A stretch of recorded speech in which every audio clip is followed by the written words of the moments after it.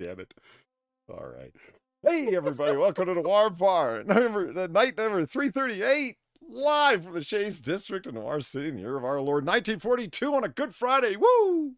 As you can all see from our brand new Vita Technology trademark powered hyper-accurate mantle clock, it's exactly 11:30 p.m. Eastern on the dot. So come on in, grab a seat, put your drink order in, and get comfortable for a late night, laid back time of banter, booze, broads, and bullets. And joining me at the bar tonight is Far. How you doing, Far? Befuddled. You are a butt. No, you. Far's telling me that I spelled befuddled wrong. You did. Doesn't matter if you're right. The fuck does that mean? It doesn't matter if I'm right. Oh, it doesn't matter if Paul's right. Yeah, let's make fun. Far's really got to work on her retorts. She thinks talking like a retard is somehow explaining how you're wrong. No. It's just my impression of you, Polly. Remember? Ooh, future girl. Yeah, remember? Yeah, remember? it's stunningly accurate. Let me tell you, it's like you're just playing it's so recordings. accurate. It's just it's. What was it you said? It's like listening to a mirror. That's right. It's like listening to a mirror. That's how it works, right? Yeah, that's totally how it works. I don't see a problem here. I don't see the problem. Yeah, you spell befuddled with 2 T's and you listen to things through mirrors. Yeah. Oh, God. I just drank too quickly.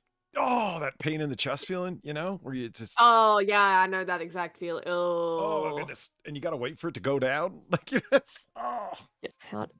How does karma feel, Paul? How does karma feel? I'm not even going to continue that. Oh, okay. I'm going to make it. Whoo, my eyes are watering. That was You're going to make it? You're going to make it? Yeah. He's going to make it, guys. Oh, my God. Because you know what? Death doesn't really have holding power on Good Friday. Ha! Thematic. Think about it. Okay, so anyway. Hey, so we got in chat here. Carol Soldier, how's it going? And I have Waffles. Hello to you, too. And then Carol Soldier, who's retracted his message. All right. One named Upside Down Whore. Oh, well, that's nice. Harlot, whore. What? They're anonymous terms. No. And Frank Cap, best thoughts to your lady who's currently in the hospital. That's really too bad, but thoughts. Yeah, best thoughts. Yeah, absolutely. From pneumonia. That's Ooh. Yeah. I think I read that right. I don't want to get that wrong. Yeah, pneumonia. Oh, the pneumonia's gone, actually. Okay. Angioplasty cleared up 99% of the blockage. Good. Micro stroke has her a bit wobbly. Ooh. But it sounds like everything's on the up and up, considering Jesus. the range of problems there. It sounds like everything's working out well, though. That's good. And Misfit and Darksidism. Chili eggs and chocolate. I don't know. What, you don't get chocolate eggs anymore, Polly? It's more the chili eggs that I'm opposed to. Wait, chili eggs. Yeah. I don't think chili should go on eggs. Wait, is that a thing? I had never heard of it. Is that a thing? I hadn't heard of it until now. I don't really think about it. I thought chili eggs, like, you know, put it in the freezer or some shit like that. Because people put chocolate in the freezer all the time. But Hold on. I mean, I'm assuming because it's not CHILLI, it's LLY, that it didn't mean in the freezer now that you say it. But yeah, just in case, let's look. Do chili and eggs go together? Yeah. I'm hoping the answer is no. Chili and eggs probably could. Oh, recipe. Oh boy. No, I mean chili and eggs probably, like chili scrambled eggs. Like, yeah, that sounds like a thing.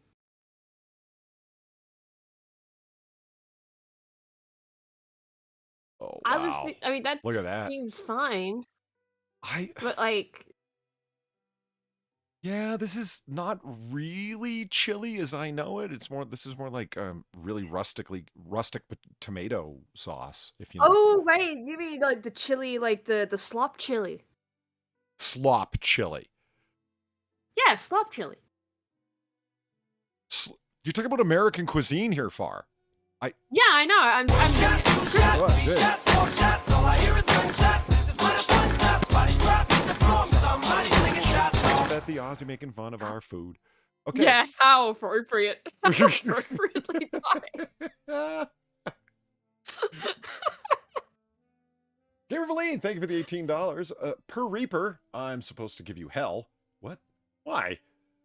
I don't know if I can top the compound and the delightful fuck you, fuck all of you that I got last week. Yeah, there's not much topping that, man. Not really. I mean, there was an entire house full of rooms that called for a fuck you, so it just, yeah. Yeah. The, what the hell did I do to Reaper? Yeah, Oh, what excuse did me. you do? Ollie, what did you do? Because, I mean, I trust that you did do something, but what did you do? I don't know. Oh, wait, this isn't about the spirit science thing, is it? Hmm. Because that's That's right, mostly Reaper on did stop me in on that last one. night. That's right. Yeah, if you because guys- I streamed last night and Polly was there. I was. He was there. And, I wasn't really helping her game. I was more, if anything, distracting her from trying to play the game. I mean, at the same time, I can play that and talk at the same time. It's not really a big problem. Yeah. Not really. And, like, everything that I was doing on screen, you can kind of see me panicking of, like, just going, oh god, this is not going well. And so, yeah, I'm gonna have to rethink strategies on that. But I can do that and talk at the same time. Like, Octopath is one of those games for me where I just kind of get it. You know, In an odd way. I almost blinded myself live on your stream last night. What? How? So I've got a metal straw, like a metal drinking straw. I have it in my hand right now. Yeah. And I was playing with it last night. And I Oh was my god, did you always poke your eye out? yeah, I was tapping my hand with it. And I don't know if you, this is going to be hard to describe. Do you know how you can flip a pen around the back of your thumb? Yeah. Yeah, I was doing that because it's like, it's a very light, it's hollow, obviously, it's a hollow tube. It's Well, yeah, it's a straw. yeah, it spins at super fast speeds. Unlike a pen, the lighter it is and the longer it is, the more balanced it's going to be. So I was having fun spinning around, and I wasn't really paying attention. I was just spinning it, and it clipped the edge of my microphone stand. This guy right here, and so I caught it, and it shot off, and it bounced right off my cheek, but immediately beneath my eye, and it fucking hurt. Like it felt like shrapnel hit me. I was like, oh fuck, and I was Ooh, fuck, and I was like, dude. you didn't hear a word of it though, did you? No, I didn't. No. I had no idea you almost severely injured yourself on my screen. I wasn't gonna let anyone know that that I nearly blinded myself on your stream. So naturally, I waited to explain it Not here. until the next day. Yeah. Yeah, until the next day where you're like, yeah, Fa, did you know I almost grievously injured myself on your stream? And I just didn't say shit until now.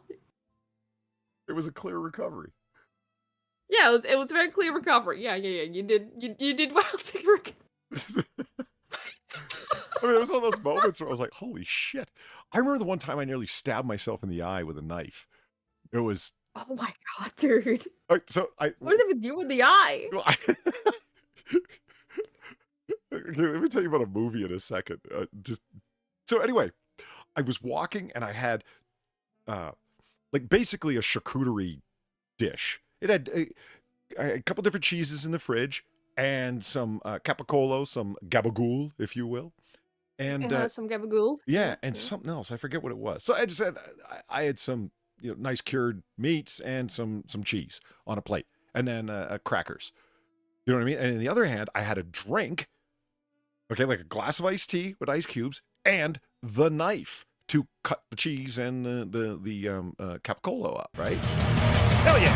You can get hit with the flip, twisted with the biscuit, blasted with the ratchet, jack with the mac, body with the shotty, dump with the pump, rock with the clock, sprayed with the K, dome with the chrome, down with the pound, tap with the strap, whack with the gat, duster with the musket, tag with the mag, wet with the Intratec, bled with the lead. Far, we should watch all of those films in sequence, and Departed's not one of them. Really now? I struggle to believe that. Hold on, there's 16 clips that make it up. I'd have to think it through. I don't think there is. You know what? That's funny because well, I don't know spoilers, but yeah, there was a scene I should have totally taken advantage of there. Garter Dingle, thank you very much for the $25. Polly, how's it going, buddy? Pretty good, actually, all things considered. It's You know, Maundy Thursday yesterday, Good Friday today. Woo! It's it's a Easter weekend, man. It's a good time. And Far, guess what this weekend means? What? Sugar. Oh, yeah, you can have more sugar. Sugar. Sugar. I can finally have sugar again. You sugar. Yeah, There we go. Yeah, that's my poly impression. See, she thinks a retort is sugar. It's Sugar. continuing on with It's Gutter also just Dingle here. fun to say stuff like that. I entered a painting competition last weekend. I remember you saying that, and took home second place. Nice. Well done. Nice. For real. Well done. I know some highly competitive and extremely skilled people show up for mini painting competitions. That's awesome, man. Hey, you know what? Did you post your entry? I'd love to see it, actually. I know people go pretty far with the detail of their work for competition pieces. I'd love to see it. Noir Bar has been a great thing to listen to while painting. Happy Easter, Otter, and a happy Easter to you too, sir. And then before we went live here, you tell him Steve Dave, thanks for the $1.50. Guys, just smash the like button. Normally I'm super violent to you dipshits, but I've had to split up 2 dogs from killing each other a couple of times. And I got 2 weeks of this shit. Just do it. Okay. Just do it. Just do it. I think Steve Dave is fulfilling the theme for tonight's stream. Sad, alone, and unfulfilled. Thank you, FarZoosme stream, for inspiring us so greatly. Just posted it under X, under the Noir Bar post. Okay, cool. Let's Okay. CC that. Boom. Okay. Look at this rapid load here. Far had to listen to me yell and scream before we went live. I've got to gig up You're and so a gig drunk you down. can't hit nothing. You're probably seeing double. I have 2 guns, one for each of you. Gamer Valine, thank you very much for the $5.50. Slow down there. We need to watch Mean Girls, The Pacific, and Tucker and Dale versus Evil once. You can enter the sugar aisle at Walmart. As a patron saint of diabetes intended. Yeah, Valine sent me a prayer card image of the patron saint of diabetes. Does a patron saint of diabetes? There's a patron saint of everything. Like Saint Maximilian Colby. He's a patron saint of private radio operators. Is there a patron saint of internet shitposters? Yeah, you. Oh, me? Yeah, the prophet of cringe. We know that, right? Oh, okay. I mean, you're not wrong. I definitely want to do the Mean Girls thing, for sure. I am drunk. So drunk. I cannot get up. Well, currently I can't get up because vertigo's a bitch, but actually, it's... you did get vertigo. I shouldn't be saying that because, I've been vertigo-y for the past week. And I mean, I'm in like a vague state of dizzy most days this week, so it's been a hell of a run, man. But I'm not actually nauseous and the room's not spinning, so I shouldn't bitch. Next 6 minutes, thank you for the $2.42. Don't injure yourself, man. Anyhow, despite mishaps and whatnot, I hope you've been well. I can have coffee again as Lent. And, oh man, you give up coffee. That's hardcore. So I used AI to create an anime versions of my book characters. Link in DMs. Okay, cool. I'll check that out right after. Looking at Gutter Dinkle's paint submission, competition paint submission. So really quick, let me finish one thing at a time here. I got like 5 knots that all got to be untied here. So I'm walking, and I got the cheeses in one hand on a plate, and I got the drink, I got the iced tea in the other with a knife between my fingers, like holding the glass. Okay. I'm walking, and I walk through like a dark room, like the lights aren't on, going over to where my computer room is. And I like, hey, let me just take a drink here. And as I take a drink, whack, I feel the fucking knife stab me in the cheek. I came like half an inch from jabbing myself in the eye with that knife. Wait, so you actually stabbed yourself, though? Oh, it fucking hurt. Like, I was like, oh, God, what the fuck? Like, because it felt like something like snapped and hit me in the face or whatever. Like, I thought it was something that flew off of whatever. like a piece of shrapnel that hit me. And then it didn't take me long to clue in, like fraction of a second. I'm like, holy shit! I didn't realize the knife was sitting up that high off of the glass. Otherwise, I wouldn't have done that. But I was walking through a dark room, and I decided to just take a drink, and came like half an inch from stabbing myself right in the fucking eye. Yeah, well fucking done. Yeah. Oh my god. That sucked. And that reminded me of that movie that I fell asleep to, and one day I'm going to find it. I remember telling you about this. It's where the Germans kept getting shot in the face. It was a World War II movie, and they kept screaming out, "Mine eyes!" Mine eyes! Remember this?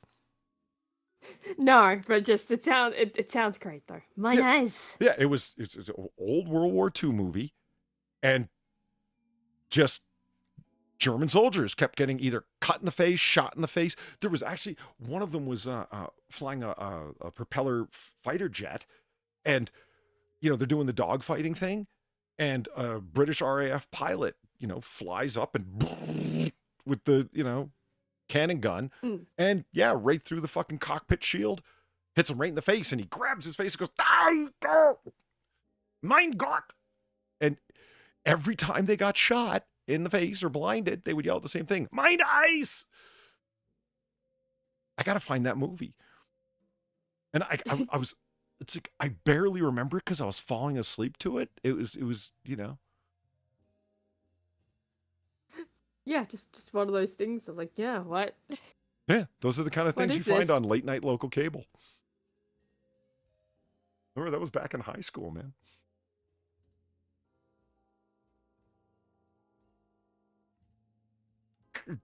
Damn, man.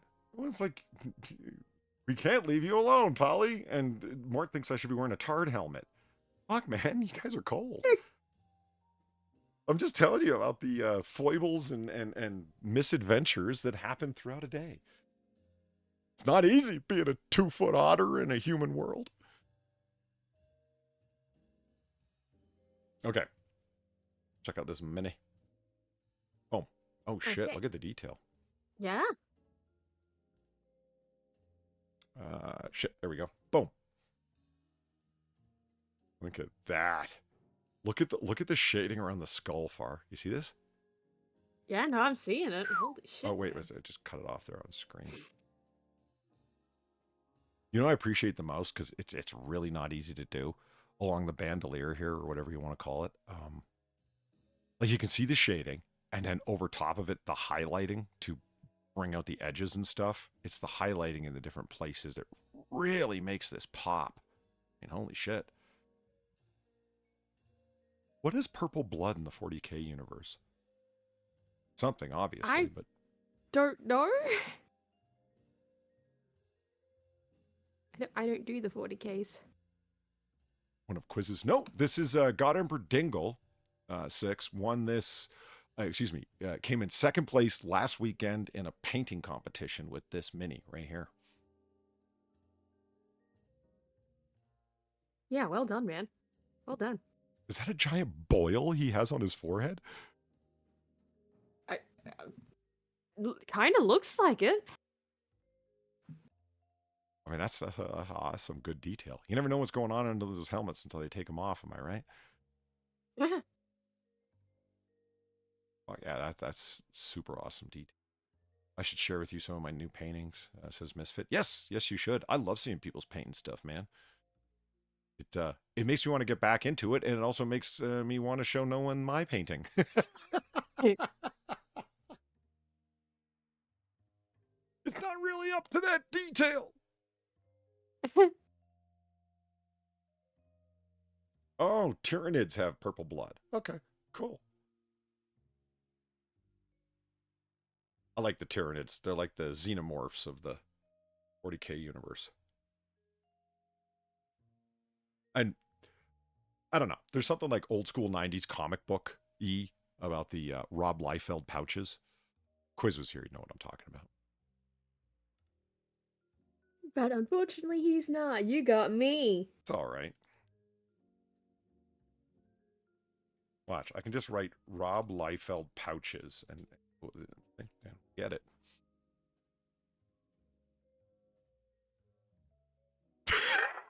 Someone drew Pouch Man. Oh my god. It's a Rob Liefeld gag that turned into its own thing. That is hilarious. The Pouch. Yeah, so whenever Rob Liefeld would draw a character, the creator of Deadpool, by the way, he would just their utility belts, basically. He would just go nuts with the pouch. I mean, here, look. Oh my god. You see what I mean? He did the man. Yeah, loves why pouches. why does it need that many pouches? What was with all those pouches from 90s comics?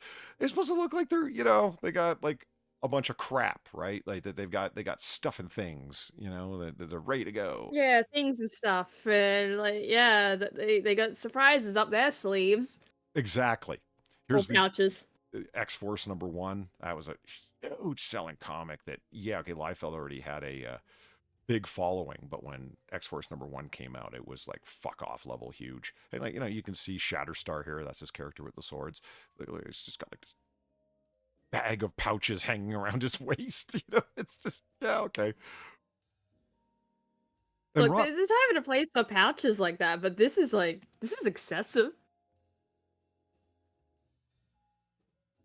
That was controversial Captain America. Yeah, so did I. Far, you've seen this, of course, right? His Captain America? Oh, yeah! Yeah. Yeah, I've seen this, yeah. Chesty McBroad tits? Yeah. Yeah.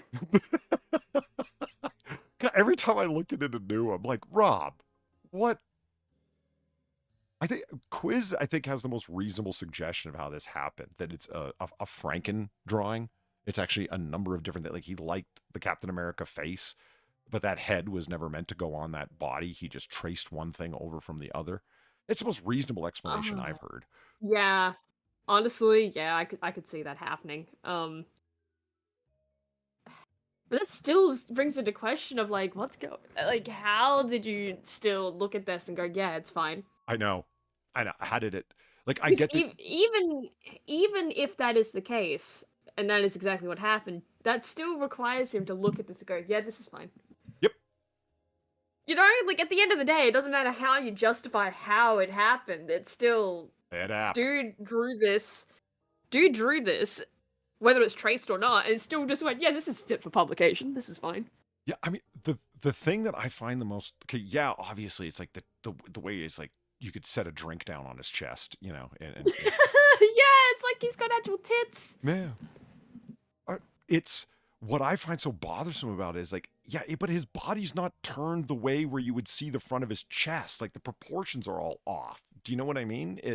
You shouldn't see his other pec the way he's standing. You should only see one half of one pec, But he wanted to show off, like, his abs and everything. Yeah. And so it's... Like, it really feels like he wanted to draw it in a certain position, right? Mm-hmm. But he also wanted to show off shit that you shouldn't be able to see, and couldn't quite come to terms with the fact of, if you're drawing it in this position, you're not going to be able to see all these abs. Yeah. Yeah. There he is right there, Captain actually. America, the stage 10 cancer years. Jesus. That's him on the left, Rob Liefeld. Right. So I'm watching, here he is in his much younger days, or somewhat younger days.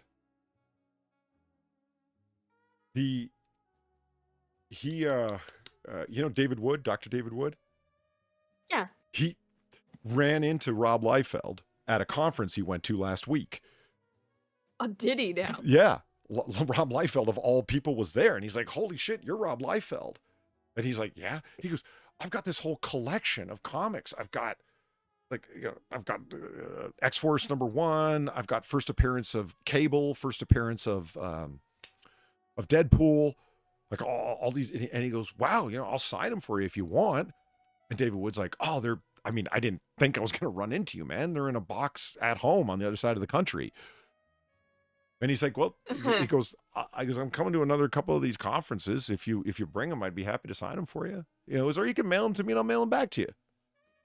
Because it's like, he knew who David Wood was. So he's like, oh, I love your content. It's Oh my god, Rob Liefeld knows who David Wood is. That's also kind of crazy. Yeah, it is. And like David Wood was, because but the problem is I've been trying to get rid of him for years. You see, I broke into a comic book store way back in the 90s and stole those when I was a criminal. And then I went to jail for a while, and those things were in storage. And after I got out of jail, well, I went and realized that, oh man, I still got these comics, and I broke into that store and stole. Oh my god. And he's like, and I've been wanting to like auction them off or something and give them to charity or whatever. Cause he's David Wood now. He's Dr. PhD David Wood. He's like, so I feel real bad about that. He's like, you could just give him back to the store you stole him from. He's like, man, it went out of business years ago. I don't know the guy who owned it. I just saw him in the display window and broke in.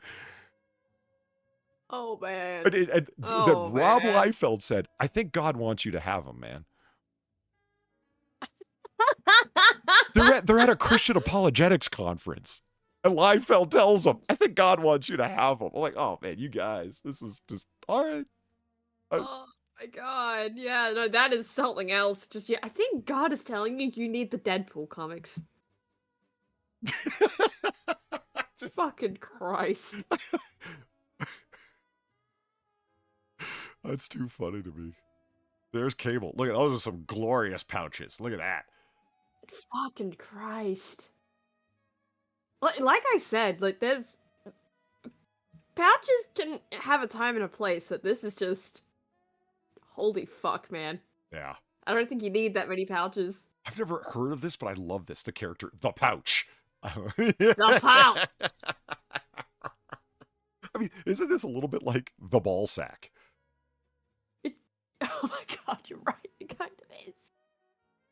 God, that's not an Present actual... to you, Ballsack Man. Oh my god, that is a Rob Liefeld drawing. Look, just Rob. Wait, oh, buddy. Rob Liefeld infamously has difficulty drawing did have difficulty drawing feet, as you can tell. Right.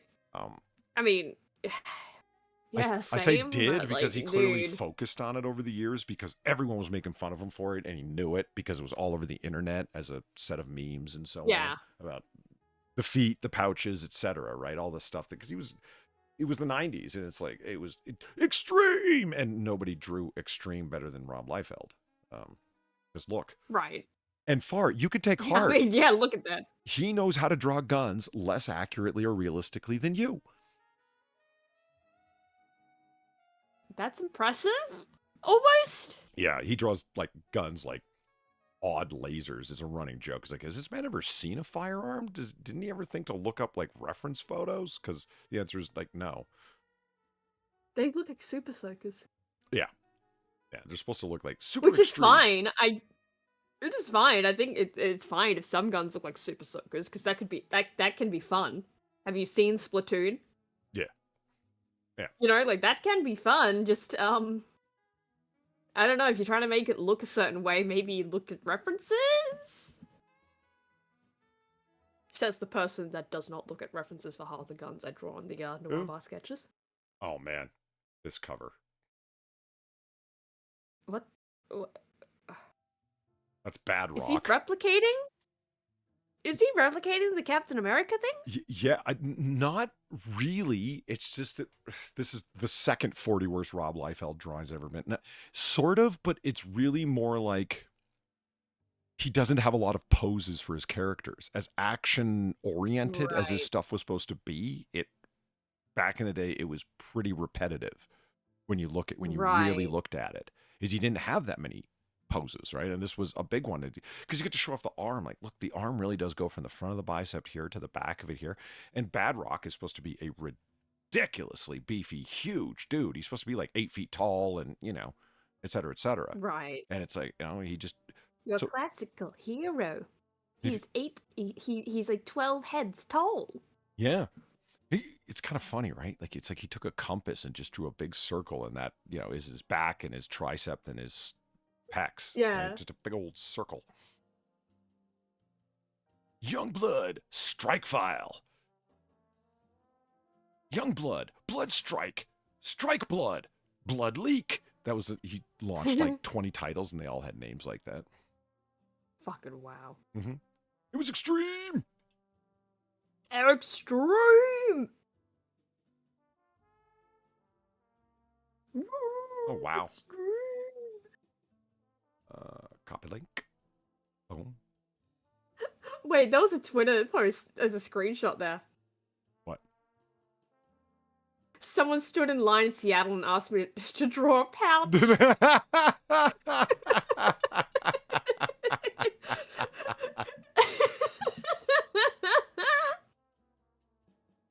Sorry, it just caught my eye, and it's just like, wait, that's great, that's good. I mean, to his He own seems to have a sense of credit, humor about it, he's at kind of least. like, he's got a sense of humor about it. You know what I mean? It's, Yeah, exactly. It's like, at least he's got a sense of humor about it, you know? It's like, yeah.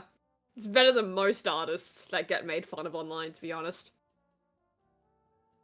Most kind of just puss out, you know? The Atlas of Human Anatomy by Rob Liefeld. And that's the picture you use? I think it's meant sarcastically. I hope it is. Like, some of his drawings really are pretty action-oriented and cool. Like, Good. that looks pretty cool. Yeah, like, I don't doubt that he's, like, a good artist. What, at times, right? Because there has to be a reason why in the 90s he was chosen by Marvel to draw all this shit, you know? Yeah. Different time and all that. Like, it's not like how it is now where any old Tumblr artist can be, You're so Just drunk you commissioned can't to end draw. nothing. You're probably Right. seeing Marvel. double. I have 2 guns. One for each of you. Yeah, like, it's just not like it is now today. So back in the 90s, you would have had to have some kind of fucking talent to at least get noticed by Marvel to do this shit. Yeah. It's just everything I've seen of the guy that you've shown me is all the bad shit. And that's really what people are doing there. You know what I mean? They're Yeah, th- it's th- picking and choosing. yes, very much so. They're not picking the, like, yeah, there's a lot of bad drawings that Rob Liefeld has that they're not all bad. I have the first, like, Yeah. what, 10 issues of Youngblood? And it's, Right. I mean, I've leafed through them a number of times, and it's like, yeah, there's pages that are good, pages that are bad. God, it took forever for those to come out. Oh man, see, this is one that people never let go of, and I understand. Why is his gun like, Rob? Don't you have a ruler? Wow, that looks like something like I do struggle with straight lines. If you notice in a lot of my stuff, I'll freely admit it, right? Like, there's currently a picture on the sketch thing right now that's you with a straw through your eye, right? Yeah. Yep. It is a very sketchy straw, and the straw is a little bit wonky, kind of like that, but not quite as curved, but it's kind of like that. Yeah, if you're doing that professionally, maybe use a ruler or something to make sure that's straight. Yeah. If you're just doing it as a sketch, who the fuck cares? But I'm just saying this to cover myself in case people look at my shit and go like, oh, you can't draw shit straight either. It's like, yeah, I know. I'm also not drawing professionally here. Right. And it the thing that people point out more than anything is just the lack of proportions. Like, why does he have 3 different katanas strapped to his back? Like, it just, Why the fuck not? It's cool. yeah, nah, it's because But it's yeah, no, I get extreme. it. That's the answer. Yeah. It's just, Yeah, there's it's a the reason 90s. that- I kind of give it a pass. There's a reason that artists draw, like, as far just at how many heads tall is the person. Because when you're measuring in heads, it helps for a number of reasons, not least of which is so you don't have a really tiny head on side of a massive body. Because you're going to draw, Yeah, so the torso is yeah, this many and heads tall, and you won't end up with a head that's this undersized. yeah, and this is why I need to do the WikiHow anatomy stream at some point. But because it'd be genuinely a great example of like what we're talking about here with the heads thing. Because like I would actually go over it on that stream. Because you would kind of have to demonstrate a lot of the badness of WikiHow, right? Yeah. But you can apply that same stuff with this because it's exactly the same, right? Like the human body is usually segmented into the unit of heads, which is literally just your head, right? And so I forget the exact height of what I would have to look at my actual references again for it. I think it's like is it 6 or 7 heads tall on average? Yeah, I remember hearing I think it's the about that. explanation of it, and when I took like an art class back in the day, the explanation of it was, I was like, oh, that's impressive. It's like, how do you get legs the right length and torsos the right length? Because from Yeah, the waist, it's this many heads, And then from the waist down, it's just made heads. I'm like, why heads? And then they made it clear when and then when you draw a head on top, it's exactly the right proportion, everything underneath. I'm like, Yeah. oh, that's clever. Like, I get it. Yeah, Okay, it's segmented. It's all segmented. But there are other ways to kind of cheat around that without using heads. I mean, you still want to use heads as your basic measurement, but you can do other things like how long the arms are, like where do the fingertips reach on your leg? That's also a good indicator for how long the leg needs to be. Yeah. Right? Like just weird shit like that, where it's like things are oddly in proportion to each other, even if it doesn't look like it. You will always find something that lines up with something. Like with the face specifically, right? The edge of the eye, so the inner eye, will line up with the outside of your nose. Yeah. Yeah. Like that's always a constant. That's just always is. It doesn't matter what shape your nose is, what shape your eyes are, how big your eyes are, how big your nose is. It doesn't matter. Like that is always a constant with people. Same with eyebrows. That'll also line up in the same length. That same line as well. The top of the ears will line up with the top of the eye. Remember, Everything is in proportion to each other, and it may not seem like it, but it is. These proportions are always the same. Remember, so I opened Photoshop here, and my mouse is not set for DPI for drawing at all.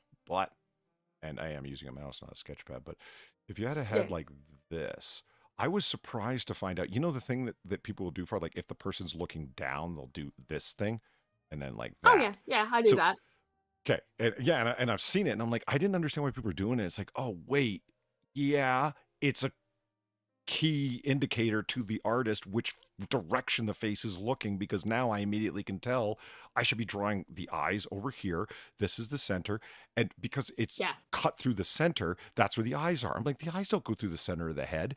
Yes, they do. Yeah, they do. You know what I mean? But I hadn't thought so. Yeah, they actually do. I wasn't an artist. I wasn't drawing, right? And it's like, no, the eyes are actually in the center of the head. And I was like, they just don't look like it because usually the hair is covering so much of the top of your head that you just don't even think about it. Yeah. So if you end up like Far's saying, like, so now you know where the ears go, like so. Yeah, that's an ear. You won't see it over there because it'll be covered. Well, the ear needs to be a little bit bigger than that. But then the eyes will be here and here. And it's like, and it's like, isn't that too far down? No, keep drawing. It won't be. Do you know what I mean? That's kind of cool. And then, I dig that. Yeah, usually I put the line like more under where the eye is going, but that's just a personal choice. That's just a personal choice when it comes down to it, like, because everyone draws a little bit differently from each other. But yeah, I should do some. Generally speaking, though, a lot of Liefeld. people. Some raw life. Oh yeah, really give it, spiky, make it full on 90s. Give him frost tips. Yeah. It looks like his head's on fire. Make him sing Backstreet Boys. Why is it? Oh, the opacity's all the way down at 8%. That's why it's looking like that. No, it's fine. Polly, it's fine. It's your sketch layer. Oh yeah, right. Yeah. It's okay. Yeah, it's okay for it to be down opacity. Then you can draw over it. Oh yeah, we were talking about chili eggs. 7.5. I looked it up. Yeah. Okay, that's the average of how many heads. The person 7.5 it's usually heads tall. Yeah. Yeah, I guess that's the average. Rob Liefeld hair. It's going to show him instead of the classic hair that he puts on. Oh, I misspelled his name. Boom. Boom. There. This hair, that's Rob Liefeld hair. Everyone has this hair. Oh, okay. It does, see the hair? Like this? Like that? Yeah, it's all like sticking out. Yeah. Yeah. That's every single character has that hair. So it's just. I mean, I don't hate it. It's just, buddy, there's different types of hairstyles. One thing that I've heard a bunch of people that were criticizing Liefeld brought up, where it's in the classic style of American comic book art, the general rule of thumb is the more lines you put on someone's face, the older they're going to look. Yeah, well, yeah. So when you're drawing women that are supposed to be somewhere in their 20s and they're supposed to be physical specimens, you draw very few lines. You just outline their jawline and the shape of their head and then where their eyes are and their nose are, and then you stop. Rob Liefeld loves lines on faces, and it's not really where shadows happen. It's just everybody looks emaciated, like they've got skin like cling wrap stretched over their bones, you know, and it's like, yeah. And the inkers didn't do him any favors, and they never do. They don't really work with Liefeld's style, if you know what I mean. They tend to like, oh yeah, let's Yeah. darken all these areas that he's cross-hatched the hell out of to just accentuate how, I mean, Captain America doesn't have cheekbones here as much as he's demonstrating that he hasn't eaten in quite some time. Yeah, he has a bit of an eating disorder going on here. Yeah. Well, you know, there's it. Nice. Arnold Schwarzenegger here. Yeah, it's still not proving that right, though. I really could set a drink down on his tit. Look at that. Yeah, holy shit. He set the whole food tray down. What am I looking at here? Did he trace this? I don't think he did, because Arnold's chest here is higher than Captain America's. It is. Like, as fucky as it still looks, it's still within proportion, kind of a human body. Kind of. Like, I don't even, like, it doesn't, like, it looks like he's got two pecs of completely different dimensions. Yeah. Weird. Yeah. If anything, the proportions on the pecs are better here, and this is a fucking photograph. What the hell? Arnold, what'd you do to yourself, brother? What the hell? Yeah, I don't know. I don't know. I like this look on his face. He's like, I don't know. What? Whatever. Can you imagine how much money Liefeld is out? He created those characters back in the day when they didn't get ownership of characters they created. He created Deadpool. Oh, man. Yeah. Marvel Oh, owns fuck. it in its entirety. Ouch. So Yeah, no shit. you're sitting at home tapping your pencil on your drawing pad thinking, you motherfuckers. Like, it just... Ouch. Boom. So chili eggs. Yeah. Chili eggs. What is... Oh, big peppers in... Is that egg or is it butter? I don't know.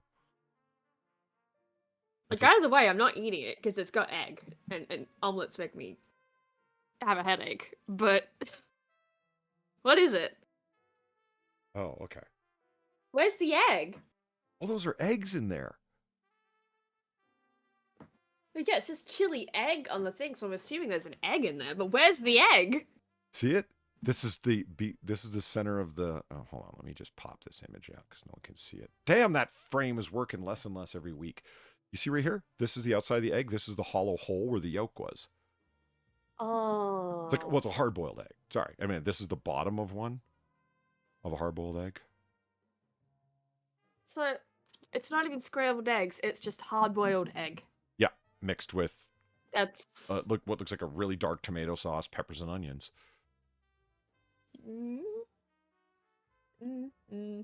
I am very pro peppers. You know, I like pepper too, but I just don't really want it with egg. Can you imagine somebody gives you this and you think it's like tofu or chicken or whatever under that sauce and you bite into it and you find out, oh no. Egg. Egg. Well, I guess that's the other part for me, right? Because if that is just a boiled egg, right, and that's just the middle where the yolk would be, it's just egg whites at that point. Yeah, it is. It's just a hard-boiled egg white. Sure. Yeah. Yeah, like that's the part that specifically gives me a headache. I know. Why would I want that? It makes no sense, but okay. What, the egg white giving me a headache? That's yeah, right. I don't get it either. I mean, I'm the one that lives like this. these yolks. Okay, it looks less weird. They're very... on Microwave kale and chili eggs recipe. BBC. BBC. What are you doing? Yeah, BBC, what are you doing? Microwaves are not proper ovens. Stop trying to make it a thing. I will not buy the cookbooks that tell me how to make a full Thanksgiving meal in a microwave. Stop that. Have they done that? How to make a Thanksgiving meal in the microwave? Yeah? I mean, not BBC specifically, obviously, but like, yeah, those exist. That calls for a Microwave Judgy Pacino. cookbooks exist. There you get one. I haven't used a Have you Judgy not Pacino seen in a this? while. Prominent. Microwave cookbooks. Yeah, there's all kinds of like these things of that exist out there of how to make, like how to cook turkeys, how to cook chicken in a microwave, how to like make Oh, yeah. entire fucking meals. It's Oh shit. completely like 70s dinner party coded. My fault. Hold on. You're so drunk you can't hit nothing. You're probably seeing double. I have 2 guns. 1 for each of you. My fault, Valine. Sorry about that. Thank you for the 550. yeah, sorry. That's why there's a store called Liefeld's Just Feet in the Deadpool and Wolverine scene against the Deadpool core. They also put a pic of Stan Lee on the bus. There's a store called Liefeld's Just Feet in the background. That's hilarious. Wow.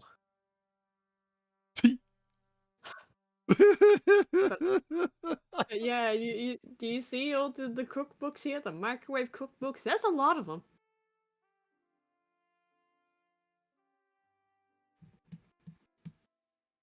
So many I'm links kind of coming at surprised me. I haven't mentioned this before, because this would have definitely come up during my dive into the strange world of 70s dinner party food.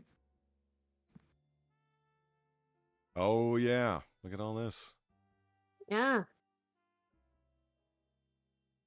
Jill Like, Spencer. look at all this microwave stuff cookbook. you could make in a microwave Yeah, but you wouldn't want. at home. No, you wouldn't want it. It would not cook properly. Oh, There's no come fucking on. way. How are you going to get grill marks in a microwave? You're not. It's a lie.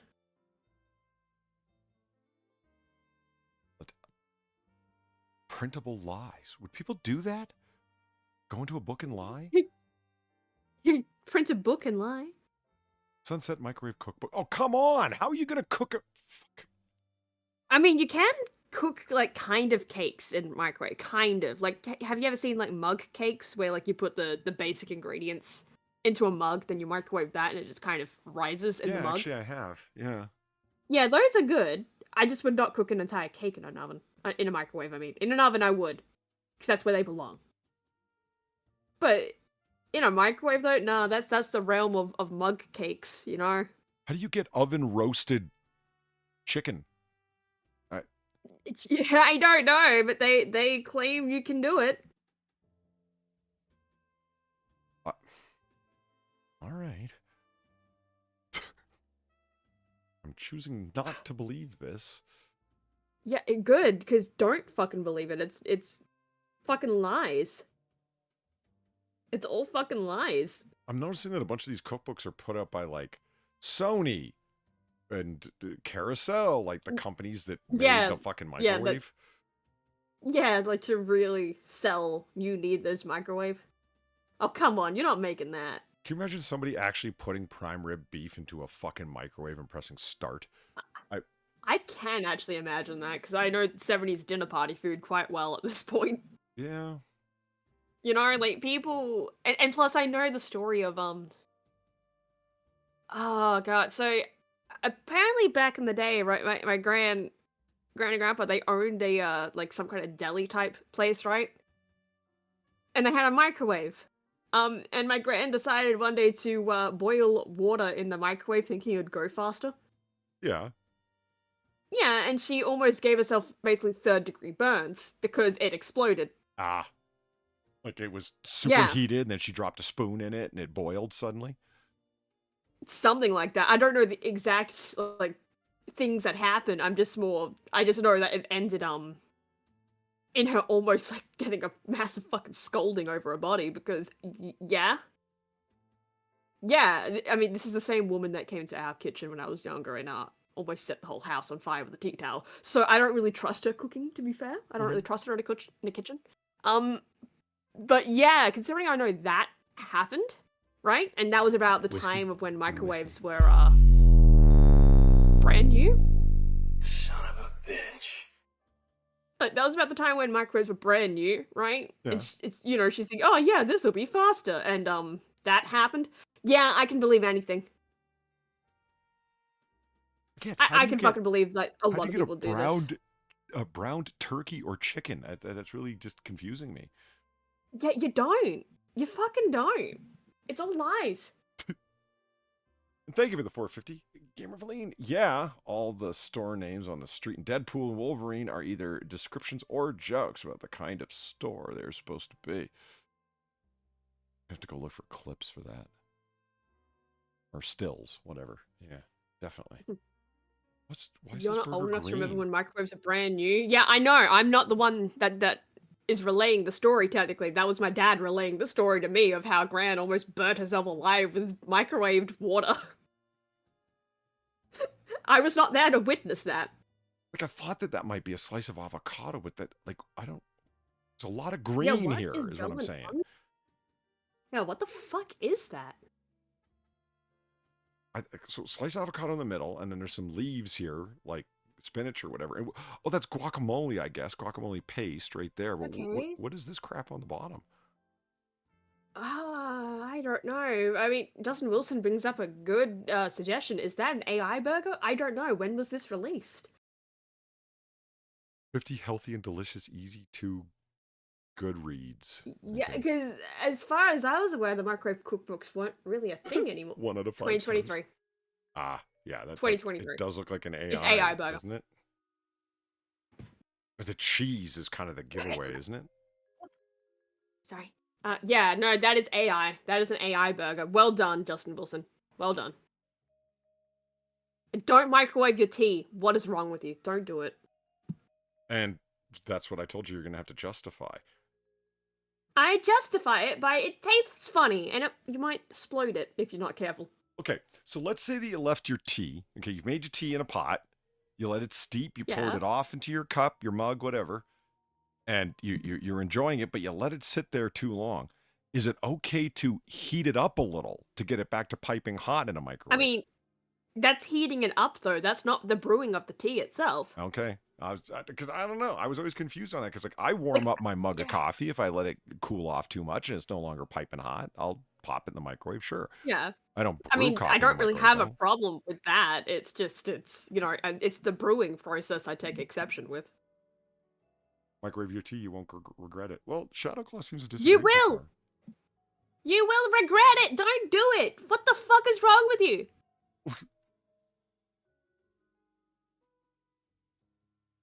Thought I saw waffles. What is this, fruit salad? Why would you make fruit salad in a microwave? That doesn't even make sense. I wonder if that's like a side piece, right? It's like you make just shit in the microwave and then this is like, plus this on the side. Oh, maybe. Or maybe it's soup in a chalice. I don't know. Soup in a chalice. Why not? I was just... Yeah, why not? It's soup in a chalice. We've seen weirder. Hold on. Gotta be a thing, right? Soup What, soup in a chalice? in a chalice. That's gotta be a thing. Why don't I just go ahead and spell that anywhere near right? How Yeah. about that? Soup in a chalice? No? It's all bowls. I mean, there's an 18th century something, but that's not in a chalice. That's quite the pimp cup. Look at that. Fuck yeah, that is a pimp cup. Look at the size of that base, guys. Whew. When your cup looks like a trophy, you've really just lost it. I mean, I'd drink out of a trophy. It's a seraphic chalice, so like a lesbian chalice? That's sapphic, Polly. That's Oh. different. Okay. But it is from Soup Universe Wiki. What's... Oh, that's a soup universe? Wiki? What the fuck is that? I'm assuming that that's like a fiction series, Soup Universe. I don't think that it's... Soup? Is it like related to Steven Universe? Like, what's going on here? Well, okay, let's find out. There's some soup chalices. Yeah. Pottery goblets, retro bohemian. See, these are soup chalices. This is okay. I'm all right with this. See, Oh, is this cottage core? yes, it is. Look at the dog in the background. Hey! These would be good for chowders. Oh yeah, you got a thing against milk, so you wouldn't really like chowders very much, creamy chowders very much, would you? I mean, I probably would. It's just milk on its own I don't really like. Oh, okay. Like if you can't get into New England Like, clam it's just chowder, that's creamy. like, oh, there's nothing quite as chowders are just awesome. Like it's like a creamy stew of a sort. Have you ever had a really good thick New England clam chowder far? They're just something No. else. No, I have not. I don't think I've ever really had a clam chowder. No, they're really straightforward. It's I mean, not it just really that much of a thing here. Like, you can get them, but it's just not really that much of a thing, to be honest. I still have a picture of that seafood chowder that Valine sent because I just love the look of it so much. It just looks so tasty and inviting. Here it is. Is it in a soup chalice? No, it's just in a regular. It's one of the Damn. long, flat, not very deep bowls. But I mean, to me, that just looks epic. Look at the oils and stuff. Just $15 bowl of chowder. Soup chalice chowder. Because it's full of like crab meat and other wonderful things. But yeah, that chowder in one of these little chalices, hell yeah. Then you can hold it like a goblet hell from the yeah. bottom, you know. I'm a big fan of these Japanese bowls too, the miso bowls, you know, the shape. I love that. Yeah. Love that bowl. And the spoons, of course, that's the greatest spoon ever invented. Yeah, those are good spoons. Yeah, they are. You fit so much soup in each thing. One of these, you can't really see it, but one of these spoons, you know what I mean? That's Yeah. what the hell would you even call that? Japanese noodle spoon? Japanese soup spoon?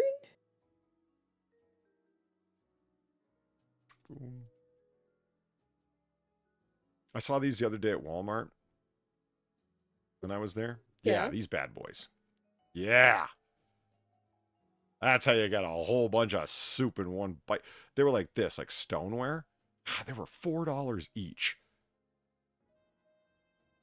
$4, It was Walmart. I'm like, what the hell? Oh, yeah, you know what? You bring up a fair point. It was Walmart.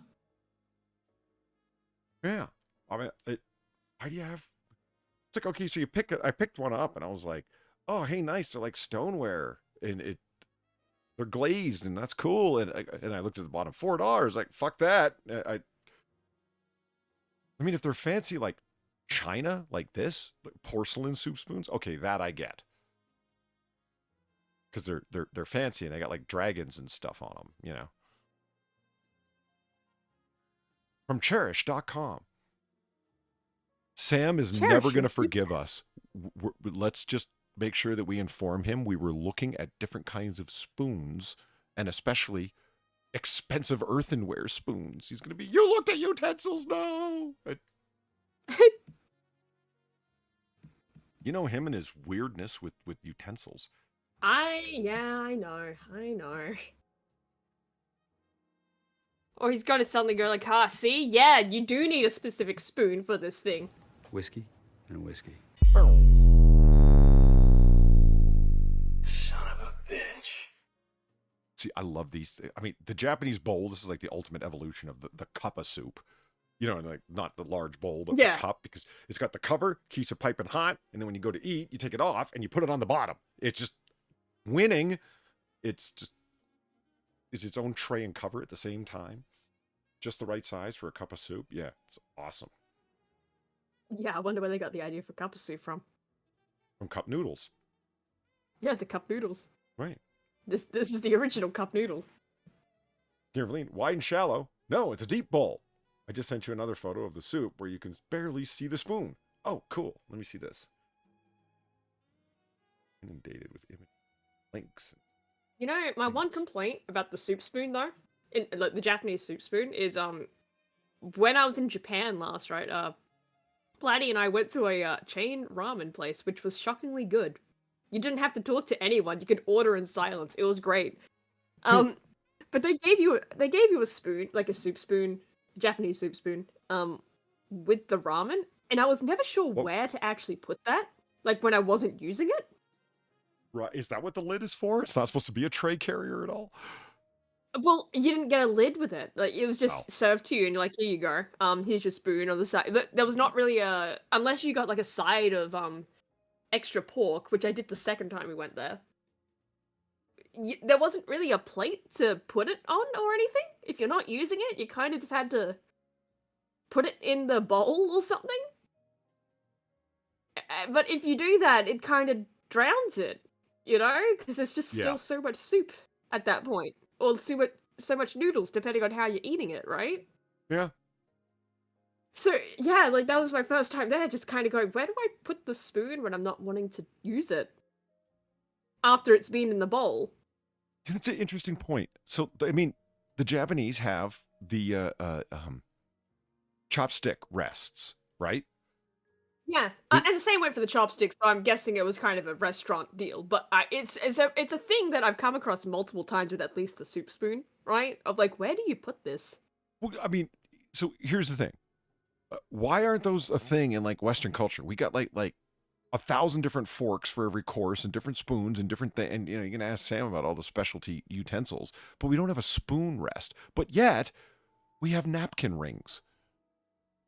The most useless thing ever invented. Yeah. Oh god, and apparently Platy is correcting me in chat. Those spoons had an edge to them to rest it. Yeah, but the edge didn't really do shit. Just for me personally, it didn't really do much. I needed to take it out of the bowl for it to really just not get fucked. Two things stand But out to maybe me I about this didn't do it image. right. Maybe I was just souping wrong. Yeah, maybe I was just souping wrong. Like that's entirely fucking possible. It's $4. I am very Polly. You smooth spent brain more after than all. on stuff that you want. Oh, I've spent more on stuff that I don't like or want. What? No. What do you mean? You mean bad choices at fast food restaurants? Yeah, okay. It's $4, Polly. Well, yeah, but I want to buy one. I want to buy like 4. It's not like I have guests, but you know, I'm going to dirty those spoons. I don't want to keep washing the same Yeah, spoon. you want like extras, so in case you use one, you're not like stuck, well, I can't have any more soup now. Right. Until I wash it, and that's not going to happen quickly. It's not like that delightful year that I had all those disposable picnic dishes. No dishes for a year, man. It was delightful. There were even bowls Oh, I in don't there, doubt Far. it. There were the paper plates and paper bowls and the sporks and plastic forks and knives and it was all from that guy's wedding. What am I going to do with all this stuff? I'm like, give it to me. He's like, you want all this? I'll use it. Yeah, you want all these disposable plates? Why? I'm like, I won't have to do dishes for like 6 months. I was wrong. It was more like a year. It was awesome. So 2 things stand out to me about this image. One, after they put this bowl down, I'd be like, I just paid $15 for this bowl of soup. I want more than 2 crackers, yo. Well, 2 cracks is all you're getting. I mean, I need some Petridge Farm rolls and some biscuits. I mean, where's my cheese biscuits with this delicious bowl of chowder? That's a healthy It's dose of seasoning up chowder. on top. Yeah. And but the second thing that I love about this picture, Far, if you take a look, like thick, delicious. Yeah, that looks thick. Yeah, you see how it's actually like concave across the top? You see that? Yeah, I fucking see it. I love it. It's bulging from the middle, like it was poured in, like ladled in the center, and it kept its shape. I love it. Love it. You know what it actually kind of looks like to me? Rice pudding. It looks more like a rice pudding than a chowder. Yeah, if you thought this was Just because cinnamon of or how something. thick it is. Yeah. Yeah. Like, I don't doubt it is a chowder. It's just that's what it looks like to me personally, because it's so thick. It's got the seasoning on top that kind of looks like it belongs on a rice pudding. The bowl is hiding the. Okay, I guess I see. Wait, hold on. Oh yeah, there's a corner right there. I do see it. Yeah. I'm not sure if that's cayenne pepper 6 or if it's just the because this looks very yellowed. Like this needs to be color corrected. Yeah. Right. I had assumed that was Old Bay. Yeah, there's Valine saying it's Old Bay. So Old Bay is not nearly that dark brown, but then the whole image is quite dark yellow because Valine doesn't know how to set the settings on her camera. I'm kidding. Hey, yeah, there's your masterpiece. Oh, goodbye, masterpiece. Masterpiece. Yeah. Okay, what we're going to do is we're going to color correct this. After I found out that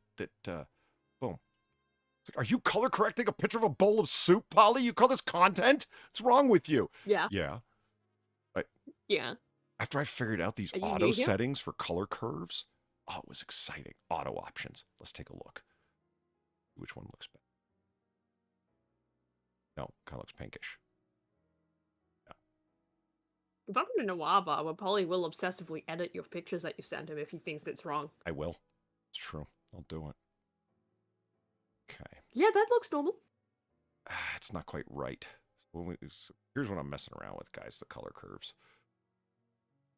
There's this I mean, it still looks less yellow. oh yeah, definitely. There's this Indian guy who does the best Photoshop tutorials on the interwebs. He's a master, this guy. I love his content. And he's like, now I could go through and adjust the levels independently, but I'd rather work with curves because I like to work like an artist. And he says it, and he like arches the one eyebrow, and he says it with that delightful Indian accent. I'm like, holy shit, dude, you're hilarious. I like to work like an artist. Yeah, I don't even know what that means exactly, but it was funny. I'm gonna see if doing the color correction manually will make a better difference. We're gonna go to red. Don't work like a nerd. Work like an artist.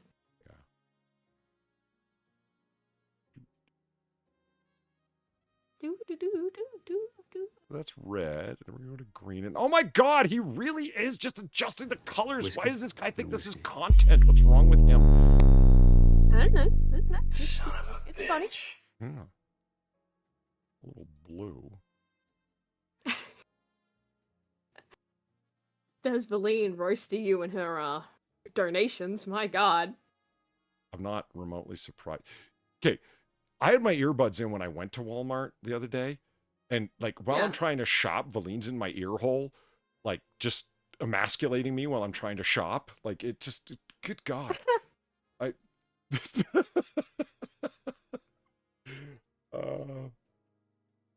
Why does that not surprise me though? Thank you for the 450, Valine. It's a bowl of soup, and I took that picture specifically to send to you. Not to influence all 5 people that follow me on Instagram.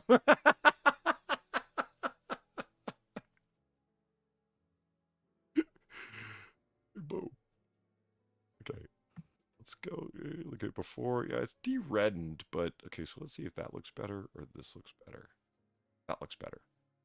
Okay, boom. Now let's see if we go over to adjustments, auto color fix, a little too dark, auto tone it. Nope, it's pinkish and red. You see it? It's all fucky. Yeah, I see it. Yeah. Then what we need to do here, and back to curves, Mhm. and then go and set it to default, and then to red, and then block off the curve in the middle, lower it just on the high end. Ah, you see? I'm learning. Reality. We have found reality, guys. Yeah, exactly. It's starting to look like things that people see in the world. So we need to go exposure because the lighting's all fucked up. Because Valine just doesn't know how to shoot shit. I'm kidding, Valine. It's comedy. It's fun. Make sure that our gamma doesn't get blown out. Far, what's the difference between exposure and gamma? I don't know. Exposure is how much light there is overall. Gamma is how much luminescent there is per the particular colors. I see. I will totally remember this information. Why is it that gamma starts at 1 instead of 0? Because if I you don't don't have a know. gamma of at least 1, it means there's no luminescence for any of the colors, which means that it would be black and white. I see. I see. You're totally I gonna will remember also all of totally this. remember this. Yeah. Yeah, I'm totally gonna remember all of this. Yeah. Give me a quiz at the end of the week. Let me tell you a secret that I learned. Convert to smart object before you do adjustments like this, and it's non-destructive changes because it allows you to undo them later. So, Oh. see, look at the difference there. You see how you can make the shadows fuck around? Oh, yeah. Yeah. And lessen the highlights so you get a little bit more balance.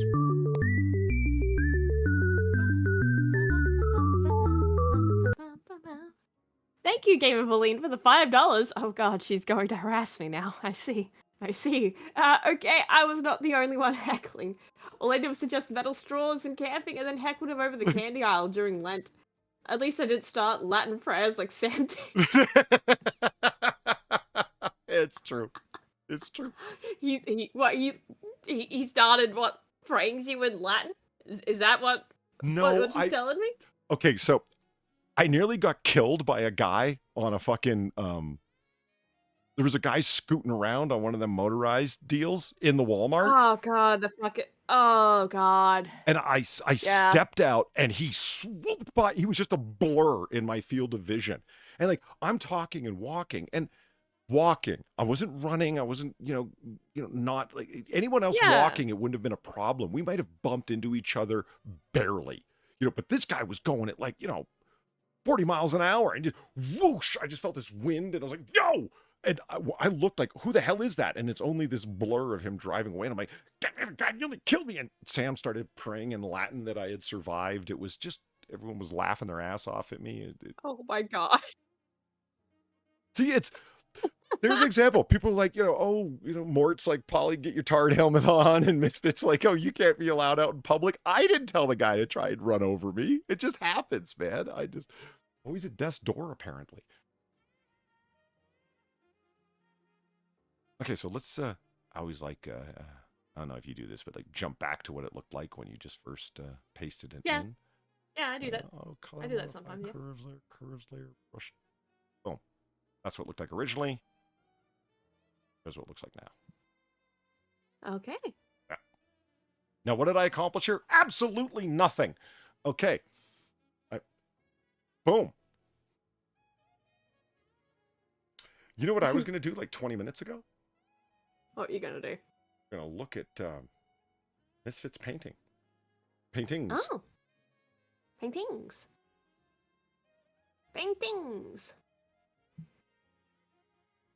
Oh, before we get off this topic, actually. While we're still talking about them there soups.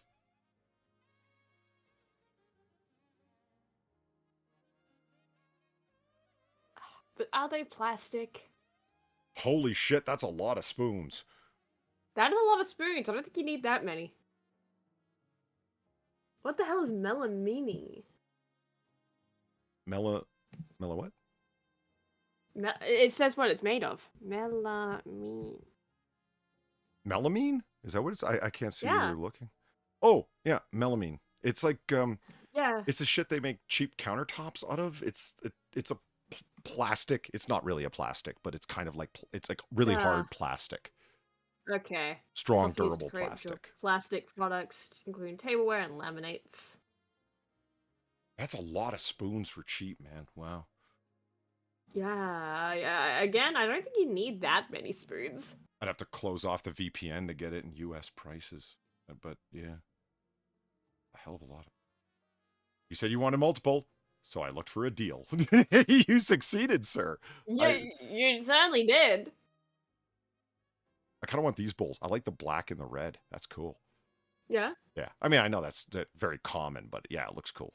Yeah, that is the traditional. Yeah. Yeah. But it does look cool. You're right. It does. You don't want single tone red. Oh, no, they are black on the bottom, I guess. Yeah. Yeah, that is black. Yeah, you just don't see it. Ooh, wow. Classy. Japanese ceramic. That's how you say it, right? Ceramic? Ceramic. Yeah. Yeah, ceramic. Sure. It's a wok bowl look thing. Do you think they're microwave safe? Or dishwasher safe? No. Have you ever gotten a slice of nori seaweed like this in your ramen? Really? Yeah. I mean, not in the ramen, no, but I've gotten on the side of things before, yeah. What are you supposed to do? Just munch on it, or is it there for looks? Yeah, pretty much. Okay. Yeah, you munch on it. You eat it. Why would you want to munch on Poseidon's toilet paper? It does taste good. I heard Haven't you ever just had seaweed snacks before? Yeah, sure I have. I just love that comment where there's this girl, American, who lived in Japan, and she was talking about how to make miso soup. And she's like, now, a lot of people like adding this. I think it tastes like Poseidon's toilet paper, but some people like it. Wow. Yeah. Wow.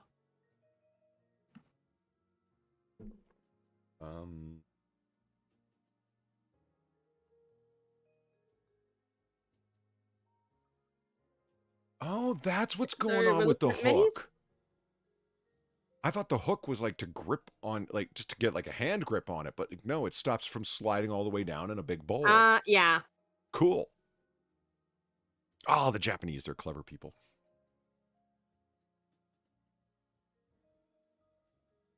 Okay, back to Misfit. I'm not gonna stop me from just taking it out of the bowl.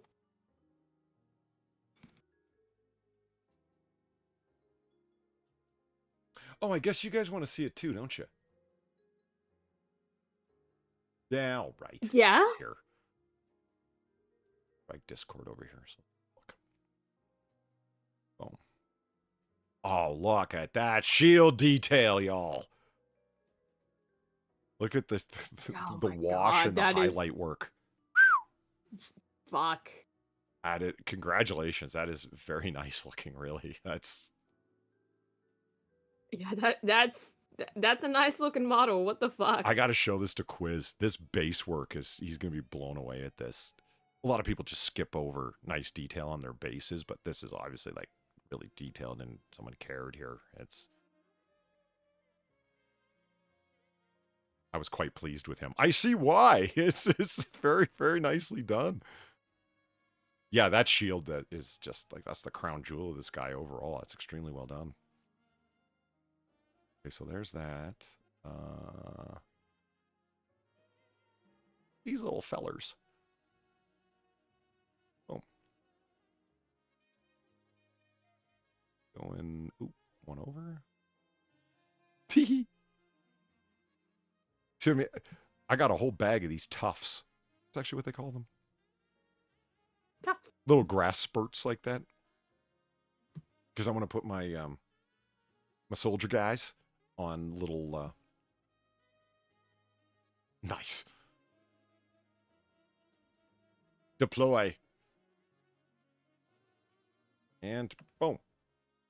Ooh. Cool.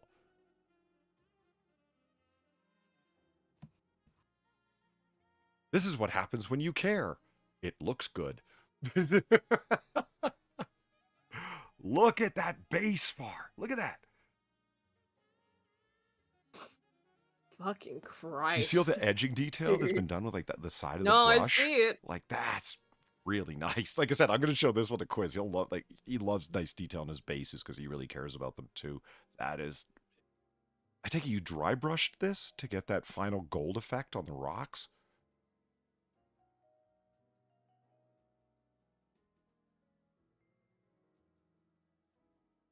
Fucking insane. I never did bases myself. Always bugged me when you put grass on the base, but then the dude is on a spaceship. Yeah, I guess if they're not ground troops or whatever, but then fighting out on a spaceship, they got a tuft of grass coming out of somewhere. I mean, maybe there's a forest on the spaceship. You don't know. Yeah, it was Secret contrast paint. Okay. spaceship forest.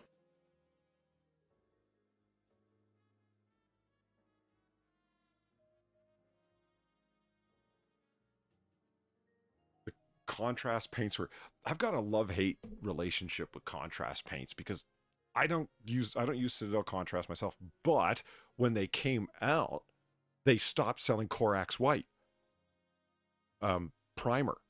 And I was like, shit, you bastards, that's my go-to primer.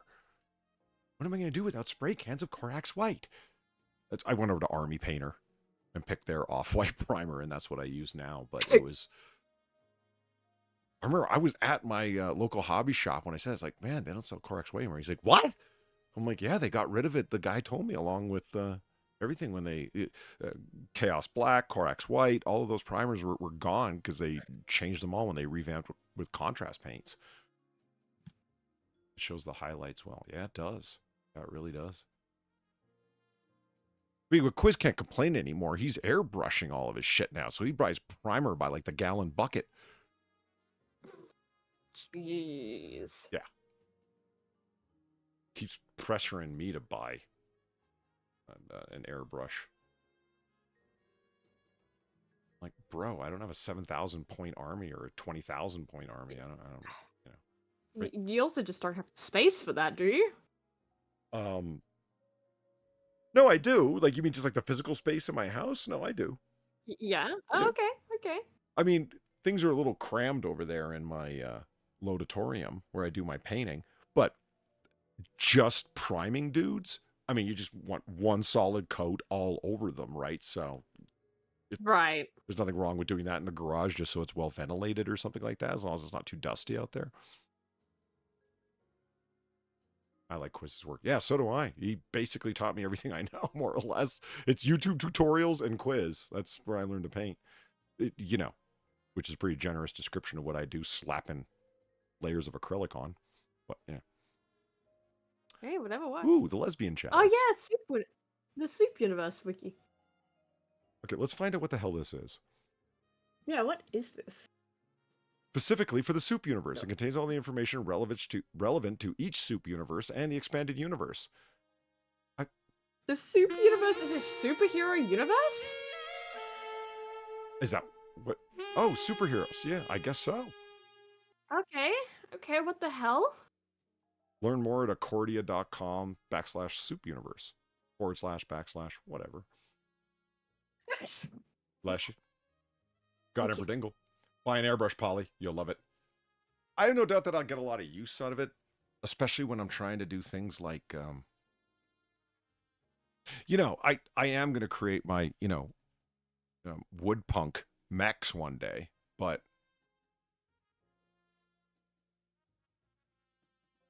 Yeah, George Washington in a wood mech. exactly. I mean, that's Yeah. something that's always pissed me off. Like, I do like Revolutionary War shit, right? So it's like, and 7 Years' War, but I just repurposed them as Revolutionary War militiamen. But anyway, there's no mechs, there's no vehicles. There's horses. There's a bunch of really cool rearing horse minis that I have, like the commanding officers and whatnot. But yeah, you don't get any mechs. So it's like, listen, if they can have cyberpunk, they can have steampunk. Why can't I have woodpunk? You know, George Washington going onto the battlefield in like a wood mech. Why not?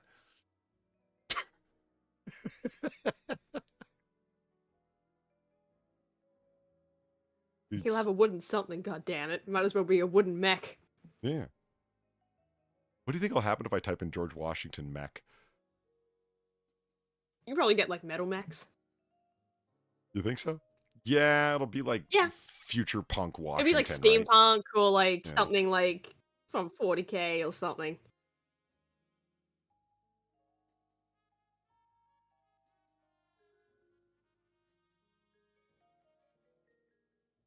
What is going? Yeah, there you go. It's AI art. Yeah, this is just should have realized. Fuck far. This AI shit's just gonna kill me. It's so. Do what I suggested before. Put in like before date. What the fuck? AI art, far. It's just Wow. an oil Oil painting of George Washington. Sure. Writing in. Even though it's an open art AI with stable diffusion model, sure. Yeah, oil it seems very painting, stable. Yeah. Yeah, before 2022. Oh, is that the date? Yeah, go before 2022. This is how you have to look shit up on the internet now, guys. That's gonna be You my have to go-to, put like it- cut and paste thing to always type in. Oh, there's still AI stuff appearing.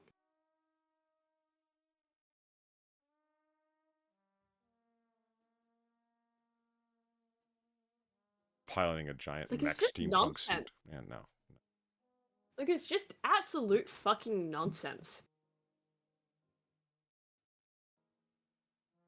The There needs to be unintentional a purge body of armor AI of crap. early AI Yep. art can be turned into a horror movie. Yes. Yeah, I know what you mean. Some of them just look like this kind of crap.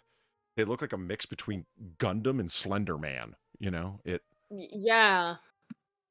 Gundam, man. Yeah. Yeah. Where have I seen this before?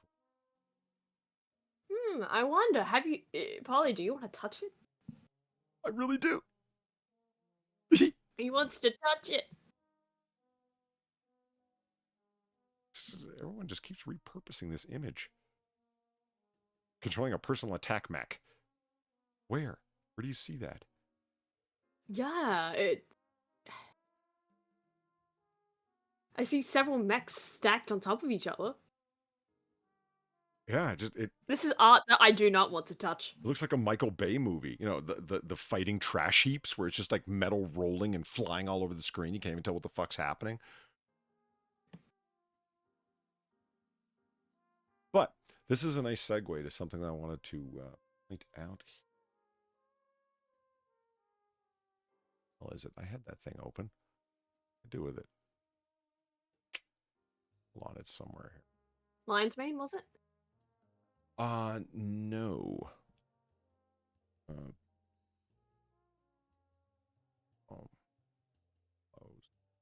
No. No. Bear with me. I'll find it. Yeah, you find it. You find it. I will. I wish people who make this stuff would stop and count body parts before posting it online. That's the thing. I think with these websites specifically, it's already automatically posted online as soon as you generate it. So it's kind of that's kind of part of the problem of why it's just become such a problem when you look up images now online, because it's just automatically put there. I agree. It's not like they're making a conscious decision whether or not to post it. It's just, it is what it is. My problem with that is that it's like, how can I say this? The AI art is pulling from art and images and photographs and paintings that are online. But then those images are being fed back into that pot from which they're being pulled. So AI is pulling off of AI, and the images are looking more AI because of it. Does that make sense?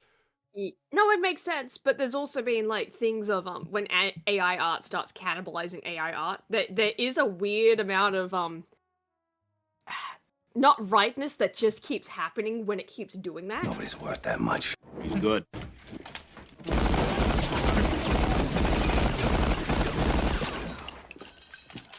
Better than that. I'm so glad I did the HD recut of that. The increased amplified gunfire is so worth it. Kimberly, thank you for the 650. So, I got some good news tonight. Oh yeah? Lucifer's Labs cleared for surgery on Monday, and my boss cleared me to miss training next week to care for Lucifer. 2025 is off to a stellar start for me. Her kitty's going in for the surgeries there far.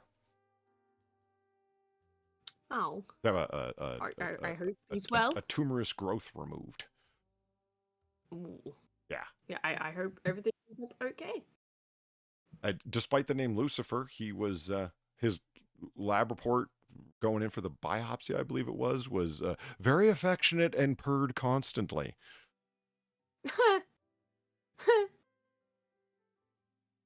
So yeah, that's just you know, as opposed to tried to claw her fucking face off, which is not what you want to read. Yeah, nice segue to something here. I found it. So I've been reading. John Ferling is one of my favorite authors, historians who writes about the Revolutionary War period. And I have been, even though I've read it before, I have been reading Whirlwind, this book. I forgot how fuck off good this book is. It's only in reading it again that I'm like, good God, John Ferling did a good job on this. It's the entire Revolutionary War, like something called Whirlwind, the American Revolution, and the men who won it. And the war that won it.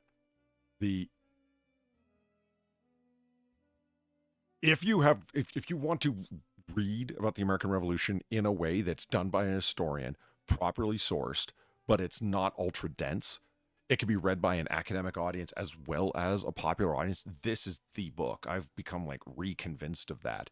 And Whirlwind is actually a quote from a letter of John Adams, if I remember the introduction to it properly, where Adams is referencing how we all got caught up in this whirlwind because 5 years before the American Revolution, like 1771, nobody is talking about separating from Britain. Nobody. Well, the most radical people were Samuel Adams, and that's about it. You know, him and his buddies in Boston. Other than that, no one even had any idea they were going to end up there. That descent into independence that fast. But they caught up in the whirlwind for sure and ended up there. But that book moves like a whirlwind. It's I was reading some of the reviews of it, and there's people that are armchair historians and self-styled experts on the period, and they're like, he doesn't deal in anything in too much detail. And it's like, yeah, that's the point. He's trying to cover the entirety of the American Revolution from like 1760 all the way to the Treaty of Paris. And it's, that's a lot of material, bro. And he manages to cover all of the detailed things and never hang on one point too long. In other words, it's the exact opposite of Stephen King's writing. Right. There isn't like 5 pages of detail on what the teacup on top of the table looked like. It's like, what the fuck? What do we do? Move on. Like you never feel that way. It's like, oh wait, we've already moved on. And it's like, yeah. But it's doesn't ever seem like it's cursory. It's a really, really good book. So yeah, if you're looking for something like that, Whirlwind by John Ferling, man. What a fucking knockdown good read it is. Or if you want to be hardcore, read Middlecuff's The Glorious Cause. That's oh, I love when that happens. I actually find that as an infuriating, enraging thing. When you click on the search bar and you start typing and it just ignores where you clicked and starts moving you all over the screen because it thinks you're hitting hotkeys. And it's like, no, I'm trying to type the name of something. It'd be nice if you actually paid attention to where I clicked. I swear my computer ignores the things I do half the time. Glorious Cause. There it is. The American Revolution. On by Middlecoff. If you want a true academic treatment that is dense and detailed, that's it right there. I've got that book in the other room. It is fucking thick, and I've got it in paperback, and it's still a big fuck off book. Well, that'll take you through the whole thing, and yeah, you'll know what detailed history suddenly looks like, and it can be yours for only 99 cents with a membership. Okay. So we know what Far is going to be reading now. Oh, yay. Back to the soup universe. Or we can look at pizza blankets. We could look at pizza blankets. Why isn't it just the same as the burrito blanket? I am Of course burrito it is. now? Sure it is. Yeah. Yeah, of course it is. I really love Sam's observation on this. First time we looked at it, he's like, that's dangerous to have around because you know you're going to wake up drunk one time and bite it. I'm like, yeah. Yeah. Yeah. It just like, Yeah, why wouldn't you? I mean, look at those delicious pieces of pepperoni. They look too real, man. Yeah. I mean, sure, this is a picture on the internet, so it probably looks nothing like that. Right? But still. I don't know. Still, the idea is that. I would have thought so. But the burrito blanket, when Valine sent me a picture of her dog, it really does look like a burrito. I'm like, oh yeah. Okay. I was just disappointed to find out how small they are. Wait a minute, what is... Oh, they're not actually that big? Okay, that's wrong. That's wrong. Come on.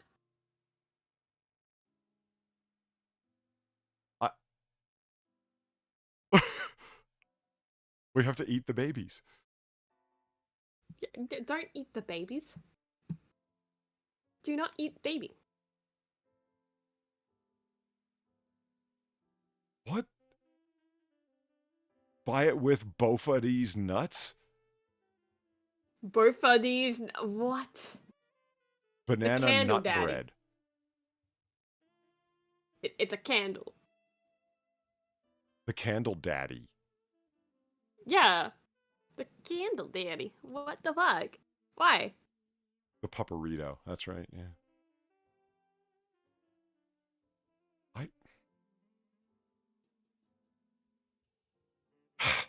Why? This isn't okay. It's not okay. I guess it's funny in as much as, you know, you got a lady friend over, you got this candle burning, and she looks down and it's called both of these nuts. Like, okay, I guess that would be funny. Yeah, I guess, but like beyond that though?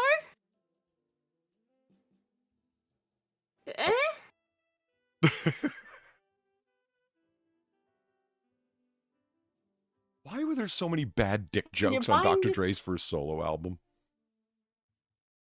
I don't know, man. I didn't. I mean, listen that's to where it. that D's nuts joke got popularized off of.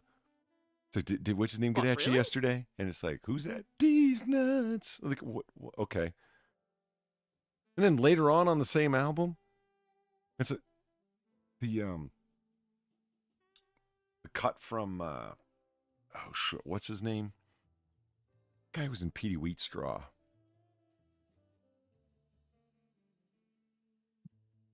Fuck, I can't remember his name. I can't remember the actor's name. I wouldn't be able to tell you, man. Red Letter Media did a review of Petey Wheatstraw. And the same guy that was in The Devil's Son-in-Law. Fuck, blaxploitation actor. I can't remember his name. It just slipped my mind. Anyway, the joke is what? If I had some nuts up on the wall, what would they be? Well, those would be some walnuts, sweetheart. It's like, well, if I had some nuts on my chest, what would they be? Those would be chestnuts, sweetie. Well, what if I had some nuts on my chin? Well, bitch, then you'd have a dick in your mouth. I'm like, I don't really see what's so funny about that. I mean, I get it, but Yeah, but like I don't really get the funny either. it just seems like It's a really just kinda roundabout like, way to well, say the okay. last line, you know? Yeah. What a detailed Oh, history of these the some Revolution. D's I'll look up nuts, the- Let me take a note of that, and I will look it up. Yeti slap.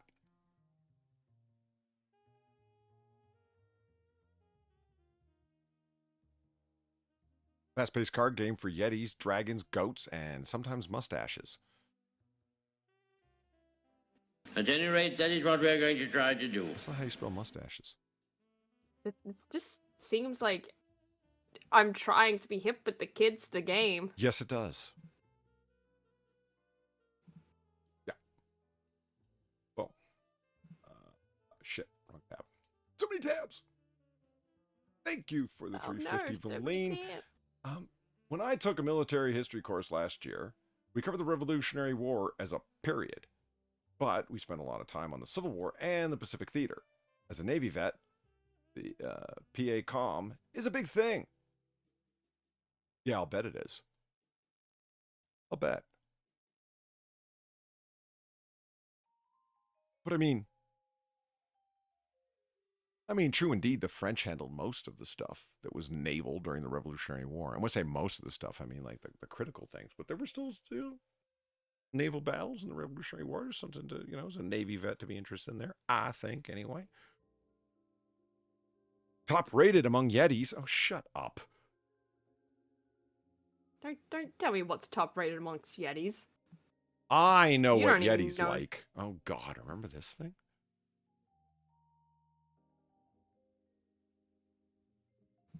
Oh God, yeah. Millennial Oh, well, the left guy foot. a hallowed be room.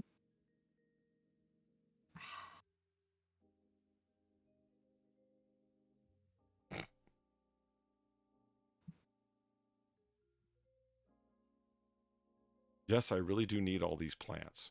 Gifts for plant lovers.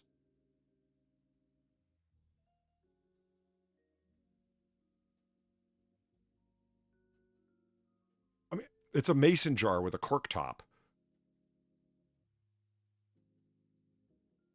Okay. Okay. Have you ever seen the, not a thermos, but like, screw on top, drink holder, whatever. The point is you could unscrew it from itself and then put whatever pictures or whatever the fuck you wanted on the inside of it. Possibly. Like as soon as that was available as a product, I never understood why these things ever sold again. It's like, well, it says stuff on the outside. I'm like, yeah, but you could have just like printed that off yourself and put it inside one of those things. And then when you got tired of the bad joke, put something else in there. Look, she drinks the But that greens. requires effort and thinking. Yeah, that's true. Cutting half the image off. Now, what I see here are things to put your weed in.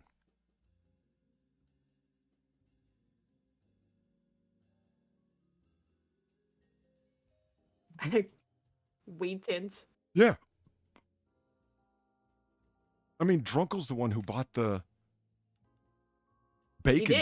He bought the bacon soap just so he could have the tin to put weed in.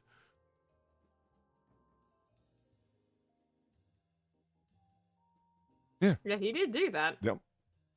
So the containers, 2.7, silver and black, mini portable small box. Okay, but why is this specifically a good thing for millennials? This is on the millennial gift set list. Millennials like their metal boxes? I guess. I mean, High quality, give them convenient. tins. Millennials love tins. Guess so. For lip balm, jewelry, coins, mini candles. Very many candles. Pills, candy, herbs, weed, cosmetics, nail art, and more. Whiskey and a whiskey. The fuck is nail art? Nail art, like fingernails? Like, keep your fingernails in here? Well, like supplies for, I guess, like doing fingernail art. Oh, okay. Micro beads, I guess. Thanks for the 450, Valine. If you think about it, the Revolutionary War was largely political wrangling. The Americans merged naive hit and run tactics with European conventions. Battles were short. Money was key. Yeah, you're not wrong. Like the hit and run tactics and the fact that Washington refused to stand still and surrender his army when bested on the battlefield. Why can't we retreat and fight again? It's like, because it's not gentlemanly. And Washington's like, I'm trying to win a war, not a contest of impressing the other commander. And you get this, like, after getting routed from New York, which they couldn't believe he did. So after Washington, like, forced the British out of Boston Harbor by severely outmaneuvering them, the British ships all left and took the loyalists with them and went to New York. Now they had to route them from New York. And it's like, fuck, this is not turning out well. And then the Battle of Brooklyn Heights and so on, Washington got beaten bad because he was going up against professional soldiers, and now they were already embedded, and he didn't have the ability to rout them in the same way by putting cannons to rain down on them like he did in Boston. Anyway, the British thought they had him in their sights because there's the enemy camps right over on that, right across the water, right over there. We're on Manhattan Island. There they are over there. And we can see them because they got all their campfires there.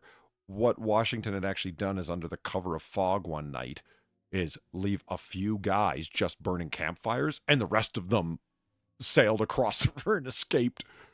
And when the light came up in the morning, the few remaining guys were like, fuck it, man, let's roll. And they got out of there, and with their spy glasses, the British are looking over, and they're like, holy shit, he ran. But gentlemen don't do that. If they've been bested, they surrender. And he's like, nah, bro. It's like, are you forgetting that we've been named as traitors? That we've committed high treason, and the punishment for high treason is to be drawn and quartered among a number of other horrible things? I'm not surrendering to you. Fuck you. And so what followed that was a fight, what gets called the defense of New Jersey. Yeah, okay. I mean, I love General Washington, but it wasn't a defense of New Jersey. It was getting beaten, and they would retreat, beaten and retreat, beaten and retreat, to the point where the British started playing the fox hunting trumpets when they were facing up against Americans, because they would run like foxes, and they would have to chase them. Yeah, but the point was Washington kept his army together until winter of 76, crossed the Delaware, At any and rate, attacked. that is what we're going to try to do. Which is immortalized in a famous painting that, hey, look. Mhm. There it is right there. Crossing the Delaware to kick ass on Christmas. But fuck them and what they thought of gentlemanly behavior. Valine, thanks for the tree fitty and the abadabadoo. Yes, that's why we don't that's why we don't spend much time on it. It wasn't military heavy. It was all about treaties, money, and politics. Even artillery battles were very short. Yeah, it's true. But I mean, with that said, as complex as the Battle of Waterloo really was, like, you know, the Napoleonic Warfare and so on, to take place shortly thereafter with relatively similar arms, much larger sets of armies, to be sure. But there really isn't that much to talk about other than the main original maneuvering. You know, like, have you ever noticed how short, like, it's all the prep for battle in the Fighting Rectangles videos we watch of Roman warfare? Yeah. It's not really the battle itself, it's the prep for battle. And then when they cross swords, when they actually clash, it's kind of like, okay, and then it's done with. It's who had the superior land position and who was stout of heart and who had a reserve force to bring in at a particular time to flank whoever. Yeah, and who built the wall fastest, yeah. Exactly. And who brought the most lumber, of course. Of course, because you can't build a wall without lumber. No. Lansdowne painting touched Polly. And he had to touch it right back. Well, yeah. Oh, hey. You guys want to see what comet observation racism looks like? What? Remember the video, the painting I sent you last night of the Jamaican polymath? Oh, yeah. Who's credited with observing Yeah. Newton's comet? Yeah, that looks like... It's not that it's you know it's not what it looks like, but it does come across a certain way nowadays. You want to see what unintentional racism looks like, guys?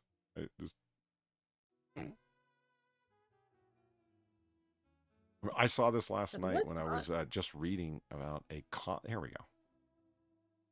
Yeah, it's like there's something about it that does just kind of look So I thought it kind of reminded me a little bit of the Lansdowne portrait, because you got the window and the way he's standing and what he's dressed wearing.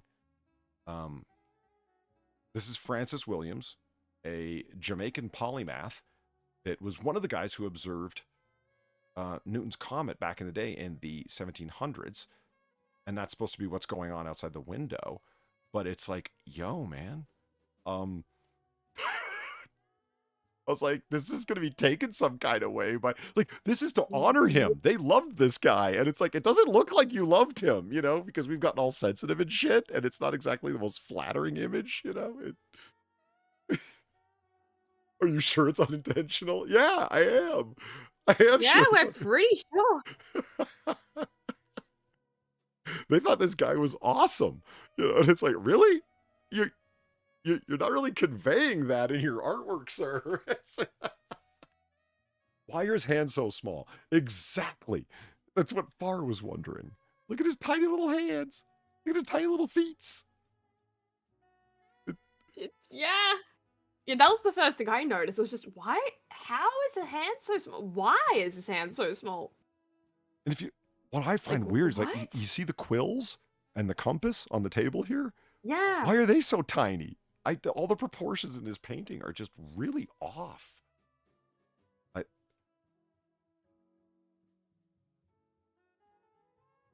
Yeah, tiny feet, all he needs is pouches. Exactly. Tiny pouches for his tiny feet. Like, what kills me is, like, I mean, this is somebody that could have benefited from measuring things in heads, because, like, his waist is right here. And, like, look how short his legs are compared to how long his fucking torso to his shoulders are. It's like, the proportions are just really fucky. So, yeah, this is the brilliant astronomer and mathematician Francis Williams. Yeah, that's him. That's him. Wow, guys. Wow. Excuse me. And this is a nice series of segues that'll lead us over to so the first place that where was it? What? Dutchland? Not Copenhagen. It was in the Netherlands, in Dutchland. Rotterdam. in Rotterdam. Yeah, Rotterdam. So we got, this is so why Rotterdam? Because in Rotterdam was the first place that this particular comet, Newton's comet. Why was I reading about Newton's comet? No one cares. I'm going to tell you anyway.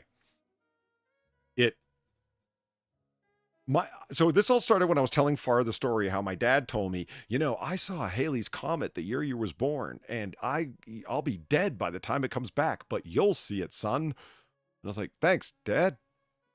Yeah. Just polydad things. And it's, yet sure enough, so I was looking at pictures that were taken in 1986 when Halley's Comet were here. Actually, pretty detailed pictures for the mid 80s. Like, they look great. They look they look great. Pictures of that there comet. And I was blown away at the range of time, because the only reason I looked it up was what is its orbital period? How long does it take to complete a full course? And it listed it as between 72 and 80 years. And my guess was like, what is it, 76 years or whatever I said yesterday? And when I looked at it, was like, why the range? Could you guys be more exact than that? And I got the idea is that they're talking like, well, no, it depends on where you are, if you can see it, because they're talking about like to the naked eye when it becomes visible, that kind of range, because it spends a good period of time within the visibility range of Earth. It's like, okay, I guess I get that. And how it got traced and why it was credited to Edmund Halley. Why did he get the credit? Why is it named after him? Because he was the first one to realize that this comet is, in fact, this comet, and using Newton's recently published mathematical formulae for determining, for gravity phenomena and whatnot, to be able to calculate the orbital path of something. And he's like, calculating the orbital path of this comet that we're now witnessing, I think this was the same comet that was seen by this guy 70 years ago, and this other guy 70 years before that, and this other guy. I think this is the same comet over and over again, because this would be its orbital period. And he goes, if I'm right, this very same comet will be visible again in 1758. And sure enough, he was right. In 1758, Edmund Halley was dead by then, but the comet, sure enough, did return exactly when he predicted it would if he were right, and he was. But that wasn't the first time that somebody did that kind of prediction. It was actually Newton predicting that, and that's why that comet gets called Newton's Comet.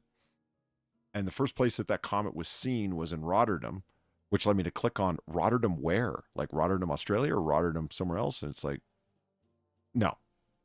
Rotterdam, Dutchland. This is a statue they got in downtown Rotterdam, and I find it horrifying. Yeah, it's that was all just to show you guys best. this statue. That whole story. They're not sending their best in Rotterdam. Now, I don't like it. I don't like it one bit. Yeah, I don't either. What is it called again, Far? Oh god, it was the Destroyed Monkey City? in the City or some shit? Destroyed City? Yeah. Here, give me a sec.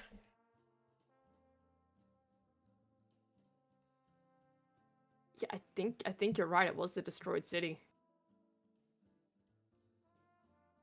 There. My headphones were cutting out. Ah. I just fixed it. Okay.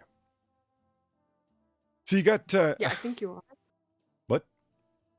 I think you are right. It is the Destroyed City or something. Yeah. I think we were just joking about it being like, yeah, return it to Monk. Reject City, return it to Monk. That sucks. Yeah, that's right. Because I see a giant ape here. Now, am I crazy for thinking this looks like a giant... I thought that this should be called what? Ape disassembled or something? Yeah. And you were like, ape needs assembly? Some assembly required? Yeah. Some assembly required, yeah. That sucks. You're damn right it sucks. I mean, this has got like Rob Liefeld proportions. Why are those arms so big if the head's so small? Why is it... Why is where we see the head, the screaming mole look kind of human-like? Yeah. What is up with that? Look, it's screaming what at the sky? The city is destroyed! Why is your chest bursted wide open? Did a xenomorph get to you? It does need pouches. It's true. Yeah, it needs more pouches. I mean, what is this thing on the side? Like, is this a tree? Is this disassembled leg? Oh, is that supposed to be his leg? I'm not really sure. Are you seeing? I kind of just guessed it was. Do you see the adorable micro balcony here? You see this? Yeah. Oh my god. Yeah. It's it's a single door balcony that comes out maybe like 1.5 feet. Why? Wow. Wow. That's all I got. Just wow. That's hilarious. A French balcony? Is that the actual name, or are you just making fun of the French? Is the answer just yes? It's a Romeo and Juliet balcony. Why is that a Romeo and Juliet balcony? See, the balcony that comes to mind is Olivia Hussey in Romeo and Juliet, and the balcony she's on is huge. She runs back and forth and shit. Yeah? I don't know.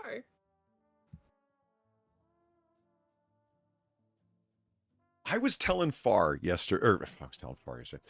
Far, I was telling Eve yesterday about this made-for-TV movie.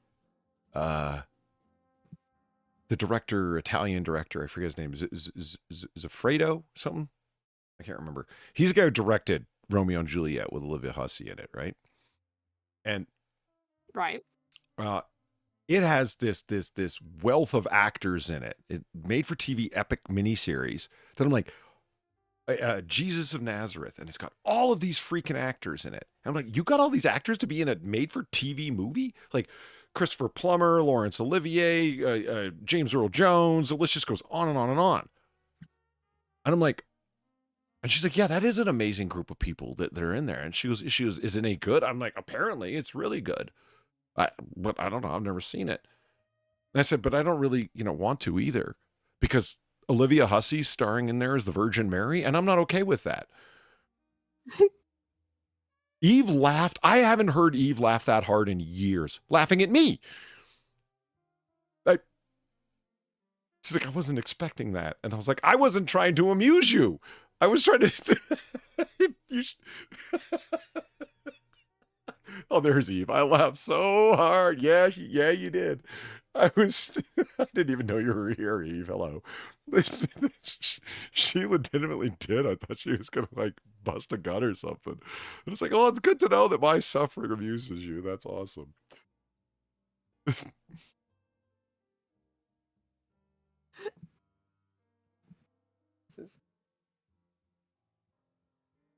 There he is. There he is. That's our boy. There he is. Okay, what did I have up over here that I want to go? So we got the, oh yeah. So let's talk about how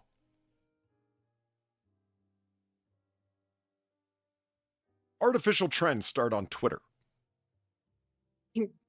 Because yesterday, Cinnamon Toast Crunch was trending. It was. For hours. And nobody could figure out why.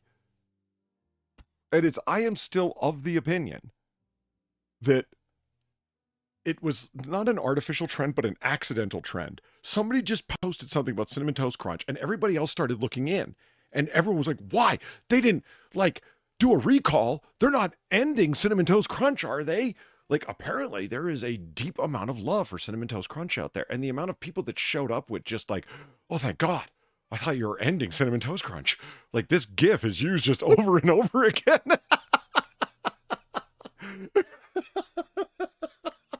Oh, thank God, it's not over.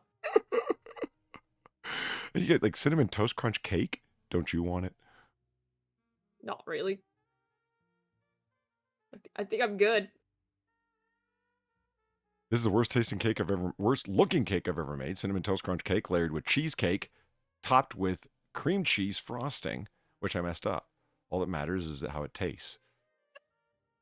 Oh, Sorry. Lord. Oh.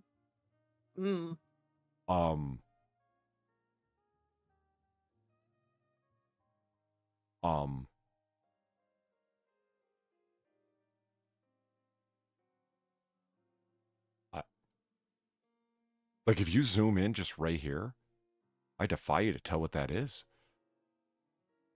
That looks moldy. It looks. It almost looks like some kind of creation by Kay. Yeah. And tell me that doesn't look like something that came out of the kitchen of Kay. Yep. And then her, I'm convinced, sociopathic son eats it and tells her it's fine. Yeah. Or even, oh, it's a bit crunchy. What's his name? Ah, fuck, I forget what his name is. What's a typical British name for some? Tim? I don't know. Tim.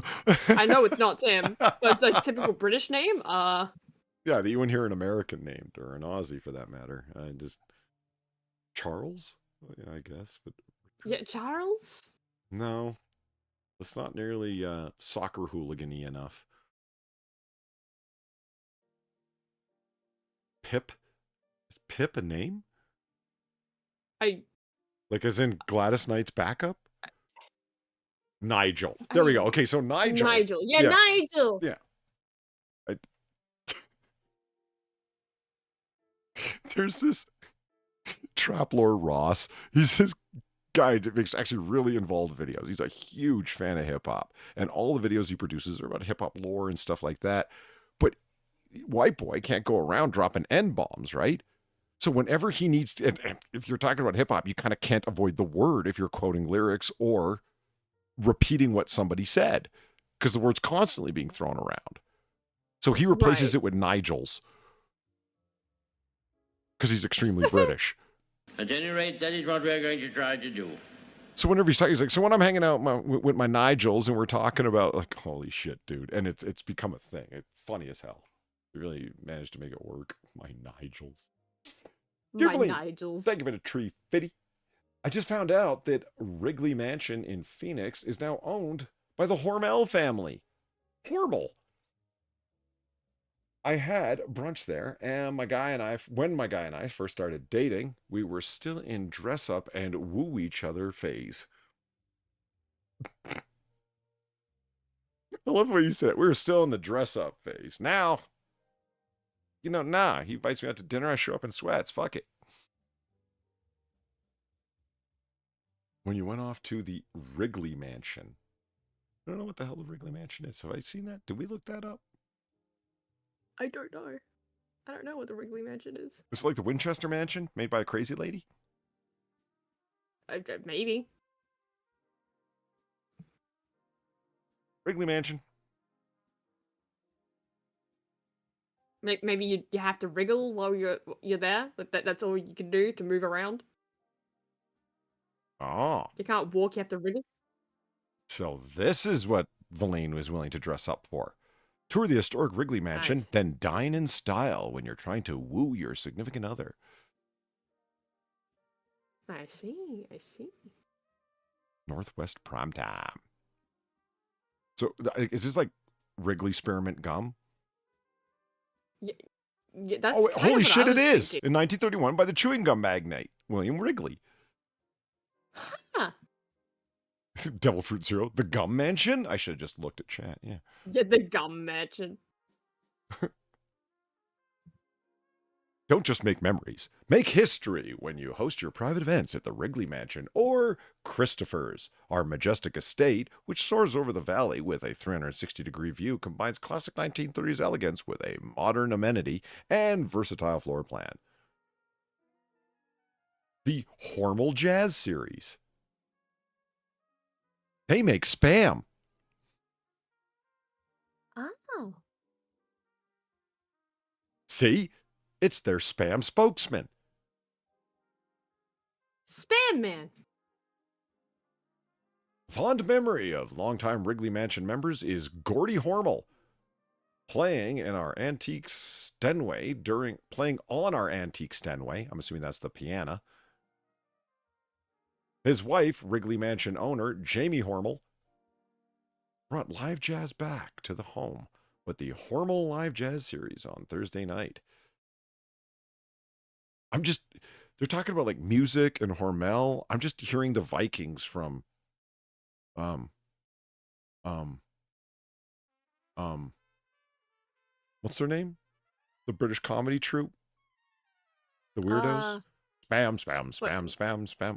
Monty Python? Monty Python. Yeah, I'm just hearing the Vikings going spam, spam, spam, spam when I'm hearing about music and Hormel. Stein. It's pronounced like the drinking vessel.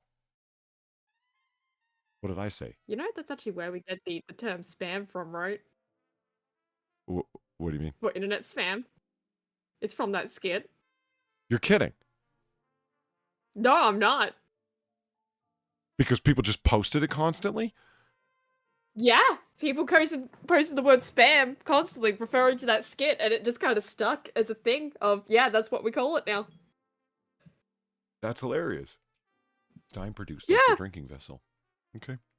I guess I said Stein. So just... What just happened? That was weird. My screen just went blank and came back. Knowledge. You gain knowledge of the spam. Yeah. You know, I was thinking about buying a can of Spam the other day. I really was. Why? To eat. What do you think I was going to do with it? I don't know, burn it in the backyard like that guy that opens all the 30-year-old cans and shit? I forgot about him. Yeah, he's been active again. Oh, yeah? Yeah, he's back to opening shit. How high were you? Dude, but you know what? You guys suck, man. Hey, you're the one that admitted to wanting to buy Spam. And I stand by it. What? You don't want to make Spam sushi? Not really, no. You know that's a thing, right? Yeah, and I despise that that's a thing. Why? Because I just don't like the idea of Spam. Look, it looks kind of good. No. No. Look, Spam sushi sandwiches like this, like pick up and go. No. Spam is meh. I don't see why people are upset. Exactly. Like, I'm not saying it's wonderful. It's just like cube it up, pan fry it, do the hash thing, like mix it with some scrambled eggs, make a little hash. Nice. Do you know how many different varieties of Spam there are, Far? No, and I don't particularly care. Yes, you do. No, I don't. Why does my screen keep blinking on and off? I don't know, man. It's weird. because you keep looking at spam. Oh. It's the spam. It's trying to tell you something. Spam refers to unsolicited and unwanted messages sent in, but that's not what I wanted. DuckDuckGo assist. I know, I'm just fucking around. See, look. You know, you cube it up a little bit. Nice, a little bit of rice. Look at that. I just don't want it. Oh, yeah. I just don't like the idea of like a meat lump like that coming in a can. I'm like that's really all it is. It's just, I Meat don't lump. like that. Just meat lumps. So Like I don't like that. So it's not Spam particularly. Any kind of canned ham isn't for you. Yeah, pretty much. Okay. It's just the idea of just something like that in a can. It's not okay. We got Gucci Gang. Korean barbecue flavored maple. Bacon. Oven roasted turkey Spam. Hickory smoke. Ooh, hickory smoke. I bet you that one's kind of good. Ooh, hot and spicy jalapeno, teriyaki, Takano. Spam singles. Whiskey and a whiskey. Son of a bitch. You have to find out what Takano is. I know I'm butchering all these words, guys. I know. You know how to say them. Sorry about that. Lean, thank you for the 450. You son of a... Yes, I wore a dress and heels. We were long distance because I was still in Florida in the Navy in 2015. Now he's seen me studying for exams in sweatpants and a coffee-stained t-shirt. Well, that's fine, especially if you're studying. That's like the uniform, the official equipment for study is a coffee-stained t-shirt and sweatpants. Any guesses as to what Takano is for? I would not. No, I have no idea. Guessing it's a Mexican seasoning. That's my guess. It does sound Mexican. But in saying that, though, it a lot of things sound Mexican that Oh. aren't actually Mexican. So It's you Spanish don't bacon. know. Oh, It's formed into cubes in Spain. In Caribbean countries such as Puerto Rico and Cuba, tocino is made from pork fatback and is neither cured nor smoked, but simply fried until very crunchy. It is then added to recipes, much like the way lardons are used in French cuisine. That doesn't help. In the Philippines, Lardons? yeah, Lardons, much the way lardons are used in French cuisine. Sweet I cured pork. Don't like that. So looking at all of the recipes and stuff that's coming up, like, yeah, the fact that it's sweet and cured seems like, so sweet and salty pork. Right. That looks pretty good. I want sweet and salty pork if it's grilled like this, don't you? I mean, yeah, I just don't want it in a can. Oh, well, I don't think they got this out of a can for. Oh, good. There isn't much to Filipino-style tocino. Just thinly sliced pork, shoulder, cured in salt and sugar for a few days. But the sweet, chewy Filipino breakfast meat that results is amazing, especially when paired with some garlic fried rice and egg.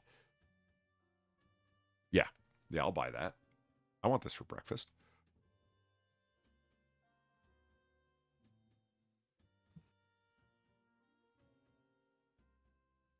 I love any variety of Mexican soda right now. Yeah, it's nice to not have to have actual sugar cane instead of corn sugar. It's a good thing. Bar will back me up on that. But yeah, that's just how it is here. 'Cause We you don't just- really do that. Well, I was just actually saying it because I know you and your crusade against corn. Well, that too. The corn crusade. You don't. The corn crusade. You do not need corn in everything. Oh, that does sound good. It's a red chili paste. It's savory, sweet, and spicy. So a form of sriracha, but Korean. A popular condiment in Korea. And that's what the Spam tastes like. Ooh. And Korean barbecue is quite good as well. You know, people It have is. shootouts over this stuff in Hawaii, right? What? Why? Spam in Hawaii? Yeah, it's just spam, guys. It is. There are varieties of Spam that are only sold in Hawaii, like made for Hawaiian sale because it's that fuck off popular. You can go into, I remember there's like YouTube videos of people that live in Hawaii saying, you guys don't know what it's like here, how hotly sought after it is. People steal it. There's a massive black market for it. They've got it locked up when you go in grocery stores. You have to get like an attendant to help you get it. You can't just take it off the shelf and put it in your grocery cart because people like grab it and run because of how much they can sell it for. That's insane. No. Spam in Guys, Hawaii is it's better just- than currency. See, Duck Dog knows. We're not even making that up. It's not a joke. Like, I know I fuck with you a lot, but in this case, I'm not. Like, I it's, know, but like, and I know you're not fucking with me in this instance, but it's just, it's spam. the Chinese make forgeries.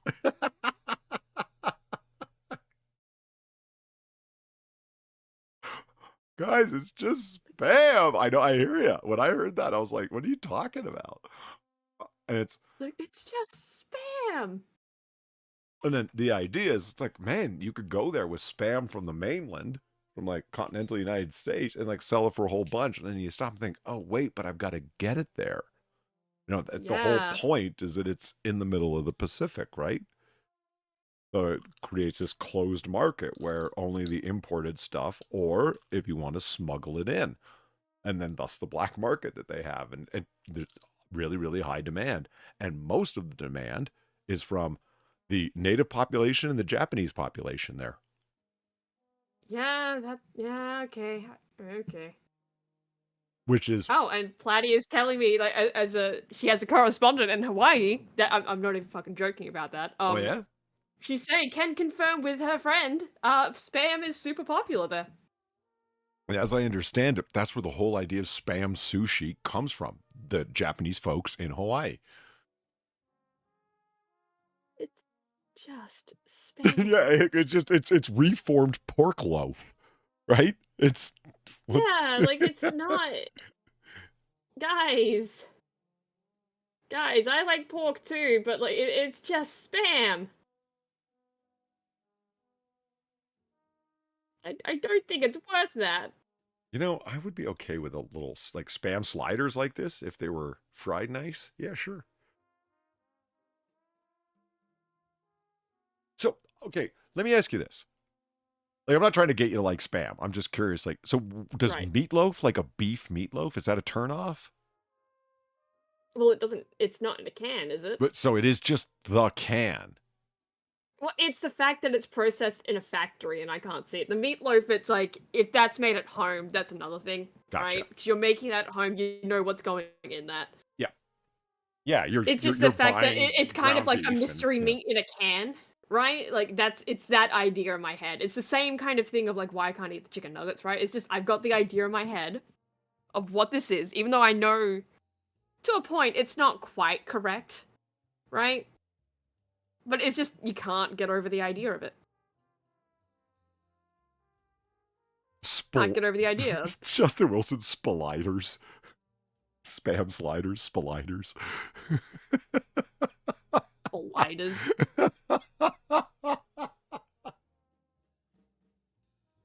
That's cursed, man. That's fucking cursed. You know, Congratulations on your...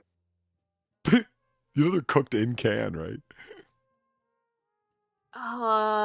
Somehow that makes it even worse. Didn't we watch the Hormel video? The I think... with the Riff Tracks the guys? pig coxes that I ended up having the dream Yeah, they did. of the pigs in the factory. Yeah, yeah.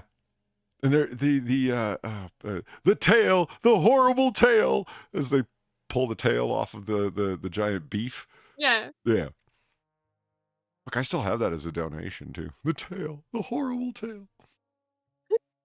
After the first time I saw that you guys know Riff Tracks, like comedy commentary tracks over top of movies and stuff like this. And there's this promotional short for Hormel, the makers of Spam, just in general from like the 1950s. And it's really corny, but it's because it's public domain. These comedy Riff Tracks guys recorded this over this 15-20 minute short about touring the Hormel factory. And their jokes just happen to be fucking hilarious for it because there's a whole bunch of nightmarish stuff that you see in the meat processing going on in that factory. And there's one part where it shows like the hams coming down the conveyor belt and it's sorting them by weight. And you hear this kind of jazzy music come on as it's happening, like that's original to the video. And one of the riffers goes, we're down in Hormel, we're just sorting out some hams. For the next week, I was sorting out some hams, doing the whole Sinatra thing. It was just, I couldn't get it out of my head. Down at Hormel, Yeah. sorting out some hams. Yeah.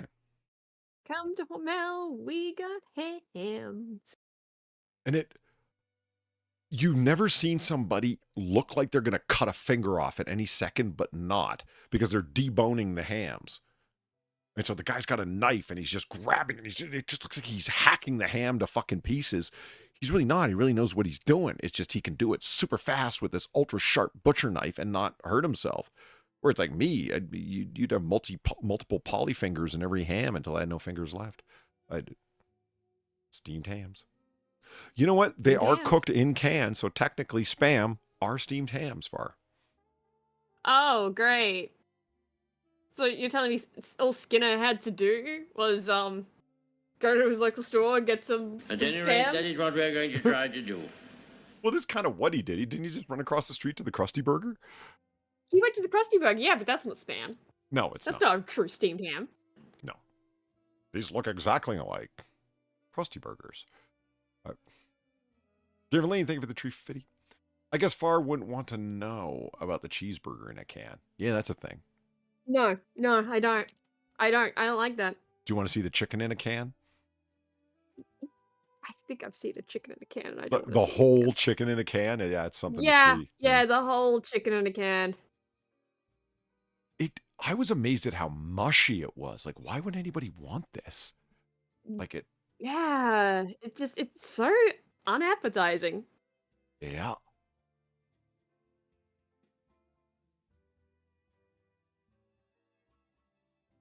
You know, we just laughing at it. Just you provocateur. I know I said that I was going to do Yoko Ono tonight. I haven't forgot about it. I've got the material here. I pulled it up. But I thought Sam was going to be here. So, yeah, we can't do it without Sam. I feel bad because, like, I said, fuck it. I'm doing it tonight. You guys aren't getting off again. But it was you guys, plural. You know, it's... Yeah. If I can't torture Sam, what you know, it's... I mean, don't get me Yeah, wrong. what's the point? Like, torturing Far is a hell of a lot of fun. But I kind of want to fuck with them both. I don't know. You want to do like a sneak preview thing of some of the torture that you have to look forward to? Sure. Sure, I guess. I guess I want to see Yoko Ono's shitting on. Is that what you wanted to hear? Is that what you wanted to hear? No. I don't even know what that was. I don't know either. I don't know either. I have a problem, apparently. Yep.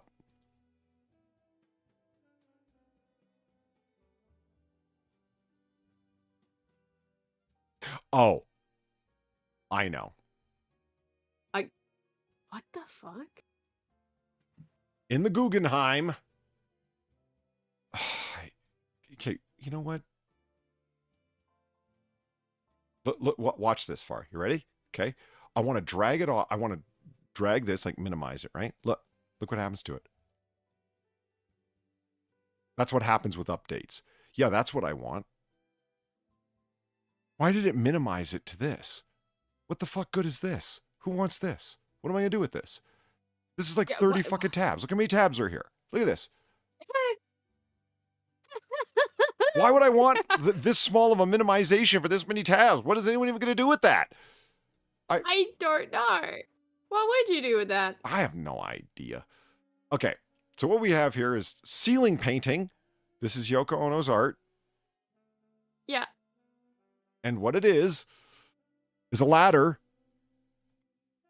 going up to the titular ceiling. Yeah. That's it. This is the art. This is her sculpture. That's the art. Yep. From 1966. That's... The interactive object known as ceiling painting was an important work shown at Yoko Ono's 1966 Indica Gallery show in London. The viewer is invited, in his or her own mind, to climb to the top of the white ladder, where a magnifying glass attached by a chain hangs from a frame on the ceiling. The viewer uses the reading glass to discover a block letter instruction. Beneath the framed sheet of glass, it says, yes. Okay, why? Welcome to Yokoville.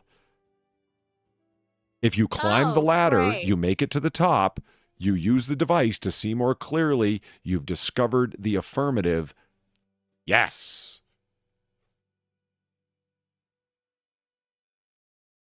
Which is in the Guggenheim now.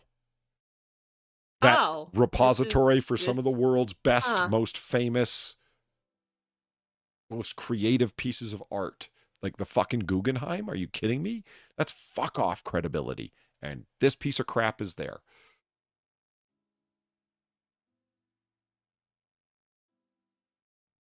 Right. You see the magnifying glass hanging from the thing? You see that? Yeah, I see that. Now, I you are see that. invited to climb this ladder. You don't actually touch it. I would, but you're not supposed to.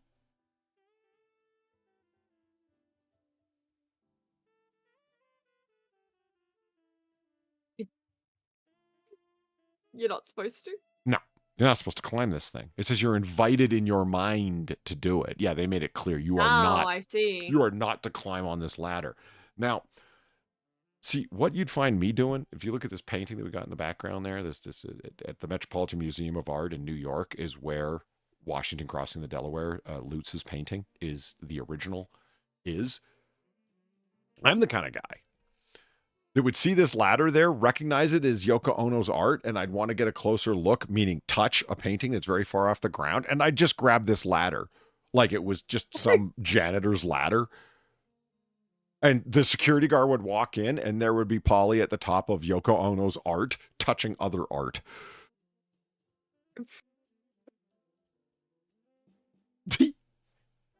Oh, man. Sir, you're standing on art, touching other art. Can you come down now? What? What do you want? No. Yeah. I'm not done yet. I'm not done yet. Oh. What is it you need to do? Touch it with my other hand. Hold on. Just give me a sec. I'll be down in a minute, all right? But sir, you're ruining the integrity of the ladder. Fuck the ladder. The integrity. This is more important. You mean like the structural integrity or the artistic integrity? Yes.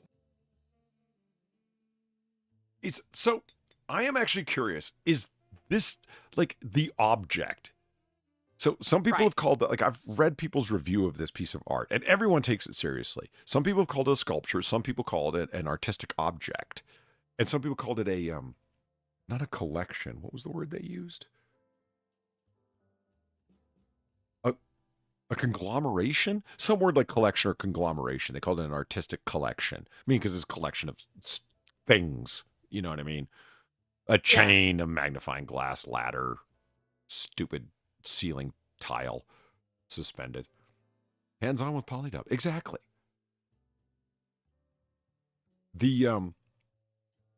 Would somebody at your art school have attempted something like this?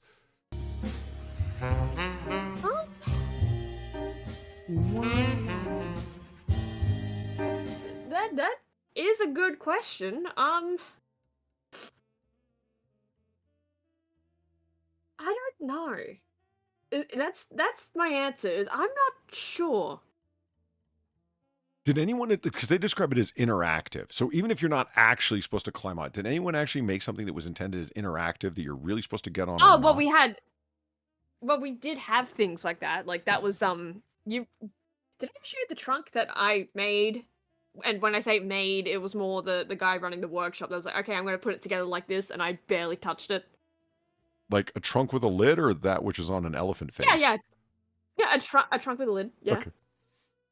Yeah, that was part of one of those things of you had an interactive thing like that, right? That was my choice of it's a trunk and it's full of things of someone going on an adventure, basically, or like someone like doing research or something. Okay. But like it was, oh, I'm researching like theories or some shit like that. That was my project. You were intended to interact with it and look through it and rifle through it. But that was a part of an actual unit of that.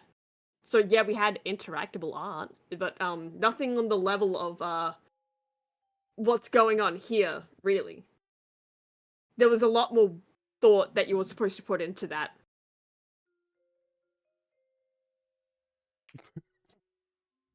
Okay. Gilcado, thank you for the $5. If you fall from that ladder, you'll also make a Pollock tribute from the blood splatter.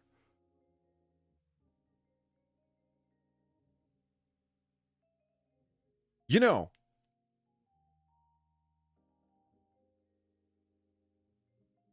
what's funny? I was watching an episode of Star Trek original series, and they go to a planet, and there's this guy there named Flint, and they're trying to get this like unobtainium, basically. What's it called? Ritalin. It could be used to stop this plague. Okay, that's why they need this stuff. Right. But Flint's like, get off my planet. I don't want you here. Anyway, through interaction with it, like, but we need to be here because we need the stuff. Well, I don't care. You need to leave, but we need the stuff. So, Yeah. They end up interacting with him. Long story short, they find out he is a human being that he's kind of like the Highlander. He's thousands of years old. He just found out that like he fell on a battlefield in Mesopotamia like 5,000 years ago and didn't die. He just instantaneous healing, that kind of jazz, right? But the point is that he's very, very old, and Mr. Spock is walking around this guy's drawing room on this planet out in the middle of nowhere. He's like, this is an original Da Vinci painting. So I recognize Da Vinci's technique because Spock is somebody who studied like human art in extreme detail. He goes, the brush strokes, the use of materials, everything, except, according to my scans, they were all made with contemporary materials. But they're absolutely unknown works, but definitely original Da Vinci's, but yet somehow made with modern materials. And there's a waltz written by Brahms. And he goes, this is written in Brahms' own hand. I recognize the way he writes music. It's very particular to Brahms, but yet this is an unknown work.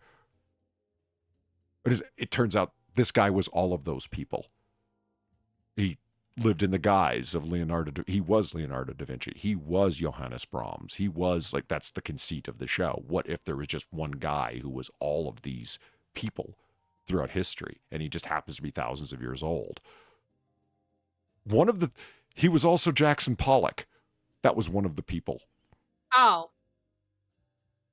Really? Mm-hmm. You just went, yeah, let's make Jackson Pollock someone, you know. I just think it's funny, Okay. like you just put Pollock in the same category with Plato, Socrates, Johannes Brahms, Leonardo da Vinci, and Jackson Pollock. Like, okay. Yeah, what the fuck? What? Okay. Okay.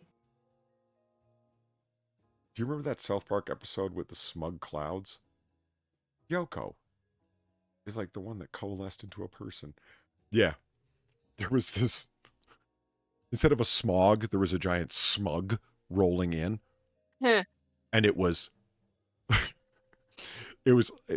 basically a liftoff from the perfect storm. Like, here's this tiny little storm front with this larger storm front, and if they combine, it will become the perfect storm, and we're all going to die. You know, because we're lost at sea. And it was, here's this tiny piece of this storm, and it's like, what is that coming over? That's the smug that came from George Clooney's acceptance speech at the Academy Awards.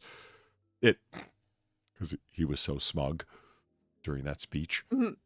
I went and watched that speech, and it's like, yeah, it's pretty smug, all right. We here in Hollywood have always been a step ahead of everybody else in society.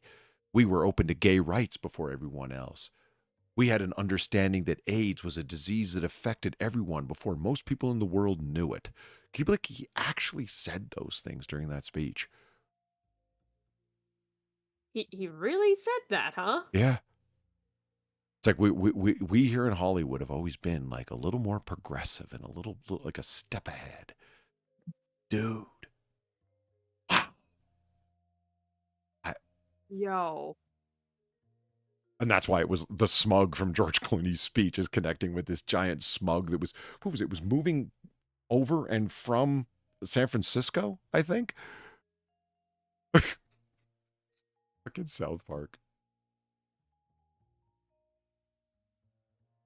People like this that the word wanker exists for. Yeah. So, I mean, there's a little from Hybrid Car Drivers. Is that who it did it? The thing I remember, if it was the Hybrid Car Drivers one, I remember that it was Stan's dad, Randy, no, Randy was the one who got mad at what's his name's dad. He started, when he bought a hybrid car, he started going, we here, and like, it's like, you started like wobbling his head side to side and closing his eyes and going, you know, we're more much like a European city. We like to protect our architecture. It's like, stop closing your eyes and bobbling your head when you talk. That's what smug people do. And it's like, yeah, that's how, yeah. We're better than the average person. I was like, yeah, it's fucking perfect. That is how people like that talk, isn't it?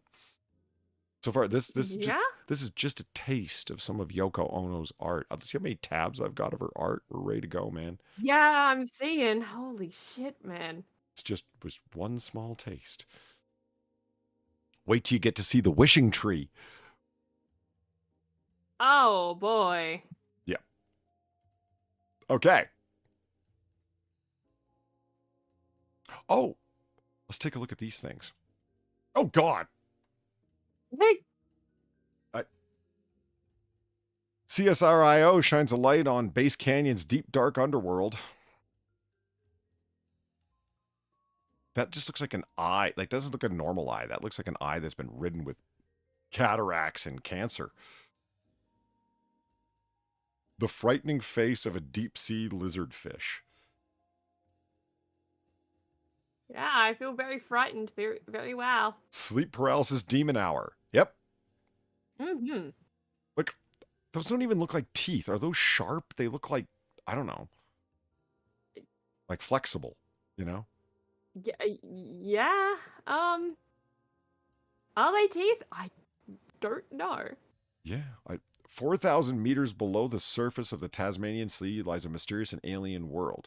Deep within Bass Canyon, an 80-kilometer-long yawning gash in the seafloor off Victoria's coast, that's interesting word use there, is a place near complete darkness and crushing pressures. The temperature at the canyon is barely above freezing, and the conditions are seemingly incompatible for life. But the Bass Canyon is far from lifeless. There's a staggering diversity of strange creatures, the likes of which rarely see the light of day. I don't know. That looks good with the right sauce. It's a tripod fish. The research vessel's investigator explored this submarine crevice with a combination of multi-beam sonar and visual camera photography during its autumn cruise from its home port of Hobart. Hobart. Robot? Hobart. No, it's like robot. Just depends on where you are, how you say it. Mm-hmm, mm-hmm. RV. The dialect thing, after all. Yes. RV Investigators Chief Science Officer George Nestor said it was a rare opportunity to peer into part of the planet that few have seen. We're lucky enough to do a deployment down at 3,000 metres and have a look at what's going on down there, Dr. Nestor said. We did Exactly like that. We did a drop toe camera and did a CTD. That's a conductivity, temperature, and depth measurement. And hopefully we'll be able to analyze the data and figure out all the weird and wacky creatures living down there. That's how they sound in Tasmania. Mm-hmm, mm-hmm. See? Don't come at me. They sound like that. Doesn't she look like a slack-jawed yokel? Okay, I'm sorry. She actually looks insane. What? Look at that. Yeah, she does have a... That's pretty maniacal. She does have a crazy look to her. Yeah. She's got them AOC eyes, man. Look at that.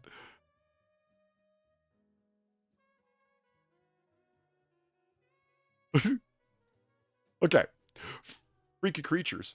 The Bass Canyon lies at the eastern edge of the Bass Strait off the coast from Bass Island, the famous 90-mile stretch from Bass Beach, southeast of Lake's entrance. Okay. Well, many of these creatures would not look out of place in some deep-sea horror film. Dr. Nestor said they were as fearsome as they appeared. I think the deep-sea creatures, they're always a little bit freakier than their shallow water counterparts.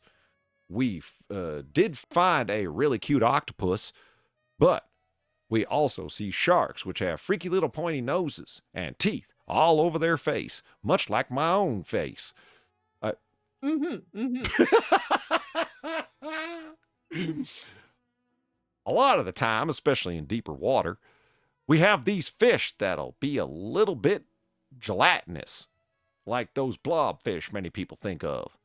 But they're also a bit squishy. This is a scientist? I guess. Is she or they? He? God, man, that fucking lizardfish. At any rate, that is what we're going to try to do. Yeah, it is. Welcome to Australia. The deep-sea ambush predator with a large mouth filled with needle-sharp teeth at depressible teeth. Depressible teeth. They have so many rows of teeth that they remain visible even when the lizardfish closes its mouth.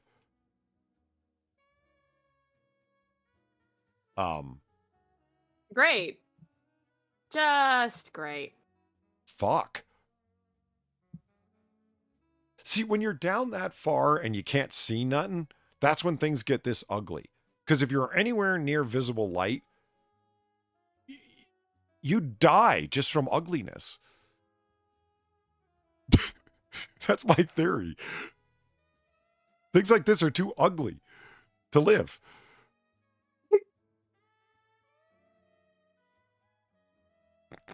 Much like that woman. Are you trying to say that you can see this woman's teeth even when her mouth is closed? That's cold, bro. Gamer Valine, thank you for the tree 50. Conductivity is measured in Simons, pronounced like semen.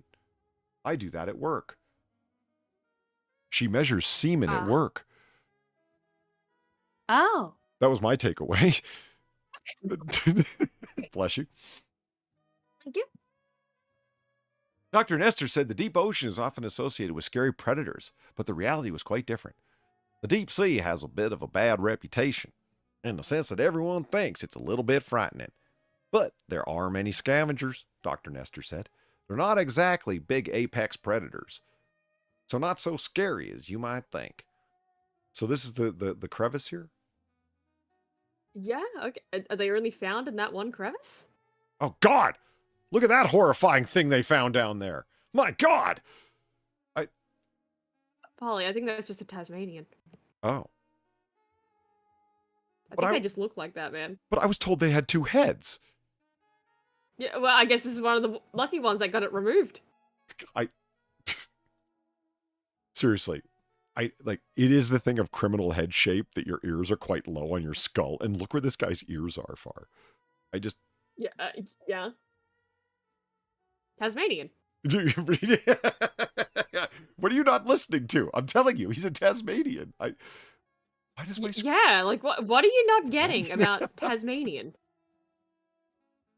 Okay, so they do scanning, and then here's the frankly kind of cool device. I'd be interested to know about all the tech that's on here. That's actually pretty cool.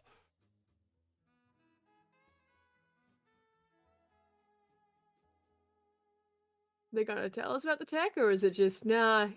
I'm guessing no. Capstan, the collaborative Australian postgraduate sea training alliance At network. any rate, that is what we're going to try to do. Huh. Oh man, look, far off to the left here. Rare footage showing the black sea devil fish, and look at that fucking thing. Oh wow.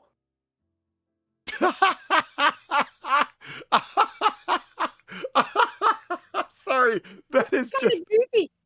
just kill it. I don't know. I think he's just kind of goofy. Let's see the footage.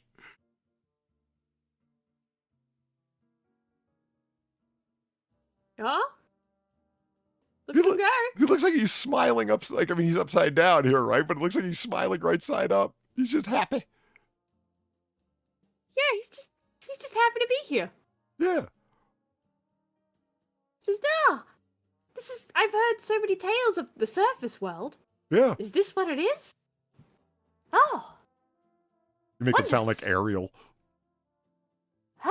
I wanna be where the people are. But yeah.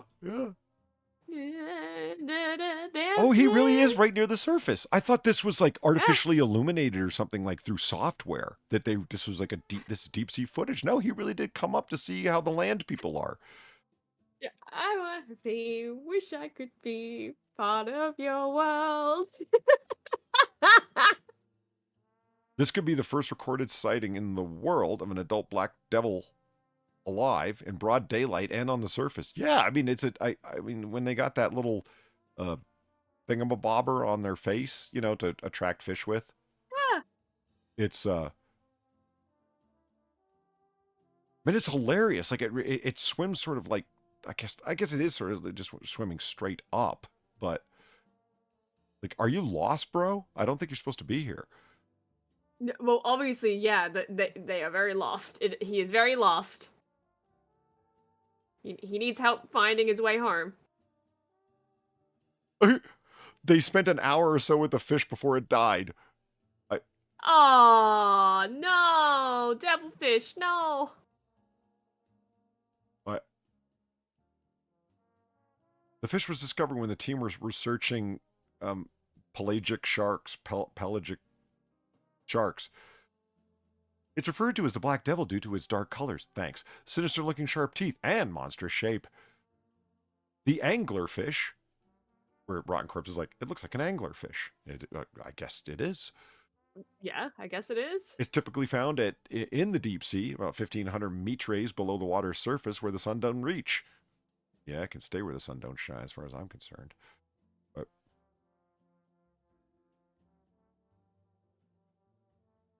yeah, so like it swung up to the surface and then exploded from the lack of pressure. Holy shit!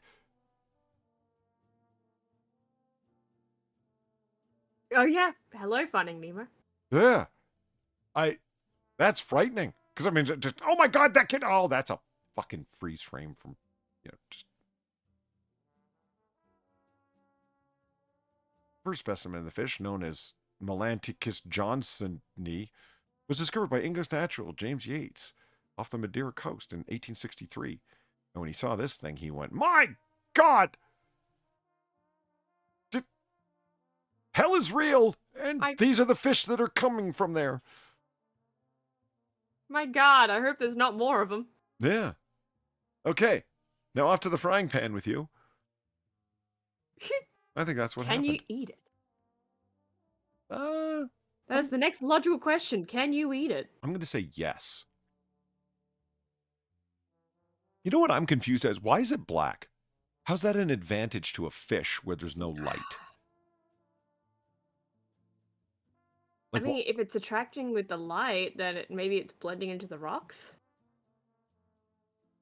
Yeah, I guess if its little doodad diddler there is glowing, it needs for the rest of it to be camouflaged until it opens its gaping, horrifying maw. That'd be my best guess. Hey. Black isn't automatically the devil. Ignore my black cat, Lucifer. Yeah. This is just...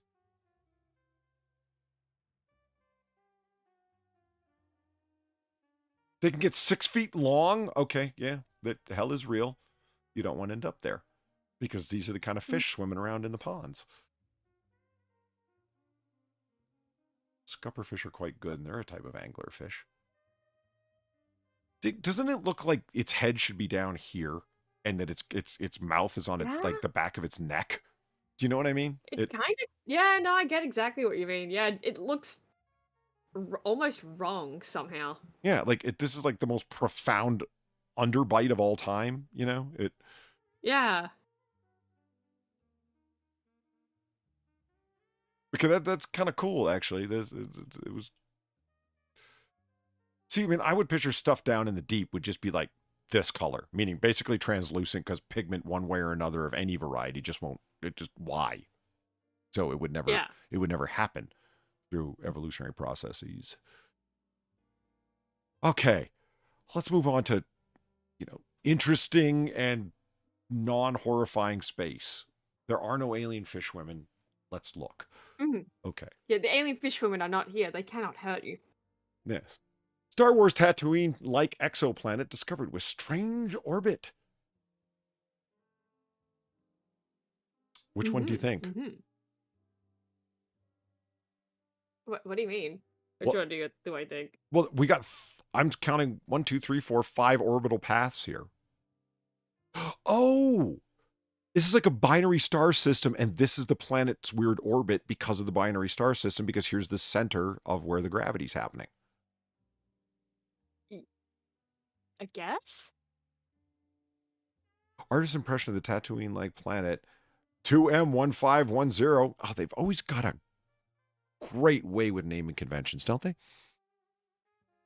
Always. Astronomers claim to have discovered another exoplanet that orbits 2 suns. Ha ha! Polly's right.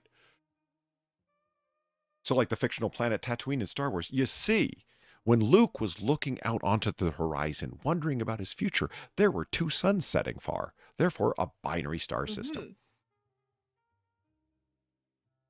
Because his mind was never where he was, on what he was doing. Quote from Yoda from the next movie. Once thought impossible, planets that could orbit 2 suns, like the fictional world of Tatooine in the Star Wars franchise that has been totally misused and abused over the last number of years by Disney, have been spotted 16 times since 2011. Choosing to believe you. Now, okay. Now a team of researchers believe that they found a 17th, and it's the strangest yet. The planet, according to a study published by Science Advances. Is that a real journal? Is it? Is it? Doesn't sound like it. Oh. It orbits its 2 tiny suns in an unusual way. The suns, dubbed 2M1510A and B, circle each other, like peas rolling around on a plate. Is that the best you could do? Peas on a plate? That's really the best you could fucking do. Peas on a plate. I don't know. What's a better analogy, Far? You're imaginative. Two suns orbiting each other where they're both like being affected. Not one is the center. They orbit each other. So what Like 2 magnets in opposition? I don't know. Like, not peas on a plate, though. Like, I get what they're doing. They're trying to like point out how like the plate is like concave. So like they're not going to like, you know, no. Yeah. Yeah, it's just peas? I guess they're thinking about people that have like played with their food and the peas rolled or something. Yeah. I don't know. I'm trying to make sense of it. Bad analogy. It is. It's the first time this so-called polar orbit pattern has been seen in a dual sun system. Again, I'm choosing to believe you that any of this is real, not just indications that make us think this could be the case. You know. It's like how they keep telling us there's a subsurface ocean on Titan. It's like, but how do you know that? Because it's one. It's not on Titan, though. Titan doesn't have that. Okay, Far. What moon was it? Ganymede? Europa? Okay. Yeah, well, Ganymede. Well, Ganymede is theorized, but Europa is pretty much almost confirmed. Enceladus as well. Why? Enceladus, as the other guy, is that balding Eggman. Oh yeah, was Enceladus. Yeah, wanting right. to call it Yeah. Enceladus. Right. It's like, because this certain light and this spectral frequency reflected back, and the only explanation could possibly be that there's water there full of fish women.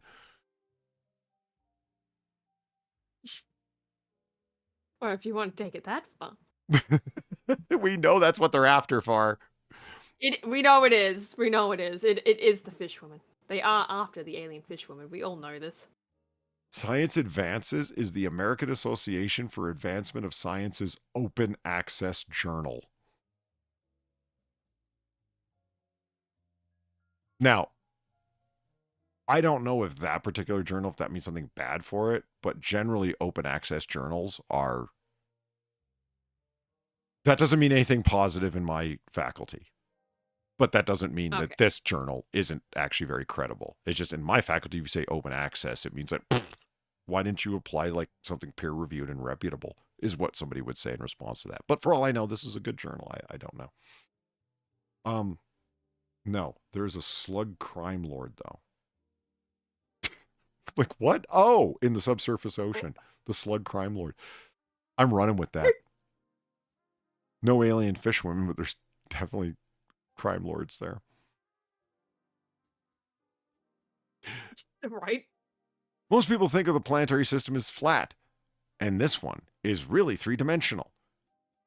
Who thinks of planetary systems as flat? Do they mean like the orbital plane? Yeah, I think they mean that. Yeah, but even our solar system doesn't have a consistently flat set of orbital planes. I think they're referring to people that never really look into it deeper than, you know, your primary school level like solar system map, right? Where everything is laid out pretty flat, right? Yeah. Because, yeah, on those, it is laid out pretty flat. Why wouldn't it be? It's made for children, and usually people don't go seeking this knowledge beyond You mean that. like this? Yes. Yes, exactly like that. Yeah. When children, be they black, Chinese, or normal, put together things, they tend to make them flat. Yeah. Oh my god.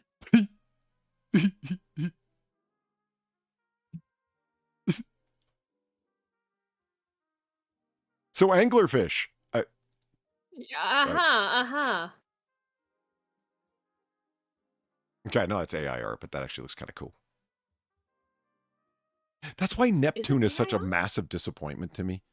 You know, I criticize it as like blue ball in space, you know, it's because it's so, Yeah. and you're like, no, that's not But- really the way that it looks. I was happy to hear that it's not just, you know, Yeah, nondescript blue it's not. disc. They just caught it.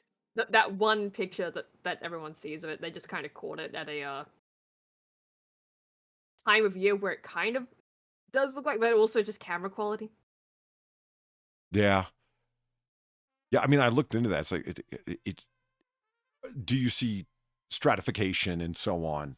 Basically just something other than a blue disc at different times of Neptune. Yeah. It's like, yeah, I found a whole bunch of pictures of that. I was like, oh, okay, cool.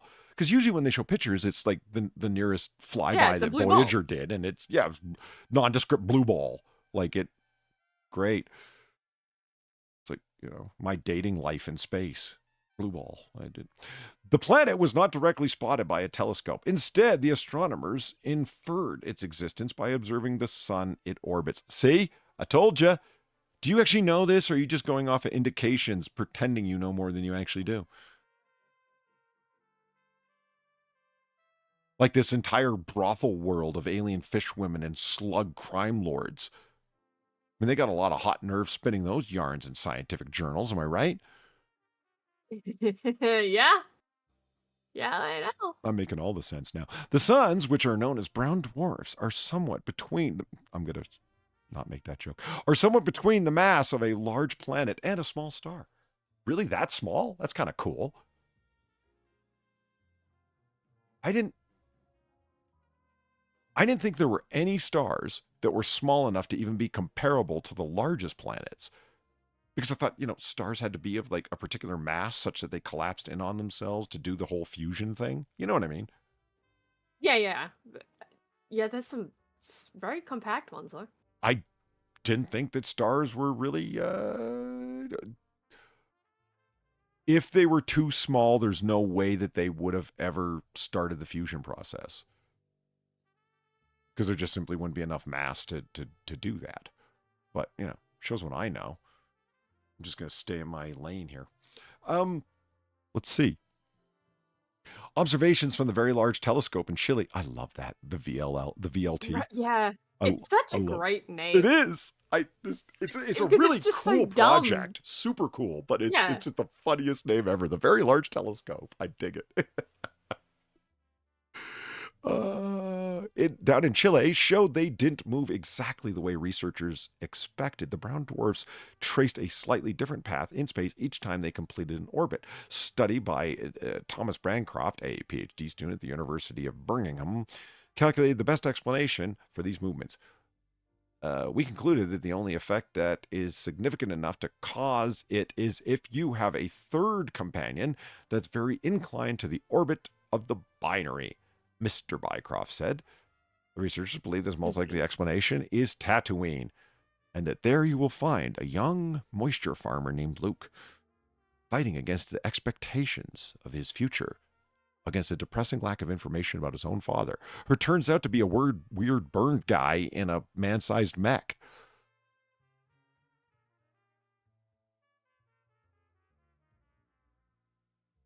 But the planet Well would have done, two I'm suns really- moving around a complex dance, according to Mr. Baycroft.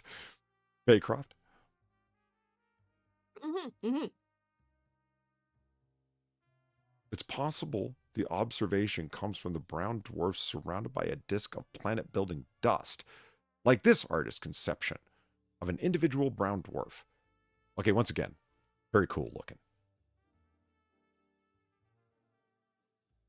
At 45 million years old, the brown dwarfs are still young? Yeah, I'll say. Usually you hear like the number like billions, you know, yeah, 45 million years. Yeah. Fuck, I mean, it's older than dinosaur extinction rocks from space. Or younger, I mean.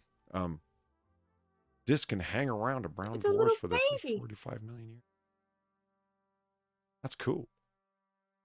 It's a little baby star. All right, have a good night, Ron Corpse. Yeah, man. Good night. From a deep blue gas giant, how astronomers spot faraway planets. Mm-hmm. Hey! Sheer dumb luck and What? yeah. Sheer dumb luck and the hopes and dreams of procuring an alien fish woman. Yep. It starts with being very lonely. Then you have access to really powerful telescopes.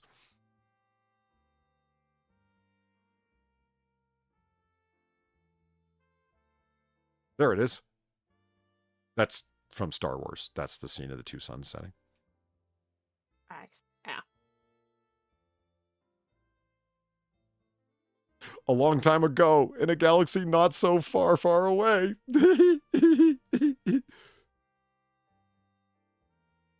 Thank you, ABC writers. Yep.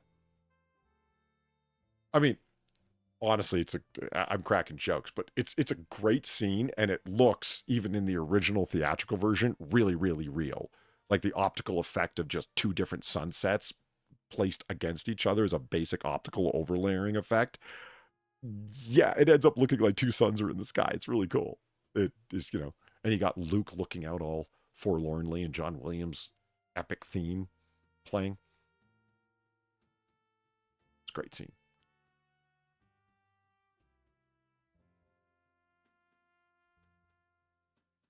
Okay. Okay. Okay. So that's that. That one's that one. We did that one. I should really make a list of the order that I want to do things in, so I'm not poking around live on stream going, okay, what haven't, oh God, that damn fish. This fish, man. Holy shit. It's just fucking horrifying. And there's this fucking, sick of all these ugly fish, man. I'm sick of all these goddamn ugly fish. Future Girl. Future girl? Yeah, I still have these images up. Ah. See, Far lives in the future as far as I'm concerned. So, I told, and she got all like saucy with me. It was like, future girl. And I'm like, I told her, like, yeah. No, like I'm picturing like, I'm picturing Future Girl. I said like, you know, no, like a silvery outfit with like the fishbowl thing and the ray gun, like this. Like, I'm like, yeah, Far. When I say Future Girl, this is what I have in mind. You know what I mean? Like, there's nothing insulting about it. So Far drew me a Future Girl picture of reimagining herself.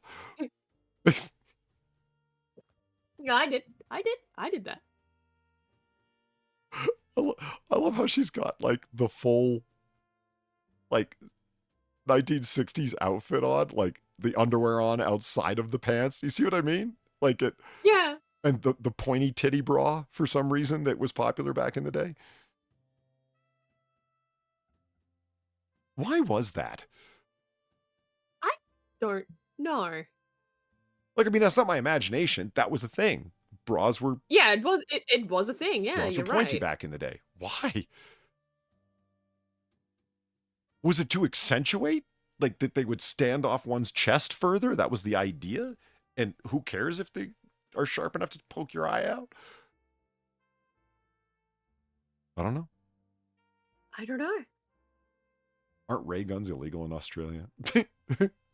Probably. Yeah. Boom. Oh, yeah. Whiskey and whiskey. Son of a bitch. Oh, shit. I missed this one. Sorry, Valine. When I was making fun of Valine for measuring semen at work, she said, oh, I measure mini and micro semen at work. You know that's how it is, Polly. You know how that is, Polly. What, mini and micros? Are you taking a stab at me there? Is that what you're doing? Good thing I'm secure in my manhood. And also thank you, Valine, for the 450. Yeah, but they aren't just re-released for the first Star Wars that can contain a fuck in theaters. What? Yeah, but they just re-released the first Star Wars that can contain fuck in theaters. Did someone say fuck in Star Wars?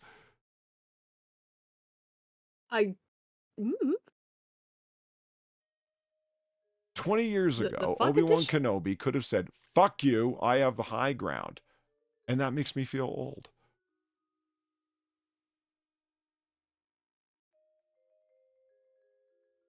You know what? That would have, Ewan McGregor could have pulled off that scene masterfully, I think. Who deserved the fuck more? Obi-Wan, fuck you, I have the high ground? Or Anakin saying, fuck you, from my perspective, the Jedi are evil? Who was more outraged? Or maybe Anakin, when he thought that Padme was had betrayed him. Instead of like when he choked her, he could have yelled out, fuck you! When he was having like his teen angsty moment. Maybe Padme could have had it when she said, you know, you're breaking my heart, Anakin, when she was doing her like totally laughable crying scene. She was supposed to look, that was 2x4 Natalie Portman acting. Wooden as hell. Anakin, you're breaking my heart. Oh, wow. I'm really feeling the emotion there, Portman. Thanks.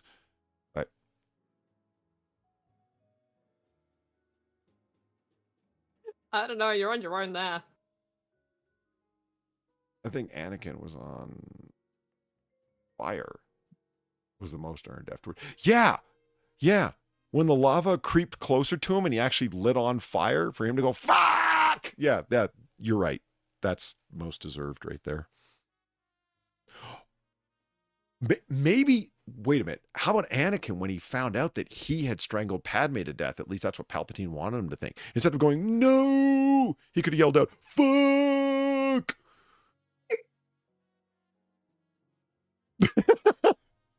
That would have been way better.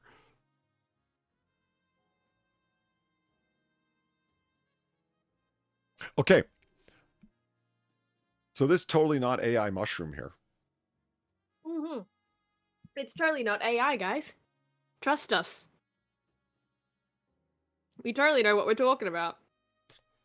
So lion's mane shrooms were being talked about last night as like the thing you need to get. And what bugs me is that mushrooms are so damn weird looking.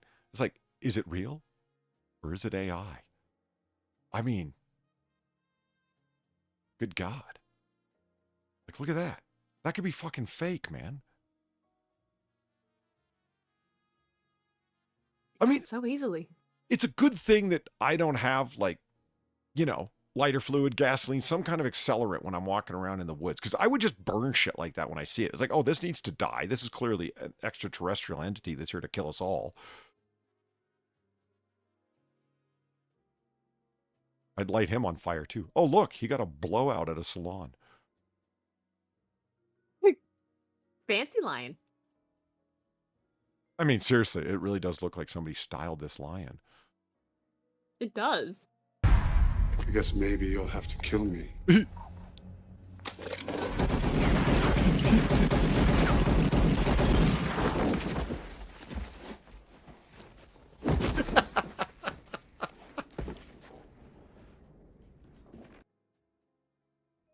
Holy shit. Please, thank you for the 850. I totally forgot how over the top that clip is. You could drop one fuck at PG-13 movies, and that was the first one. Also, Obi-Wan was perfect because it was a break in stoicism. Anakin was an angry boy the whole time, so it would have been wasted. Okay, remember the scene? Okay, I hear you. Like the break in the stoicism. It's like, you were supposed to be the chosen one. Like it all could have been exactly the same. It's when he gets aboard the ship and it's just him like clutching his head and like shaking. Like, I can't believe what I just killed Anakin. You know what I mean? And he's like looking out the window. That would have been great for him to go, fuck. I mean, isn't that when you swear, Far, when you think back on the homicide you just committed with your laser sword? It's sure. But just say it. I mean, he warned him. Beware of your friend Palpatine and your pal friend Patine. Mhm. Yeah. Fancy boy. Oh, wait. Okay, so they're real small. Huh. Like this is, yeah, like this is fucking tiny. I'm gathering. You know what I mean? Yeah. I don't know. When I saw this, I thought it was fucking huge, but this is actually. That does make it seem bigger than you think. Than it seems to be. Than it turns out to be, because then when you see it on a spoon, look.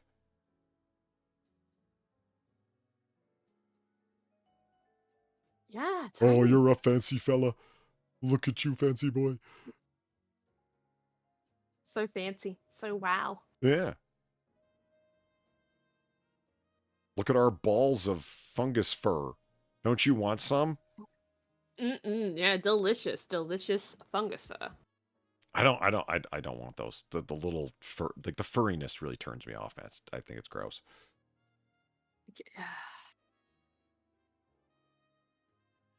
I'm so fancy. Yeah, so fancy schmancy. Does it look like he's grinning? He looks like he's just, so fancy. I want to jump back and kiss myself.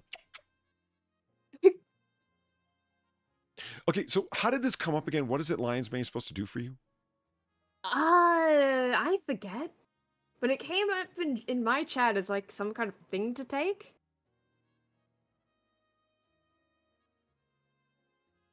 And I kind of just lost track of it after it's a mushroom, you know? Lion's Mane mushroom tastes like lobster. Okay, now, those are tribbles, right? Don't lie to me. Okay, that's not a tribble. Well, that could be sliced tribble for all we know. But, I mean, that looks like a tribble. Totally.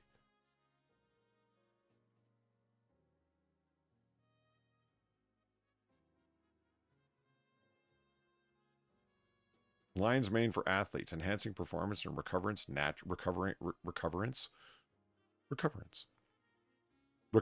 naturally. Okay, let's find out, Far.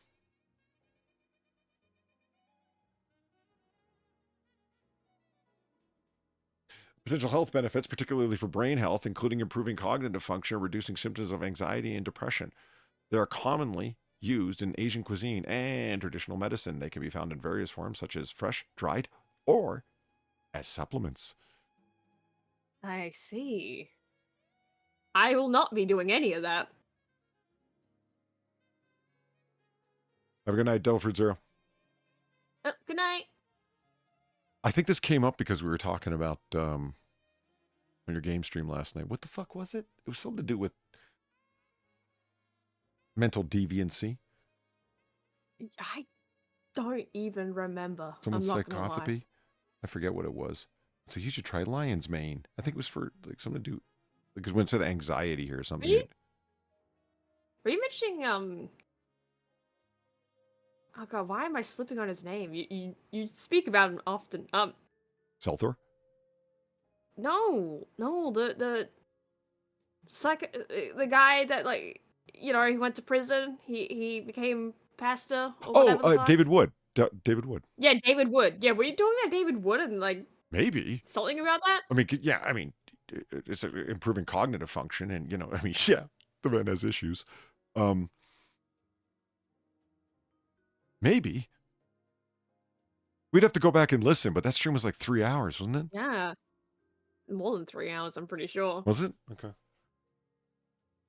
All right. Anyway. Boom.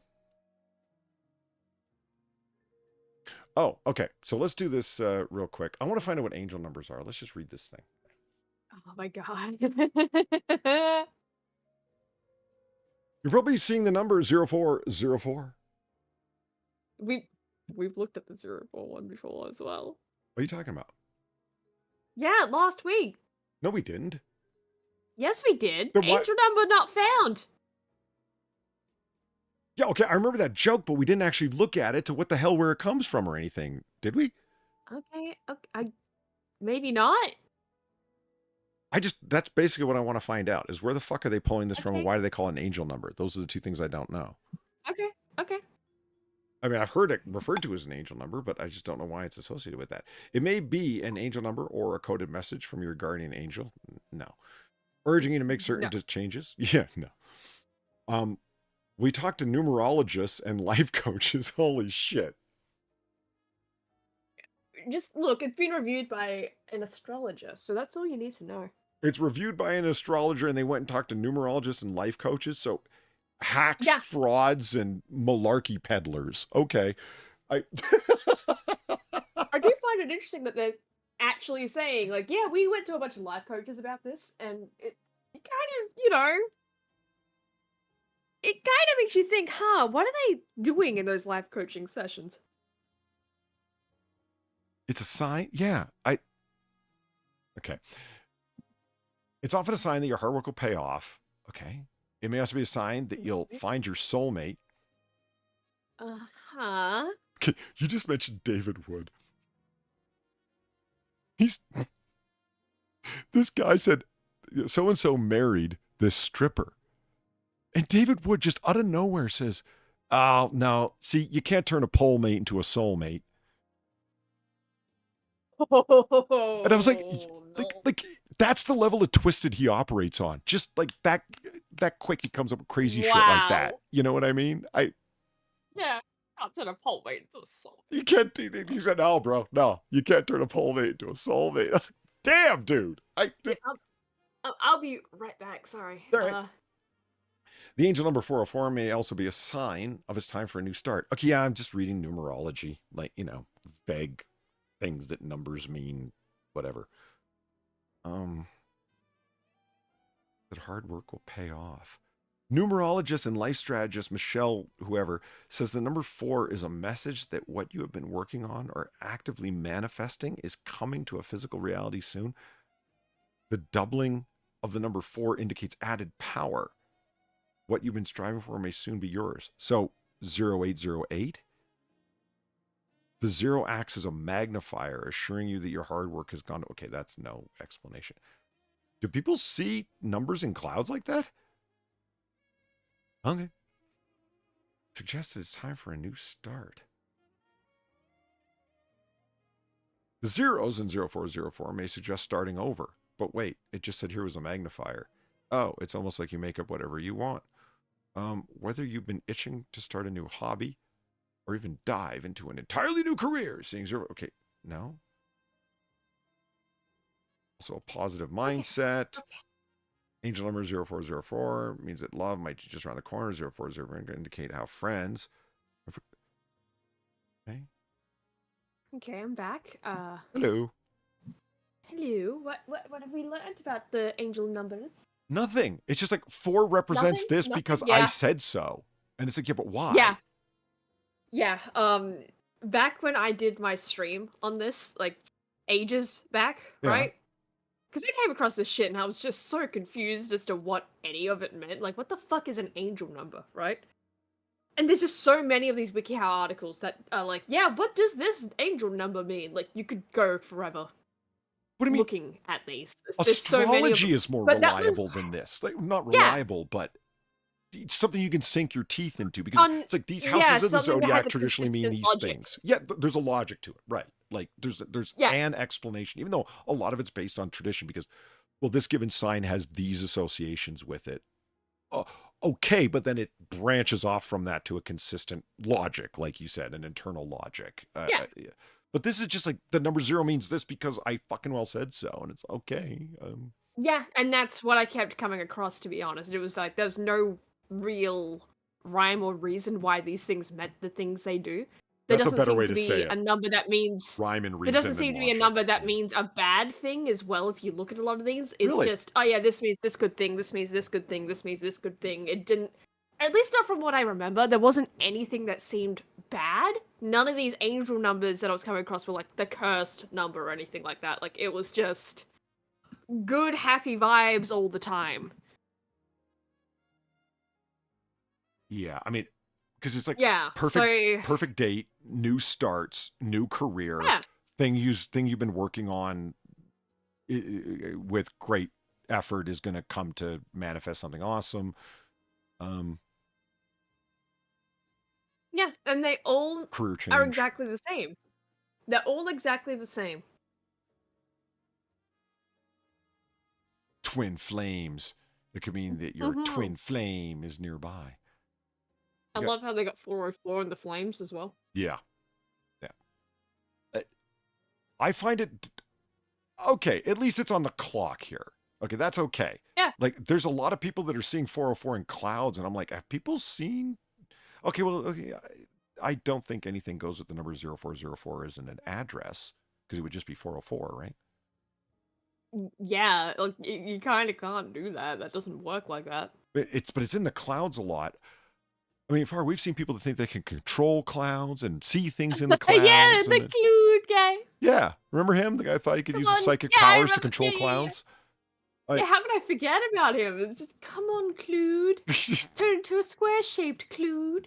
And if you stare at Turn it into a long D-shaped enough, it will Clued. change shape. I'm like, well, yeah. Yeah, that's It's what water clouds vapor do. in the atmosphere. It's going to change shape over time. What the fuck, man? That's not you, bro. That is what clouds tend to fucking do. What are you? I didn't Bruh. think it would appear like this. I guess they have a limited ability of ways, because I mean, it's in clouds more than anything. It's like, okay, I get it. The time and then yeah. the time again. The address is a bit of a reach, and then in sparks. And this is the ultimate reach. Numerical synthesia. Synesthesia. What is that? It's an interesting word. Synesthesia. Synesthesia is when basically your senses are mixed up, right? Okay. So like you see colors. Really? Or like you see sound. That's an sound, actual taste disorder that colours, people or- go through. That is an actual Interesting. thing. Like it's a incredibly rare thing, but it Sure. is. Yeah, it is a thing. But yes, synesthesia. It's the confusing of the senses, basically. Yeah, people taste crunch, all sorts of weird shit. Yeah. Hey, you leave the taste of crunch out of this. I mean, you walked into that one a little bit. Shut the fuck up. Wow. Fairly common to associate letters with colons. With colors. Oh, that does say says colors. colours, I'm like, Polly. what are you talking about guts for, Mort? What the fuck? Yeah, that says colors, Polly. Look at this guy. He's trying to change the shape of clouds with his mind too. Ah, hell yeah. Come on, Clued. Turn into a 0404 shaped Clued. Doesn't quite roll off the tongue, does it? No. Strength, reliability, and groundedness, as well as a bunch of other shit that you said. Yeah. Oh, look! La Bible! La Bible! You show me the Bible that lists it as Genesis 04 or any other book of anything. Like if it's chapter 7, it simply says chapter 7. It doesn't 04. That's amazing. That's fucking amazing. 0404 in the Bible urges you to give your faith your all. Genesis 0404, which totally exists, and Abel also brought an offering, fat portions of some of the firstborn of his flock, and the Lord looked with favor on Abel and his offering. Okay. What to do when you see 0404? Practice having a positive and optimistic mindset. Dear Diary, today I'm manifesting joy, success, and fulfillment. Grateful for the opportunities that come my way. What a nothing statement. You know, it's funny you say that. And when you were reading it, yeah, okay. What's her name there? Failed actress bar whore. Meghan Markle. Mhm. She has a new podcast after her last failed podcast. Right. And it's the same podcast. It's her inviting. Of course it is. Yeah, it's her inviting on women that she knows so she can talk about herself. Yeah. And I mean, that's not my criticism. That's everyone's criticism. And I'm just, because I've never listened to it. But they were like, you gotta hear this. Listen, like, here's some clips. And so I was like, okay, listening to some of these clips. Holy shit, it sounds just like what you just read off of this like fake diary. Wait, really? Yeah. Like, wait, the tone or like the words? Not the tone. Like, it's not quite as petulant or high toned as you just went, Yeah. but the words, yeah, the words, absolutely.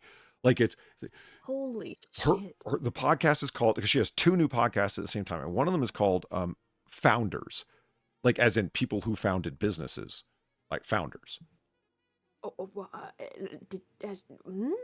So she herself is a founder because she gave seed money to different projects, right? And then those women come on, Bumble, that service, that platform, Bumble. Oh God, yeah. She is one of a gang of different investors that gave small amounts of different seed. And I'm not insulting anybody. Hey, listen, you got 35 investors and they all gave small sums.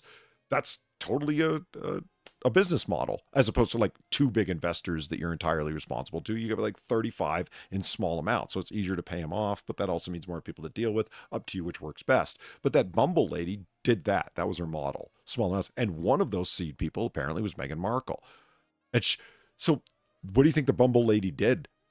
Just let Meghan talk the whole time, and she just threw rainbows and compliments at her. You had such vision, Meghan, for being able to support me. Oh, well, I could tell you were trying to manifest your interior strength. And the description that it was, well, I heard a bunch of different people talking about this, but it was Megyn Kelly was talking about it yesterday. It was really fun. She spent like 5 minutes because she can't stand Meghan Markle. So here, this idiot's in the news again. I don't want to waste much time talking about her, but like, here's the thing: is like, do not listen to this person's podcast. She's an absolute fraud. Because Megyn Kelly's kind of like a self-made person. She put herself through law school, et cetera, et cetera. You know what I mean? She's smart and capable, right? And so women like Meghan Markle that want to promote themselves as founders, when it's like, Meghan, every time your name comes up, I say the same thing. The only reason anybody cares who you are is because of the man that you married. That's why you had the money to go fund these girls so they could come on and tell you what a brilliant founder you are. You founded nothing. You used your husband's you used the fact that your husband, who he was born to, that his grandmother is the queen, that his father is the king, and you married him. And that's the only reason anybody cares who the hell you are. That's where you got your money from marketing a lifestyle brand based entirely on that, and you had very little to do with that lifestyle brand. And it's like, wow, that's the cold reality. And just listening to these 2 idiots talk, clips from like a bunch of different podcasts, I can't see it being successful because it's just women sitting there going, the most important thing to have as a successful woman, like, what do you think is as a female CEO is the most important thing for a woman to have? And it was to manifest your interior joy.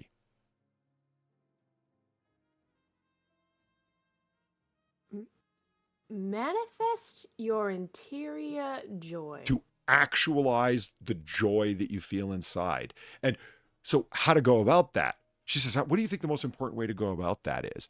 It was, I kid you not, this is the actual, I'm going to say it because I want to get it right. It was, you need to give oneself permission to love oneself. You need to give yourself the permission to love yourself. If that doesn't sound like somebody who's been over-therapized, what does? Oh, man. That's not. What the fuck? You know what my advice is for somebody who actually thinks that that's like, you need to give yourself permission to love yourself? Meghan Markle, if anybody listening to you talk for 5 seconds knows, is that you love yourself. Somebody who thinks that or talks that way, go work at a soup kitchen. Seriously, go work with the poor. Get out of your own head for a minute. Help some old lady cross the street. You know what I mean? Like basic shit like that. Walk your friend's dog. Like, get out of your head for a fucking second, for real. You know what I mean? It's go feed birds in the park, for real. Anyway, do something real with your life. and your time. Yeah.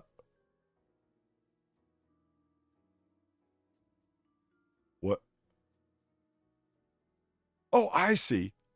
They're both like, yeah, bro over there knows, man. 0404. And he's like, yeah, I know.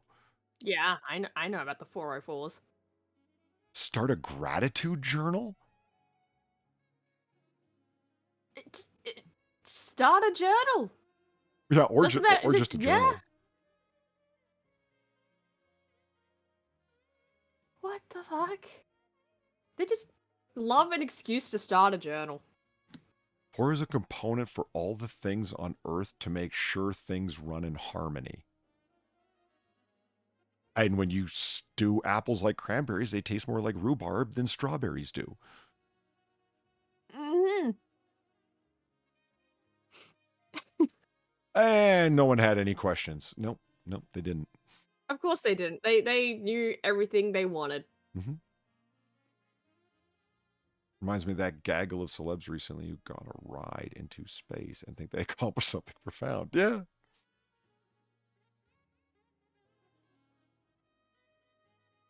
I showed Sinatra that picture of Katy Perry in the spaceship. Yeah. Yeah, oh yeah, he fucking laughed, man. That was just... I mean, it's such a good picture. Yeah. For those of you who haven't seen it, look at this. It's such a good picture.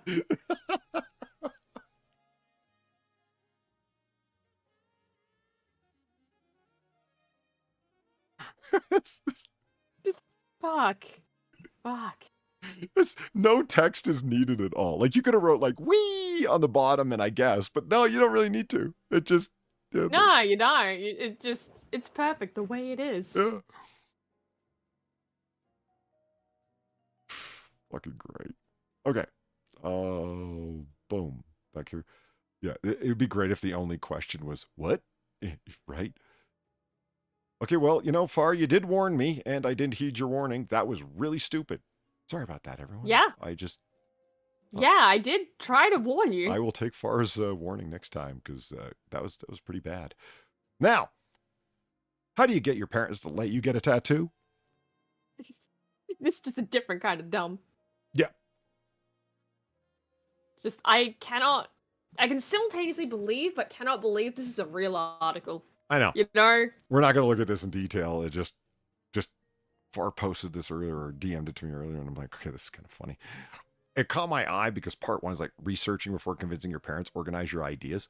I want this tattoo to be a symbol of a value I have, are both good reasons to get a tattoo. This is this person with organized ideas, mind you. Is it both good reasons? Okay, I see your first one. What's your second one? I just want it. Yeah. Like, I reread that 3 times. I'm like, I must be missing something. No, I want this tattoo to be a symbol of a value I have. Okay, reason 1. You want a tattoo because you have a value and you want to symbolize it in ink. Okay. Go on. Well, those are both good reasons. What was the second one? I just think it looks cool. Well, I mean, that'd be fine. I mean, it wouldn't, but if they said it, but they didn't. Yeah, they didn't. Yeah, like, I get what you mean. It's like, yeah, that's probably about as far as they really thought about it. How long have you wanted a tattoo for? If you present the decision as one you've wrestled with for months, not an impulse, your parents will be more likely to take the choice seriously. I think that's true. That's not unfair. Yeah, that is true, but this is also a fucking tattoo. Yeah.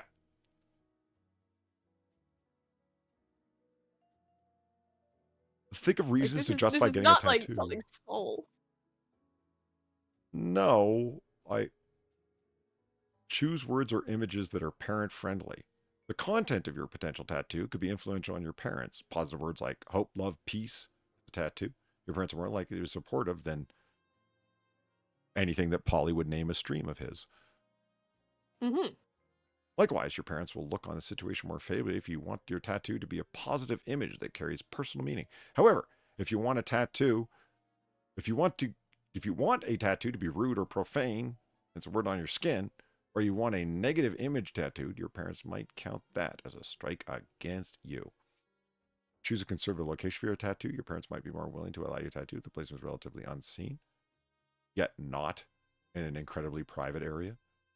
Good locations include on your shoulder, in between your shoulders, on your back, on the back of your lower legs. On the back of your lower legs? You mean your calf? I guess. Don't get a tattoo on the back of your knee. I don't know why, but that just seems like that would really hurt. I mean, people tell me the thing that does seem like a pain zone, doesn't it? yeah. People say I've heard people say the worst tattoo places that they've ever gotten them were over very, very thin skin, where it's right over a bone area. I mean, none of my tattoos are, so I can't vouch for that, but that's what I've heard people say. But I don't know, back of your knee? Nah, I don't want a needle repeatedly jabbing me there, I don't think.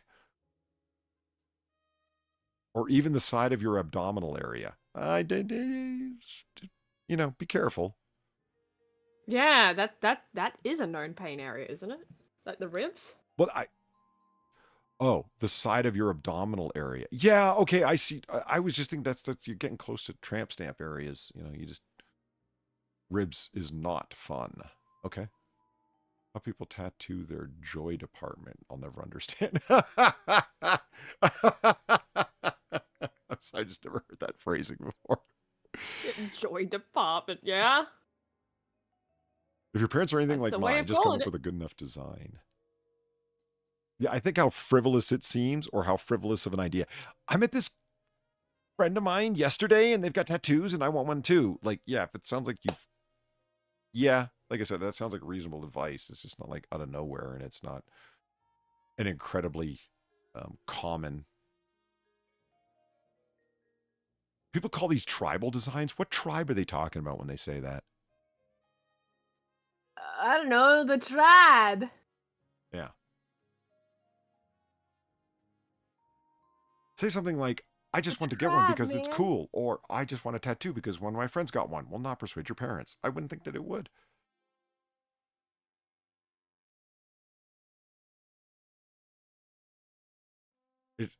It's just like, try it on your grandma Yeah, first.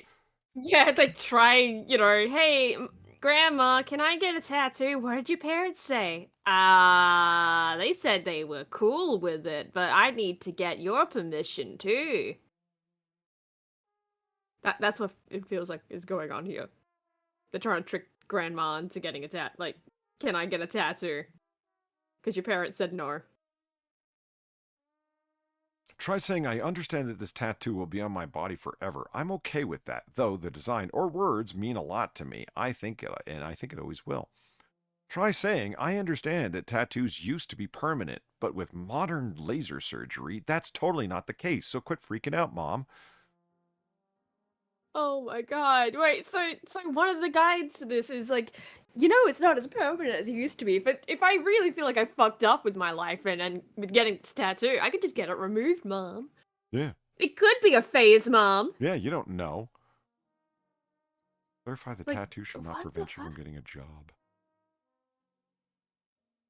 Just getting fuck you written across my knuckles doesn't mean I won't get a job, Mom. Oh god. Just let me get a tattoo. God, don't be such a pussy. Allow your parents to contribute ideas. Well, I think getting I'm saving it for marriage tattooed across your arm would be a great idea, honey.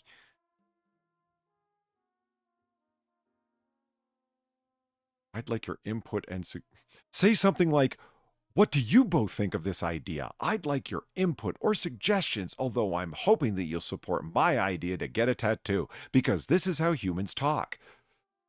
Mm-hmm. Totally.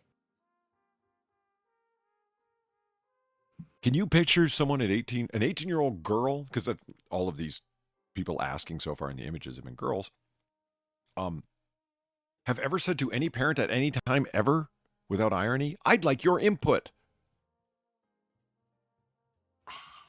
I mean, the kind of girl that's trying to get a tattoo before she turns 18? No. Yeah. Let's. Oh, I couldn't. I don't know. I just couldn't make sense of this picture for a second. Now I get it. Okay. Anticipate your parents saying no. Honey, you don't understand what a life of debilitating hepatitis is like. I got a tramp stamp in the 90s and I'm still suffering.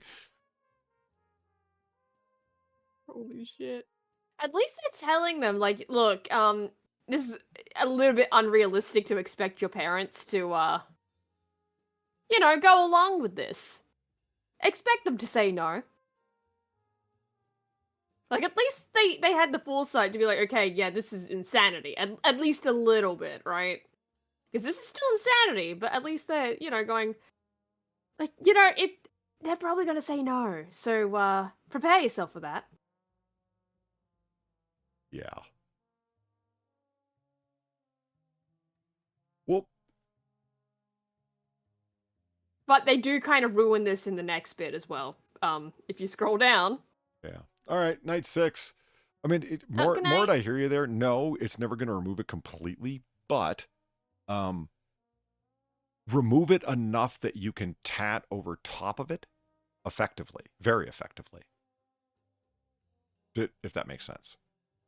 Yeah, no, that does. If you're just trying to get rid of tattoos that are on your hands because you made some bad choices, yeah, I get it. You're not going to want to tat over top of those. The point is to get rid of them. And yeah, you can fade them pretty well, but no, it's not going to go away at all. But I think a lot of people that are trying to get tats removed is because they got like a swastika, or they got a swastika, or they got whatever, someone's name that they don't even know anymore, or whatever. You know what I mean? Like, yeah, you can totally get that faded enough that something can very effectively be tatted over top of it. So, I don't know. Oh. Offer to save up money for the tattoo. I mean, offer. This whole idea of asking your parents was about getting them to pay for it? Is that the...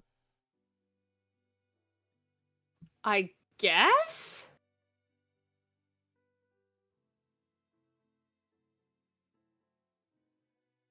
If your parents know that you really want a tattoo, if you work hard and earn money for it, I suppose just ask them? I mean, asking your parents for money for a tattoo, that's the fucking long shot. Oh, God, right? Like, so not only are you asking for permission to get a tattoo, you're asking for them to pay for said tattoo. But yeah, this is where shit just goes out the window logic-wise of like, or at least reality, right? Getting the tattoo. Right? Yeah. It's like, okay, so you got that permission, so get the tattoo. Yeah, Mike Savage has got a point. How do you get a tattoo without your parents' permission? Turn 18. Yeah? That's a very easy way of doing it. Well, I mean, permission, if we interpret the word permission like I kind of have here, where it's like lack of them making your life hard. Yeah. Is that like permission in the sense of like, can you accept this that I'm not going to have to hear about, you know what I mean? Yeah. It's like, so you are over 18? No, you could totally get it on your own. That's fine. And you have the money to. It's just you're not going to have to hear about how, like, oh my God, you've ruined your life. Who wants to hear that? I mean, they may even be right, but, hey. Yeah. You just don't want to admit that. Just because you ruined your life with terrible choices don't mean I will, Ma. I mean, this is not the...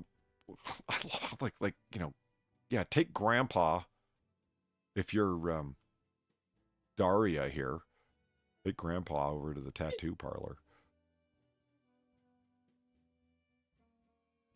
I don't know why. I'm picturing all the artists that draw these pictures are from a certain generation. You know what I mean? Yeah. Like they seem like late stage Gen Xers, early stage millennials, because all the girls look like Alanis Morissette that are supposed to be teenagers.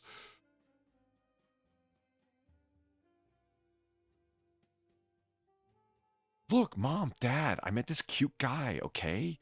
He's white and he does tattoos, and I told him I'd be his canvas.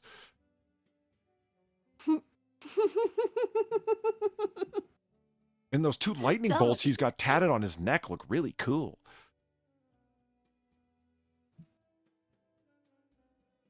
Holy shit. Let your parents come with you to get your tattoo done. If you're like, if your mom's Madonna and she has an obsession with being the cool mom, then yeah, that would work. In most cases, probably not. Yeah, I don't. How many people really want their parents going with them to get the tattoo?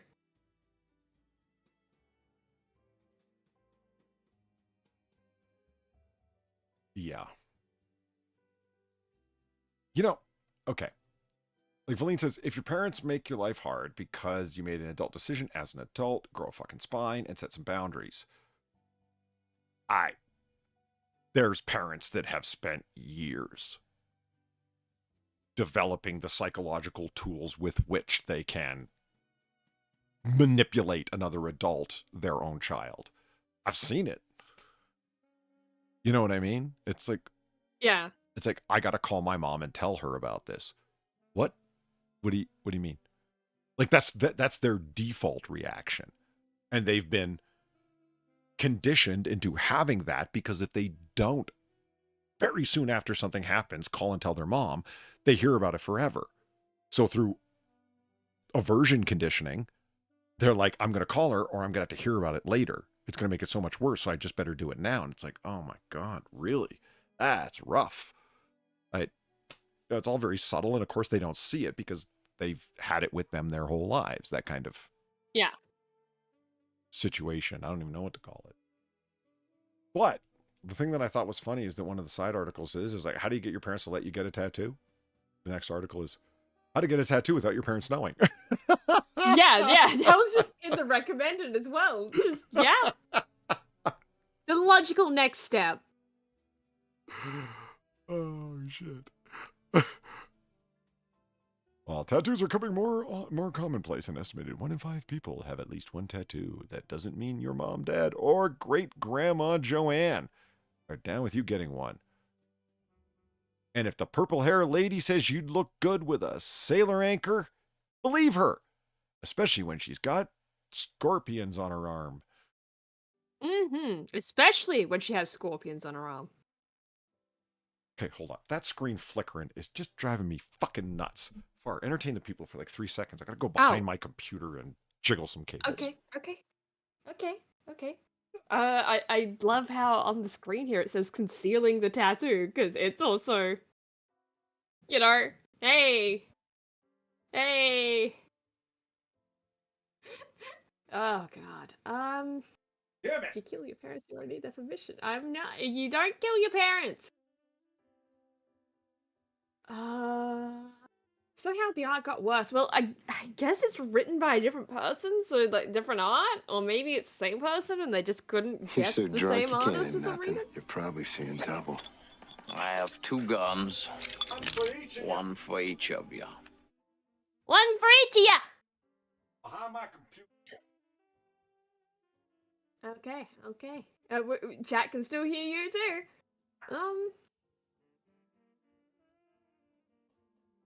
Liars By feel, by vibe. Yeah, you're jiggling them by vibe.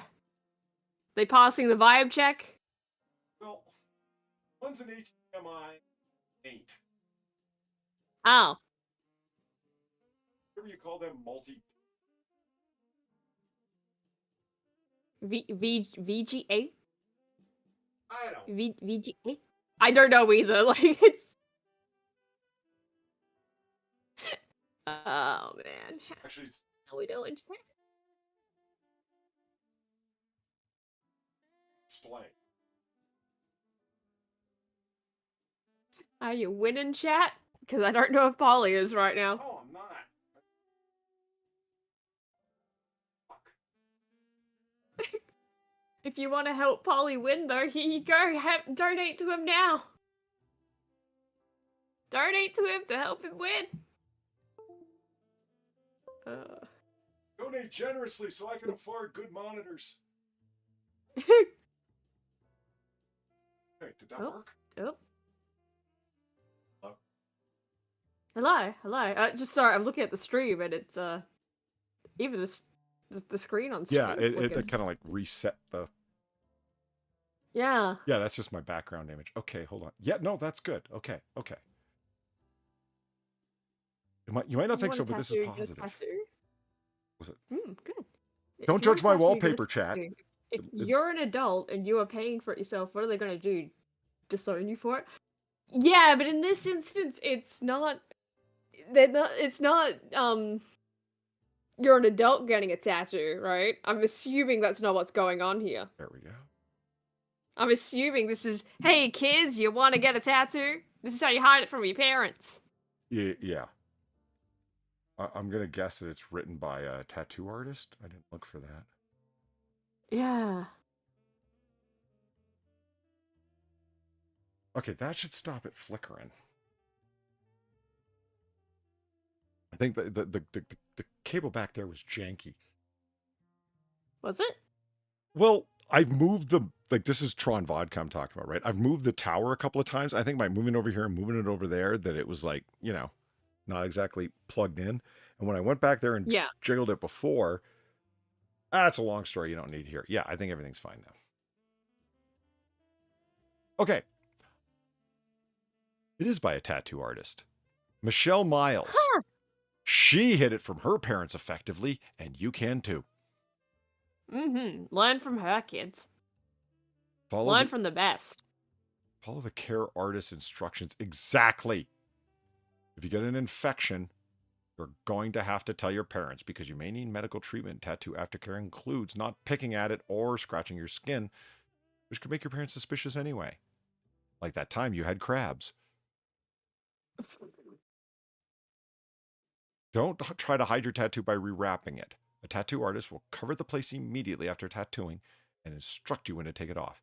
Do not wrap it again with a bandage, cloth, or anything else. Tattoos cannot be submerged in water for at least 2 weeks afterwards. So if you are on the swim team, wait until the off season. Tattoos can weep. Yeah, this is for teenagers.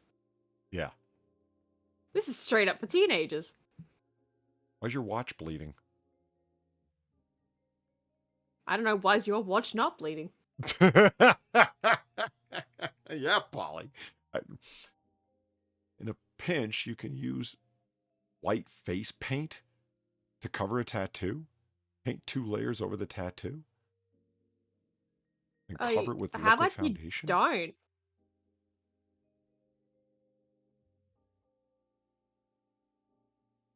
How about you just don't do that?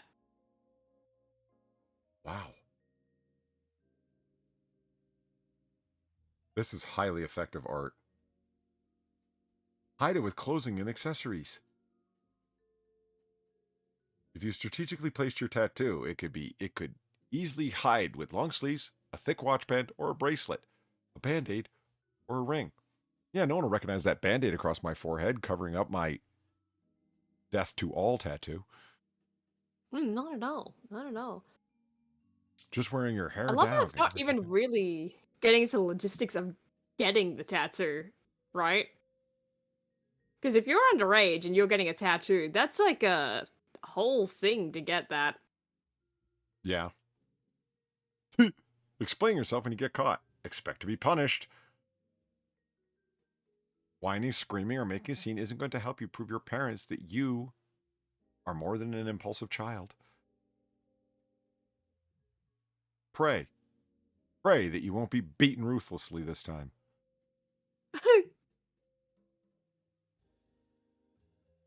Bringing up that it's your body and you can do what you want with it might not go well. Yeah, no fucking shit.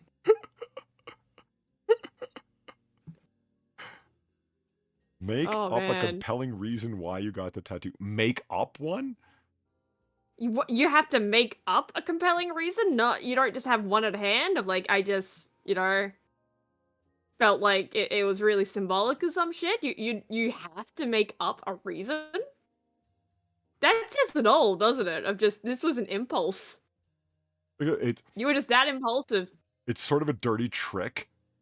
But you say you got a tiny heart tattoo to remind you of your dearly departed grandpa, or your parent might be softened a little. Or if you get a crucifix, tell them it's tied to your faith and to remind you to be a good Christian. Or if it's a shamrock tattoo, that it's because you're grounded in your Irish roots.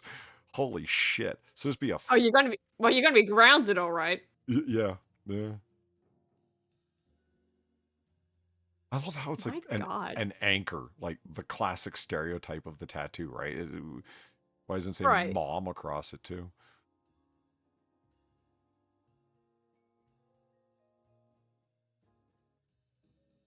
This is just really, really, not great. Yeah. To put it mildly, right? Just not great. Huh.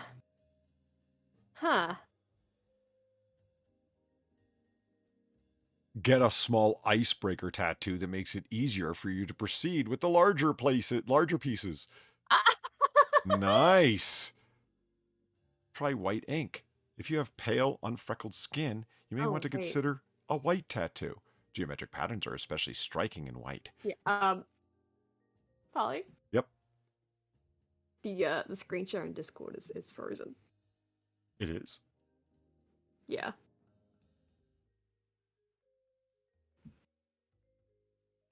Yeah, why is that?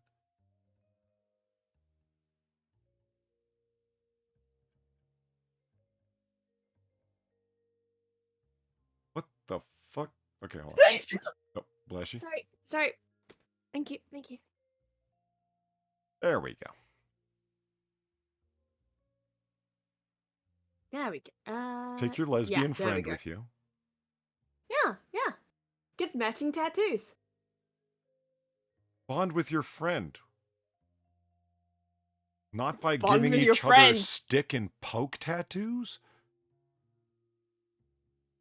Excuse me?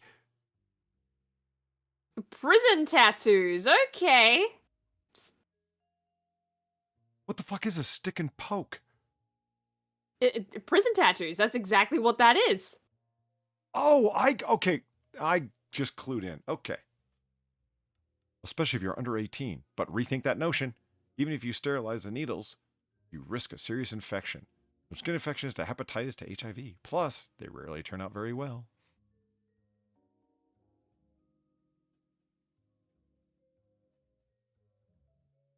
Fucking Christ. Fucking Christ.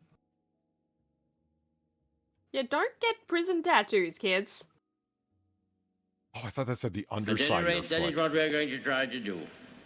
Do people get tattoos on the bottom of their feet? I mean, sure they do. Because I mean, yeah.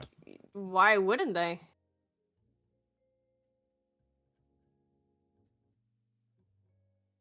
Confusing spot, but okay. can a tattoo be erased? You can get it removed with either a laser or a special cream. The cream is quite expensive, but the laser hurts more than getting the actual tattoo done. What? A special cream. A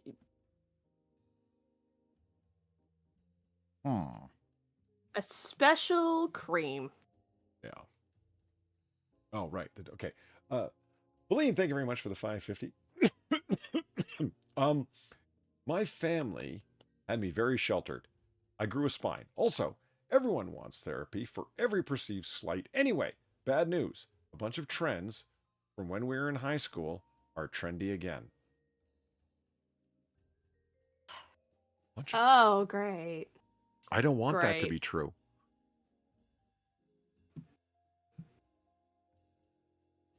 I'd rather trends that, well, whatever gets us away from skinny pants faster is a good thing. Yeah. Yeah. That's your only one? Well, I'm just thinking, like, what trends have come along that existed prior to then that, like, I mean, skinny pants far? Come on. You don't like those? I mean, yeah, I like wearing them. No, on guys. I don't really care, to be honest. I don't really have big feelings one way or the other. Okay, guys care, though. I'm one. Trust me. Just enough with the with the fucking skinny pants already. And Gary Valine, thank you for the 350. Skip the step warning if parents that meet this description find out who did it. They can and will take legal action. Oh, I didn't even think of that. You tattooed my child. How dare you? I didn't say this was okay. Now, I Yeah, transitioned like, this that kid is when they were creepy. 5, but how dare you put ink in their skin? Hi, Sam. Welcome. Hello. Hey, Sam. That was a hell of a thing to enter into. Yeah, that was, wasn't it? We're reading a Yeah. wiki how on how to get a tattoo without your parents knowing. Here's the fun part. You don't. Yeah.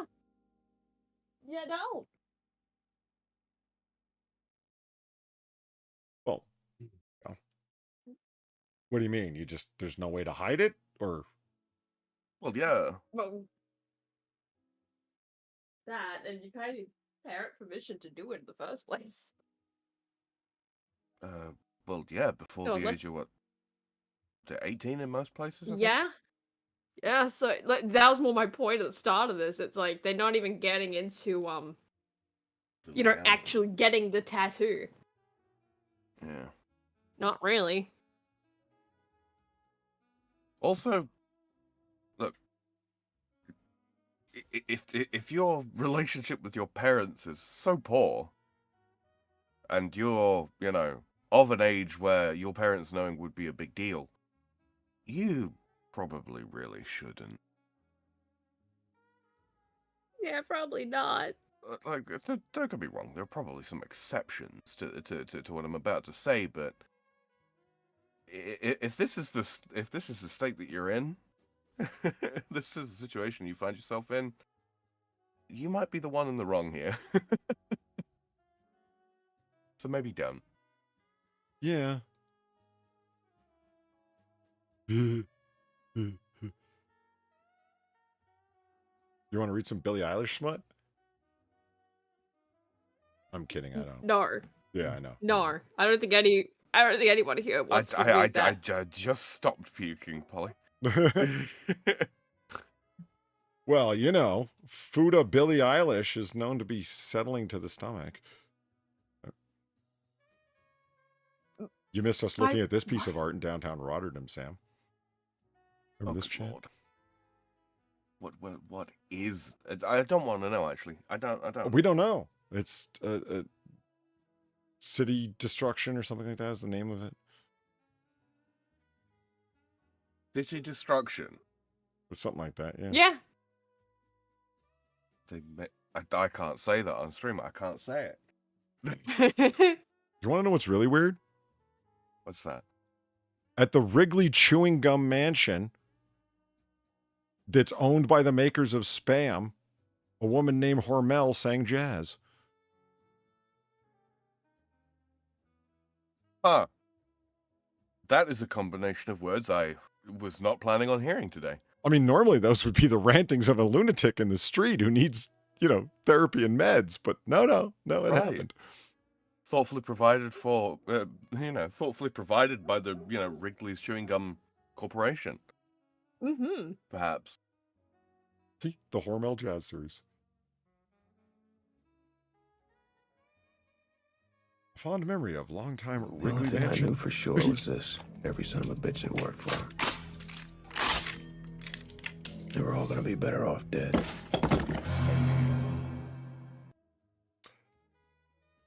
Thanks, Feline, for the $9 and the enticing sounds of 1911 clackery. Teens, if you want to be edgy, teen edgy so bad, get a piercing. They'll be easier to hide, and they'll heal on their own when your body ages out. Plus, stainless and titanium are easy to sterilize. Yeah. Or you could be like me, yes. that had one for less than 24 hours, and I saw myself in a mirror and went, what the fuck? And that was that. Teenagers known for their hygiene and the ability to sterilize things. Yeah. Mm-hmm. Well, these days, plenty of them are getting sterilized, aren't they? Seriously, I saw myself Never in the mind. bathroom mirror at school, and I was like, nah, bro. And I threw it in the garbage right there, and that was that. And you're damn right it healed up quick, and that was less than 24 hours after I'd got the piercing, so.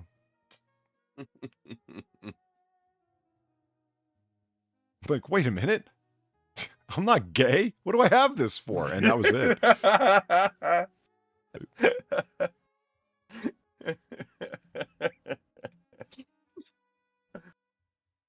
next day regret. Literally. Yeah. Well, it was so minor, right? I mean, that was my deep experience with ear piercing. It was just, tongue piercing. No, ear. Yeah. Which ear was it, by the way? Hold on. Trying to remember. I don't remember. You don't remember? Not really. I'd have to kind of like. Huh. I mean, it's so completely healed, right? Because it was just, Oh, you're talking about the whole the gay men get the piercing in the left ear, is it? Yeah. I wasn't even talking about that. I was just like genuinely curious, like which same. ear? It was gay. I thought- Gay is the I- left, right is the Gestapo. Both is a pirate. Like, I want to say left, but I'm just like feeling it, and it's like, but I mean, it's so completely healed that there's no sign that it was ever anything other than a whole lobe, so to speak. As opposed to a low pole, yeah. Yeah. Oh yeah. So we were talking about Cinnamon Toast Crunch trending earlier, and look at what Far thinks isn't a good idea. Look at this. Delicious chapsticks flavored like all your favorite cereals. No, I don't want it. I'm with Far on this one. No, see. Thank you. See, it's my belief that if women hear that kissing you's like booberry, you're gonna get all the dates, man. I don't know. Quentin Tarantino has been stuffing his face with like 90s breakfast cereal for the past 30 years. So I don't know. I don't think that's the secret to his success. I think it's more the money. Well, yeah, but Also, look at him for a second and listen to him for a little bit longer. Clearly, it's the money. Like, he looks like a malformed troll, and he speaks like a fucking, like a full-blown degenerate, crazy person. Like, he can't hobble together his thoughts. I don't know why he feels the need to end every other sentence with, okay.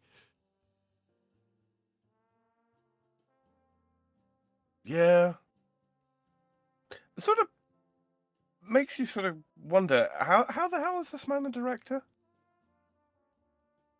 Because he can write dialogue pretty fucking well. I'll give him, I mean, there's just really no questioning that. He can write some pretty crackling dialogue. Oh, but a director, yeah. Coins are back, bitches! Bitch. Oh, I didn't miss that. Scared the shit out of me.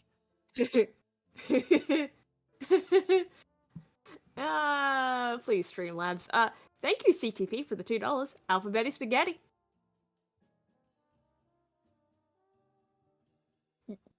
Yes, Alphabetic Spaghetti. Why not? I freaked out. No, I didn't say I freaked out. I said I walked into the bathroom, like in high school, and like looked in the mirror and went, no, that was a bad idea. I look like an idiot. And like, for all I know, I completely didn't, and it wouldn't have mattered. But no, I was just like, I really don't think so. And like, boom, that stud that came from the gun went right in the fucking trash, and that was that. I didn't get the what'd you call it? Poking shaft? What? What was the tattoo? Yeah, The prison tats? The poke stick thing? Yeah. What was it called? Poking shaft? What was it called? There's no shaft involved, Polly. Oh, whatever. Well, in prison there inevitably will be sometime. Stick and poke. That's it. See, stick, shaft, whatever. Hey, Sam, look at that.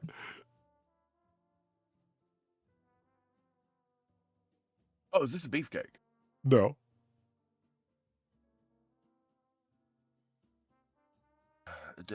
What am I looking at, Polly?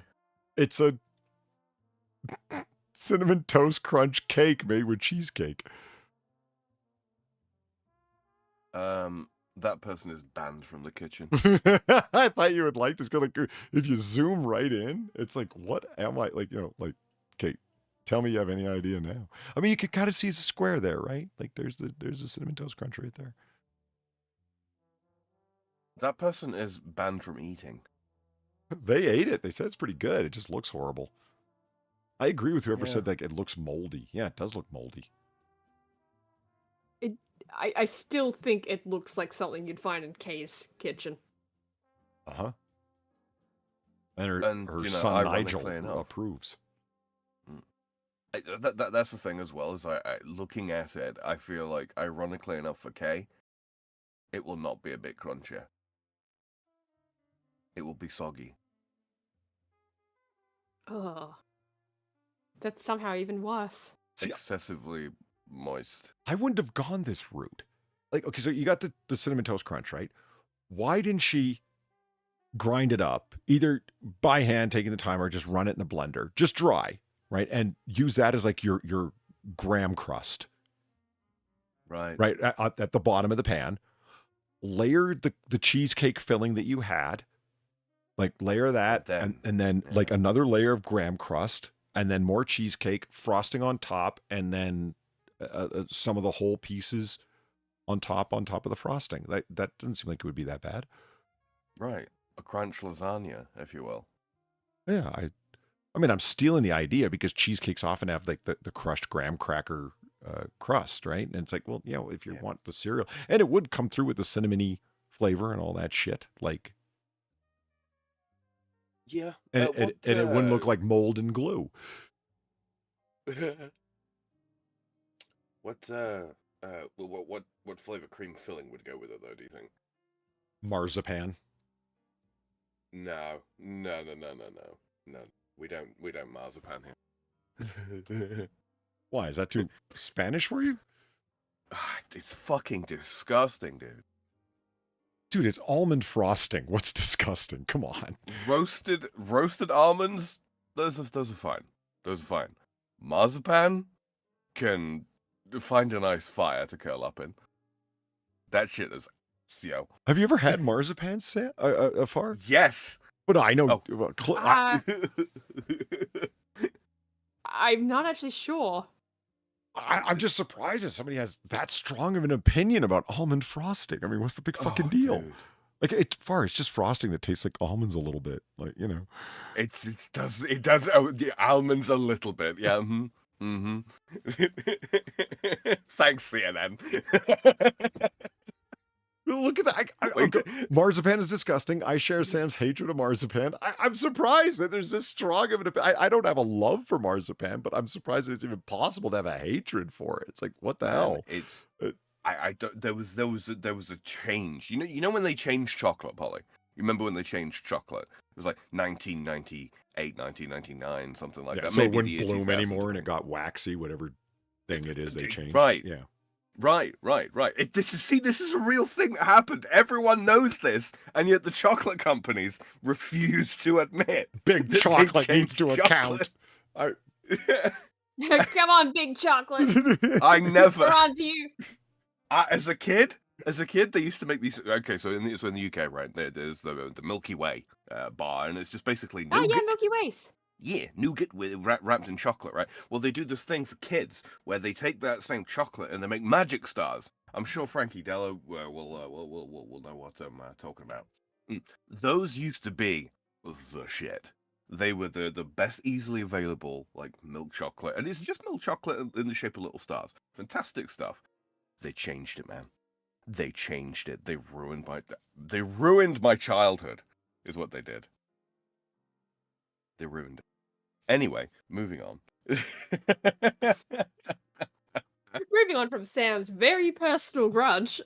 Yeah, marzipan. Back to marzipan. That's what we were talking about. Marzipan. They fuck knows what they did to marzipan, but it over time it seems to become less and less and less and less sugar, and more super concentrated almond oil or whatever the fuck. Now the flavor of it to me, Polly, is like You know the smell that you get from modern whiteboard markers, the alcohol-free ones? Yeah. Actually, I do. Yeah. Yeah. It tastes like that smell. It's awful. Awful. You know I what? don't know, maybe wedding cake's the thing that put me off it. Yeah. I mean, it sounds like That you're describing like Could be it. grocery store, like Safeway brand frosting cakes, like with their vegetable oil based frostings that like kind of. That's what it sounds like you're describing. Something that's like really artificial and awful tasting, and it's like, yeah, I mean, you're not wrong there. Yeah. I would much rather just make regular frosting, maybe even royal frosting. I know, ironic, right? Being a Frenchman. Anyway, and then like crush up roasted almonds into it. Much rather do that. I got 2 of these and 1 of 2 of these and 1 of these. Oh, you got the lint bunnies. Yeah, They changed the chocolate, man. with lint too. You think Yes, absolutely, they did. these ones, like they're classic chocolate balls? Leave it alone, chat. Are Yeah. they got a carrot. Yeah, chat. Leave Polly's chocolate balls alone. But these chocolate, I don't know. You think that even these ones that Lint has knuckled Yep. under and made the foul chocolate, huh? Yeah. The Yeah, ultimate it's- Dubai-inspired pistachio chocolate bar? Dubai-inspired. Why? Why? Oh, yes, I didn't know Dubai had a up and coming chocolate culture. You got a chocolate orange? One of the what's the company that makes the chocolate oranges? Harry's. Cadbury? Right, Oh. Terry's. Yeah. Oh man, the oranges, I mean, of course, I'm a big fan of mint chocolate. Oh man, those what a wonderful form for chocolate to come in. You get to be violent with your chocolate. It's great. I was very confused the first time I had a mint chocolate orange piece. Because I was expecting it to be just a chocolate orange slice, would you call it? I suppose. But- Segment. You didn't, so that it wouldn't taste like orange? It was just shaped that way? I thought it was just going to be a regular chocolate orange segment, and turned out it was one of the mint ones. I was not expecting the mint. Okay. It was good. I love mint chocolate, but yes, I'd like to try this one. I, Just see what it's like. what is this? Oh, it's got a chocolate shell, and then inside is smooth cherry white truffle. I'm not stuck on white chocolate, but I try it. Yeah, I mean, white chocolate isn't like, It's not chocolate, is it really? no, it's like grape nuts. It's neither a grape nor a nut. Well, it's not white nor chocolate. What the fuck? Ingredients: nut, purple. Do you remember those commercials that the early '80s commercials for grape nuts for? That they just couldn't figure out how to market it. They had the lady at the cabin sitting down and dipping her banana in the bowl of grape nut cereal. What? Yeah. Like it was like healthy lady, boss lady, like in control of her life, but now she's getting away from it. It's like, you've done what's right. You're living free and healthy. You know what you like and what you enjoy. And she's like peeling a banana and like, yeah, I guess like instead of slicing up a banana, like if you do dip it into, tiny little dry gravel bits, they're gonna stick to it. And I don't know. That was just it. They just couldn't figure out how to market this shit because what a weird little cereal. I mean, I get the name. They look like grape seeds. Yeah. So hence the name grape nuts. I mean, I'm not stupid. I get that, but it just, you're really showing went with a different name. I don't know. Wheat gravels. I don't know. Something. Wheat gravel. I mean, that's Yeah. that's not better, but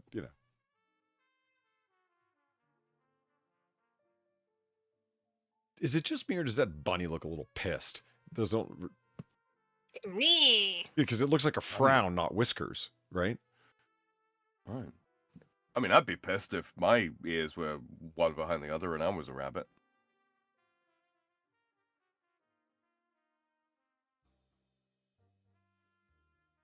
And Bunny ears should be chocolate is side by side. delicious lies. That's kind of funny. But I'm really looking forward to this one. The salted caramel chocolate bunny. Is it filled with a salted caramel, or has it just got salted caramel bits in it? Because that's those. I are don't two know, different actually. things. That's a good, maybe, yeah, that's probably it. Okay. If it's the full size bunny, $6, well, $7.50. I don't think it's gonna be full of salted caramel, unfortunately. Why do you think that's? Well, I don't think it's gonna be full, but I don't even know. I didn't think that far. I'm trying not to think about the chocolate I can't eat until Easter, man. Lindt, master Swiss chocolatier. Switzerland. Oh, Like we said. just What they ever speaking of have food, besides though. cheese, chocolate, and Calvinists. Fuck. Whiskey and a whiskey. Cuckoo clocks. Cuckoo clocks Son of a bitch. and Nazi gold. Fuck.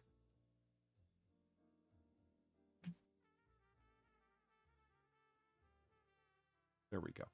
Think of a lean for the 450. Polly, just enjoying some minty fresh chocolate balls while he checks the micro semen. Also, Godiva closed all physical stores, so that's annoying. I have to go to one specific place in Scottsdale. Ooh, you got to go to Scottsdale. That's bad enough on its own.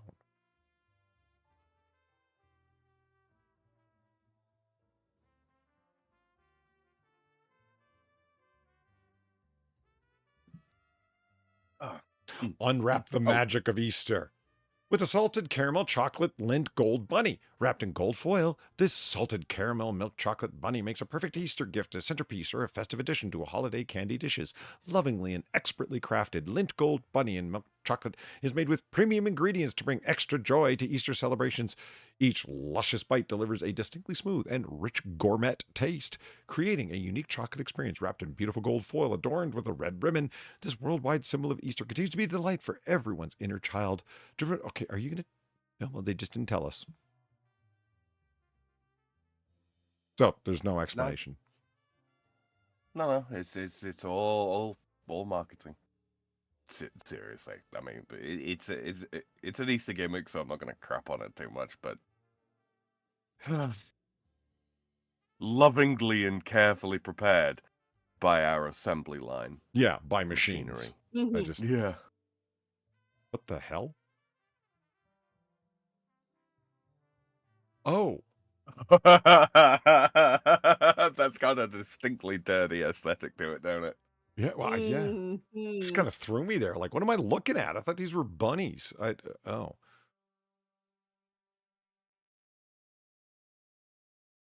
What? Why are you holding it like that? Are you trying to show that you're thumbing the bunny? She's attempting to power stance the chocolate rabbit. The chocolate is incredibly smooth with its signature high-quality taste. The salted caramel adds the perfect balance of sweetness and just a hint of saltiness, making each bite rich and satisfying. And a human absolutely wrote this. Yeah, a month ago. Yeah, Yeah. And it's Lindt chocolate, and it's written by Lynn HV3. Yeah, uh-huh.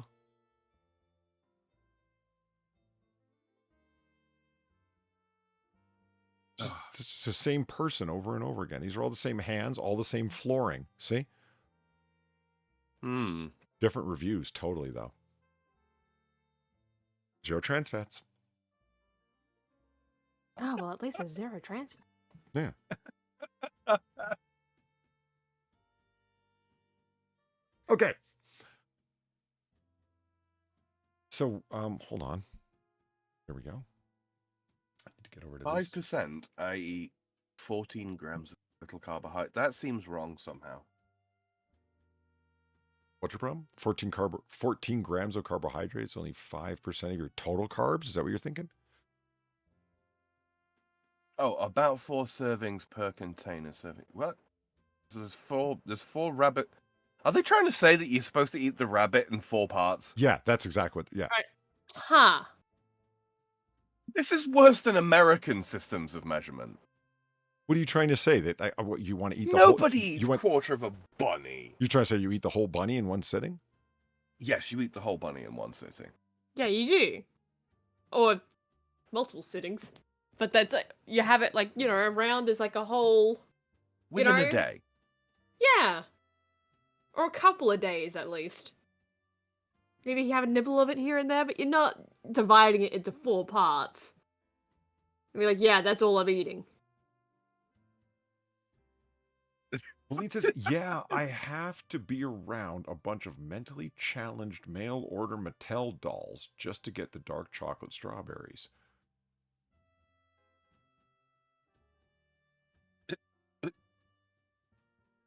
Why? Hold on. It's dark chocolate strawberries. I'm reasoning it through. Hold on. Yeah. You know a bunch of Barbie girls? That's what, the Mattel. No, Scottsdale. Oh, right. Because okay, I'm connecting it to the Scottsdale. I'm like, oh, I feel bad. You got to go to Scottsdale. And you're saying, yeah, there's a bunch of Barbie doll girls in Scottsdale. And you got to be there to get the precious Godiva strawberries. I get it now. Okay. See, that sounded like my Hormel jazz singing at the Gum Mansion statement. It just sounded crazy until you know what the hell it means, right? You see, guys, this is why you should never shop late for an Waba. Because, I've been, and apologies for my lateness. I've been throwing up. No, it's fine. I hate anchovy you pizza. DM'd us and let us know. Remember, Sam, always got to refrigerate your cheese. Don't eat the warm stuff. I had an anchovy pizza, and I think they might have put a bad anchovy on there. Ouch. I might turn you off anchovies for a while. I mean, it won't, because I love anchovies, man. Good man. They serve 2 purposes, right, Polly? Oh, yeah. They taste real good. Well, 3 purposes. They taste real good. You make Worcestershire sauce out of them. Mm-hmm. And they keep they're people people away. repellent. Yeah. Yeah, exactly. You can walk into a party with a whole bunch of dudes around with a full fucking pizza, and it's all yours, man. Like, there may be one guy, maybe. Actually, I've met more ladies that like anchovies on pizza than fellas. I don't know.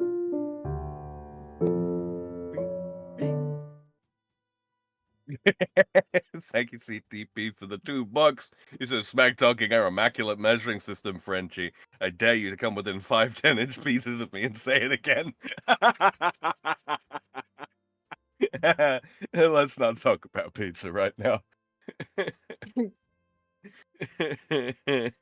love how there's like back-to-back disagreement. You got Justin Wilson. It's like anchovies are love. Frankie Della Reid underneath it, green and vomiting. yeah. There's people have hot or cold opinions on anchovies, man. It's there's no middle of the road.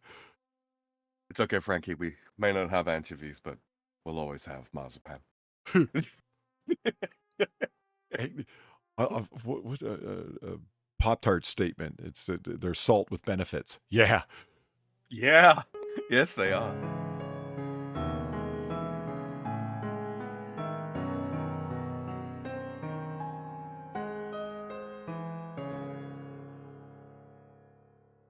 Wiener, chicken Berliner. Thank you very much for the $10. Polly tried to say I bullied him in Walmart in a way that implied I was acting alone. What was that prayer to sucrose you gave?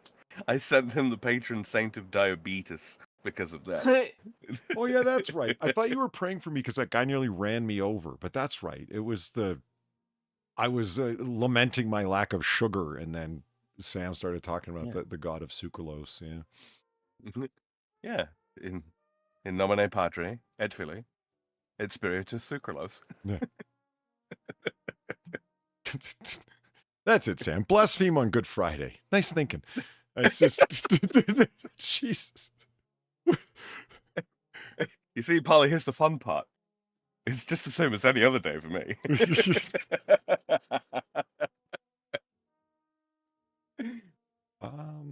Where the hell is the... Not there. Oh, right here. You're gonna love the hymn I wrote in Latin, Polly. I'm looking forward to that. Yeah, Oh, yeah. you know what? Speaking of, a bill passed in Indiana allowing counties that want to leave Illinois and join up with Indiana to proceed. I mean- that seems like something that needs to be negotiated in a federal court to me. I mean, that was the first time I had ever heard anything of that, right? But the bill passed in the Indiana State House, and I'm like, okay, but I've got a strong feeling Illinois is not just going to let counties, let's just be honest and read what it means, tax revenue just walk away. Yeah, Illinois, especially in the Chicago area, have been having some problems with new townships sprouting up. You remember the new township's probably the wrong word, but the township that was formerly a part of Baton Rouge. Oh, right. They seceded. declared themselves like independent, not of the metropolitan area, that they're a separate hamlet, what have you. Right. Yeah. Right. And Baton Rouge Council was like, you can't do that. And they're like, yeah, we can. And they're like, you're being racist. Yeah, that was and the like, claim. No, it's because there's a whole bunch of white folks that live there, so it's like, oh, you guys are racist. You're just guys. Just be honest. Your government's dwindling. The only people that can get voted in are people that are being voted in by a dense population in the city core that are absolutely reliant on government handouts, and it's that community that's in large part funding them. And it's like, it's like, this is not a system of good governance. This is very unstable. It's not surprising they want to leave. Yeah, I mean, not only that, but like the government in question, corrupt as fuck. Oh yeah, I mean Louisiana, but hell, it just. But yeah, Illinois is finding itself in the same state. Anyway, pun sort of not, but yet still Chicago. intended. Yeah. Yeah. I kind of walked into my own pun there. God, I must be ill. Am I awake right now? Is this just a fever dream? This could just be a fever dream. That would explain the many, many strange things that Polly has put before me. So anyway, that came to mind, and I'm like, no, I can't see Illinois allowing that. I can't see the federal government just standing off while states decide things in between each other. I mean, maybe the Trump government, the Trump administration doing that, but I can't. Just everyone's going, no, hold on. We're the feds. Come on, we decide literally everything. Yeah. I mean, That's look, a much more if they federal negotiate attitude. it between themselves, like it's the I two am states. drunk, so drunk, I cannot get up. I'm getting there. Sorry, you're saying? Yeah, sorry. So I mean, if they could negotiate it between themselves, then I don't suppose for a minute the Fed actually has any real what's the word? Not right, but cause to intervene. Standing to intervene? Standing. There we go. Standing. Yeah. Yeah, I have That's a good point, no idea. I know the difficulties that have happened with the so-called Free State of Jefferson, where it's sections of Northern California and Oregon and so on to form their own state, the hypothetical state that they call Jefferson because it's, they're South of Washington. Yeah, they're far off from Los Angeles, where all the tax money gets spent, but they're being taxed equally with everyone else, but receiving no benefits off of the heavy taxation that everybody pays. And so it's like, and that's the same for all of them. And it's like, since we're all out in the hinterlands and we're all being taxed heavily to support largely metropolitan state capital welfare programs and entitlement programs for people that live there, why don't we just break off and we'll form our separate state? And yeah, no, that's never going to happen. I mean, even as good as it might sound to you, it's just not going to happen because they're not going to let tax revenue walk away like that. You're not people to them. You're piggy banks, Your pay piggies. your pay pigs. Yeah. And they'll talk about like the integrity of the state and blah blah blah blah blah. They're not letting hoes not fuck for money. That's all it comes down to. You're a source of revenue, and you're not walking away. You are the sub in a technomasochistic fantasy drawn up by somebody else. Yeah, I mean, you can walk away. I mean, like, it's not like you're a serf. It's like, if you want to leave, leave. But the idea that you're all leaving collectively, no, that they can stop and will. Which is one of those weird things when you consider that. I would say one of the fundamental experiences of the American the spirit is the right to self-determination.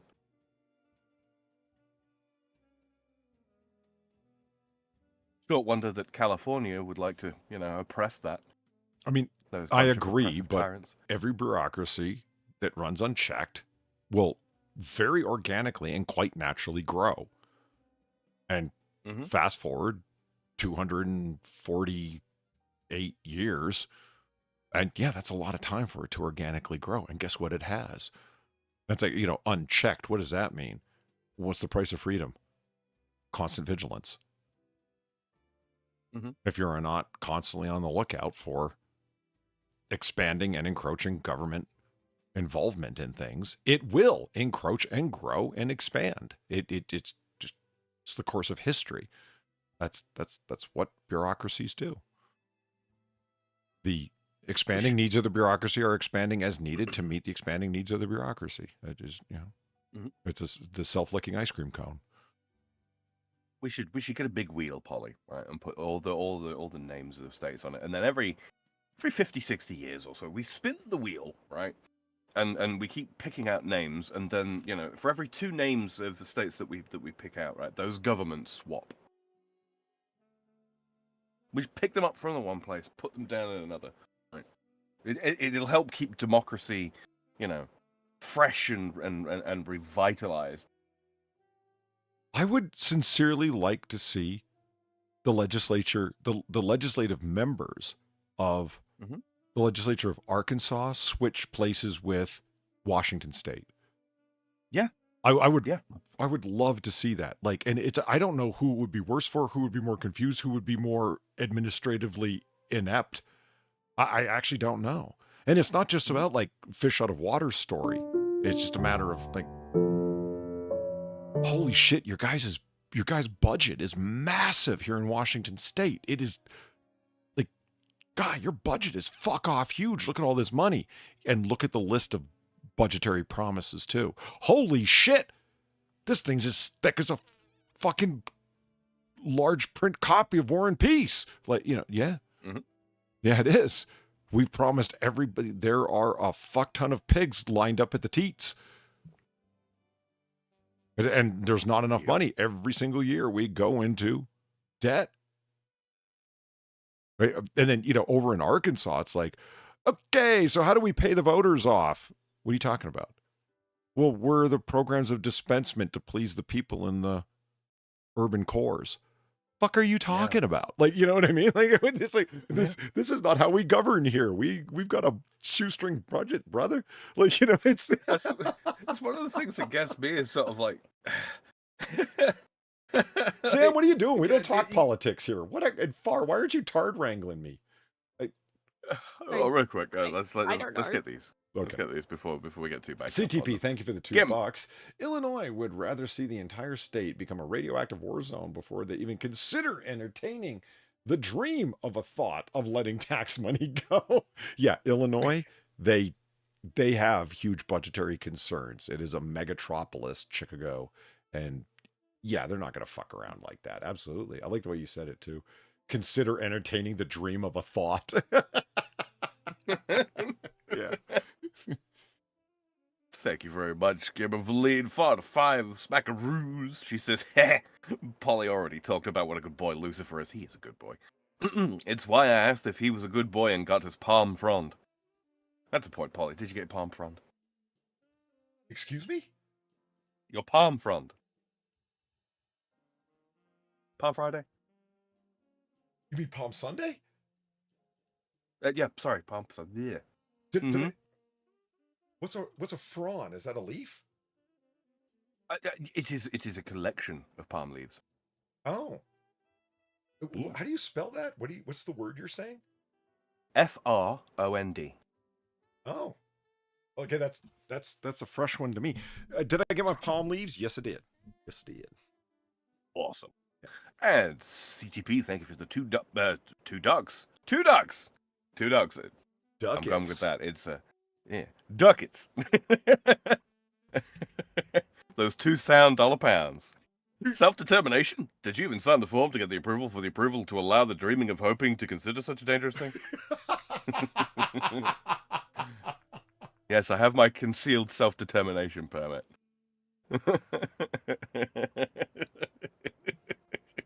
Wow. Okay. Speaking of upper Midwest type places, who wants to hear about a house in Grand Rapids, Michigan? In Graham Crackers, Michigan. Yeah, and this is particularly relevant to you, Sam.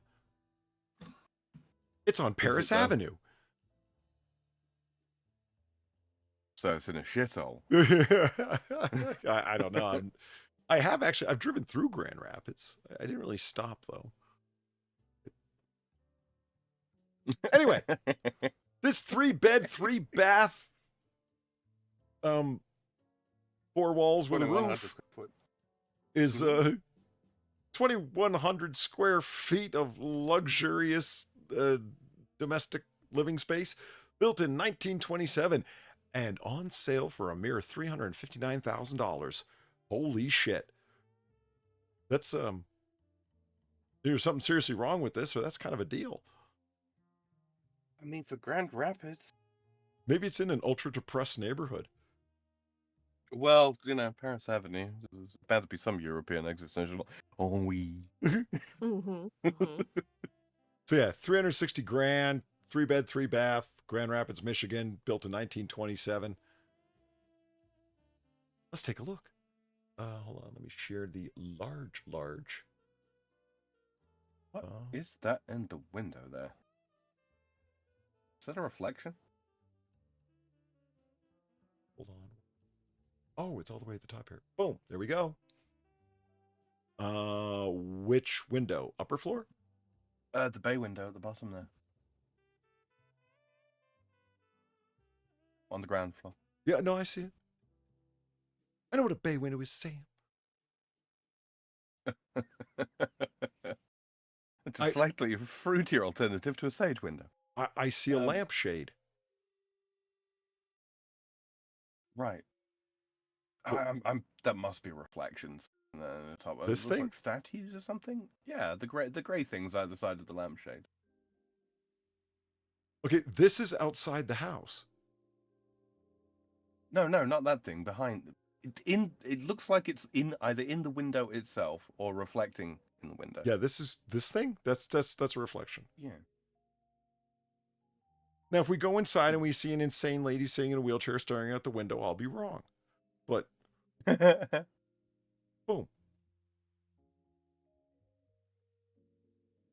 Oh, that's a very not deep house.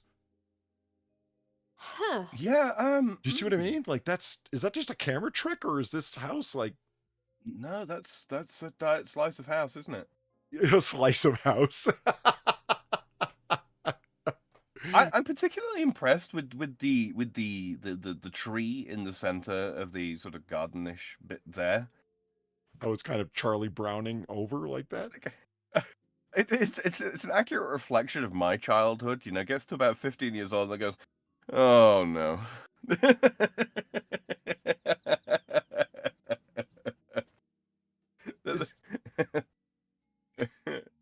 There's a slump near the peak, You know what's kind of ironic? These are bricks, but the brick color's actually on the aluminum siding. Wait, is that brick? Holy shit, it is. Isn't that weird? Right. Yeah, just a little. Like, I only really funny. noticed that when I was looking at this garage in the background, right? I'm like, oh, that's a pretty nice freestanding garage, it looks like. Oh, and it's brick. And I'm like, wait a fucking minute, so's this. We get the brick colors on the siding. You know what entertains me?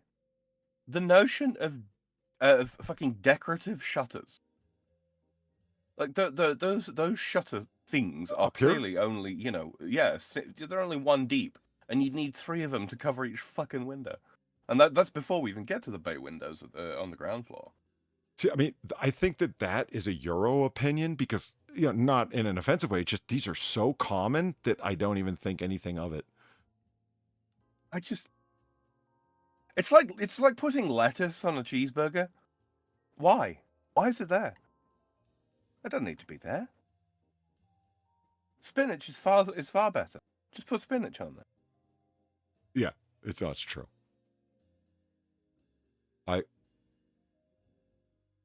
Okay.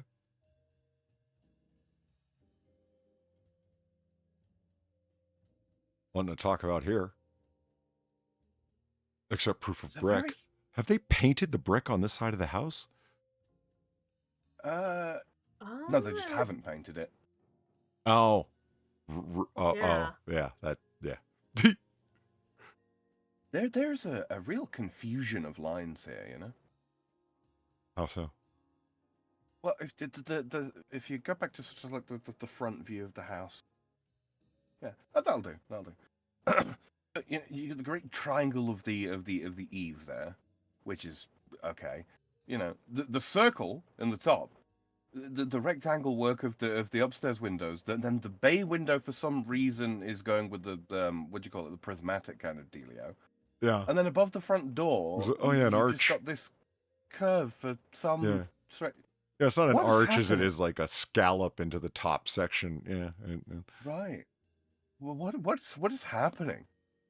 it's what happens when you get a slice of house, man. You just got to deal with what comes out on the cross section. Right. It's like a fruit cake. It's like a fruit cake house. You know, there's a lone cherry there, right? You got some raisins kind of floating about. Here's a piece of walnut. You know. It's very. I have strange. what is this? It's an ornate metal pole with a horse's head and a ring through its nose. What is that? What is that? Is this a kink symbol? This might be a kink symbol. Oh God. Is it supposed to be like a lashing post for your horse? Well, you know, it's funny you say that. That's what I'm thinking. Like, is this like, a callback to an old school horse tie? You know? Yeah. But I mean, they were never that tall. They're short and wide. You know what I mean? It reminds me of a joke.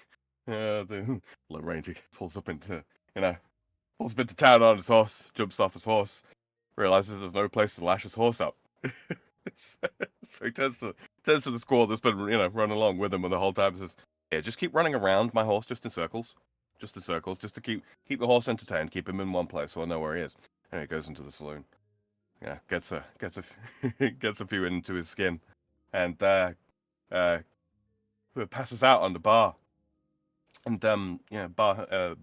bartender wakes him up, pokes him, says, "Come on, man, you gotta wake up. You gotta wake up. You left your engine running." Okay,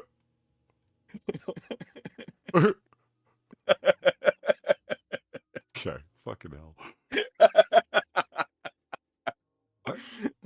Hold on. What's with the fake window? Okay, you see the tall window here, right? Yeah. This actually has glass that goes to the outside and inside, right? And right beside it, they got a fake window. Oh, you don't really tend to see these very often anymore, and that makes me think this is an older person's house. I saw these a lot as a kid, in the sort of the front porch or foyer or whatever the hell. Yep. You would have a tray that had a mirror on the back of it for you to put your keys on. It was a fashion for a while. I'm guessing like 80s or something. The key dish. Yeah. Rather than having a key dish, you have this thing, which is a mirror with like a sill or a tray on the front of it for putting keys in. Oh, but I mean, that's not a mirror because you can see as Justin Wilson called it, the magic eye wallpaper showing right through. Is that not just a reflection? Because it looks like the doorway is reflected. Oh, you've got a good eye. Does it look like the door to our left here is reflected in that window? No, No. I can't tell if what's being reflected here is this tiny little lamp. I don't think it is. I think it's a lamp that's right behind us where we're Yeah, standing. I think it's a layer that's behind us as well. Yeah. I mean, it's tough to tell because look at that door, how distorted it is, right? Right. Like that looks like the big doors that they put on the, health centers. Yeah. You notice how you can, like, if you look at the window, you can see the neighbor's yard that has a complete lack of grass, and they went out of their way to not show it because, like you see this little patch of grass, but when you look at that window and you see right across it, right, you can indeed see into the neighbor's yard where they have their air conditioner right out front. See the giant fan box? Yeah. Mm. So it's like, yeah, I think this is not a rough neighborhood. Like there's, whores and crack dealers on the corner, but it's like undeveloped or underdeveloped or whatever, Like the lower end of shit. Yeah. Oh, basically. wow. Yeah, it was a lamp that was being reflected. Yeah. There it is. Yeah. And But I mean, this here doorway, we that's go. something. It certainly is. Why is it arched like that? I don't know. Like, is this another, like, the way the door is distorted to look really long? Like, this doorway isn't that, because this looks like an extremely thick fucking wall. You know what I mean? But it's not, though. Yeah, I can't tell. It could be the double bricking continues throughout the house. Maybe. Zombie Teddy Polly, have you ever designed your own house just for fun? No, never played The Sims. I can't think of Never played Minecraft? I can't think of where else I would do it. No, not Minecraft neither. Oh, I feel like we need the Polly and Far do Minecraft Let's Play series. I think that would be great. Far I don't know. I've seen Far's Meat Mansion, and every step is a fresh squish. No thanks. It was great. It went squish, squish, squish. Am I the only one that thinks that Meat Mansion sounds like a euphemism for a lady's love temple?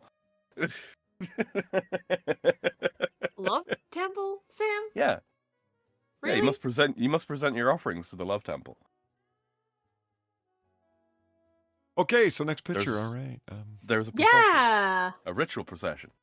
Is that a real fire? Either this is I don't think no, it is. the darks aren't dark enough. If that makes sense, like they should be a much richer black because you see dark here, dark there, dark there. I think that's a picture that's in front of there, like on cardboard or whatever. A photograph. Yeah, certainly.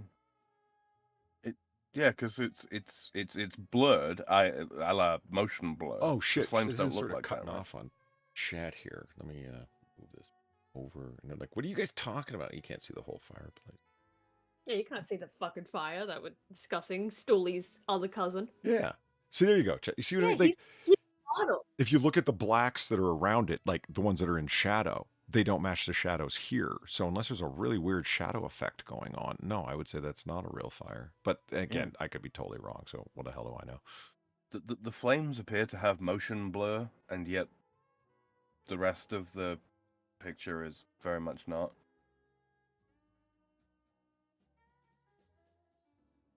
Okay, that bay window, I didn't think it was going to look like that on the inside. That's not the color scheme in here is awful, but that bay window is kind of interesting. The way it really does just cut out and go out like that. What were they thinking?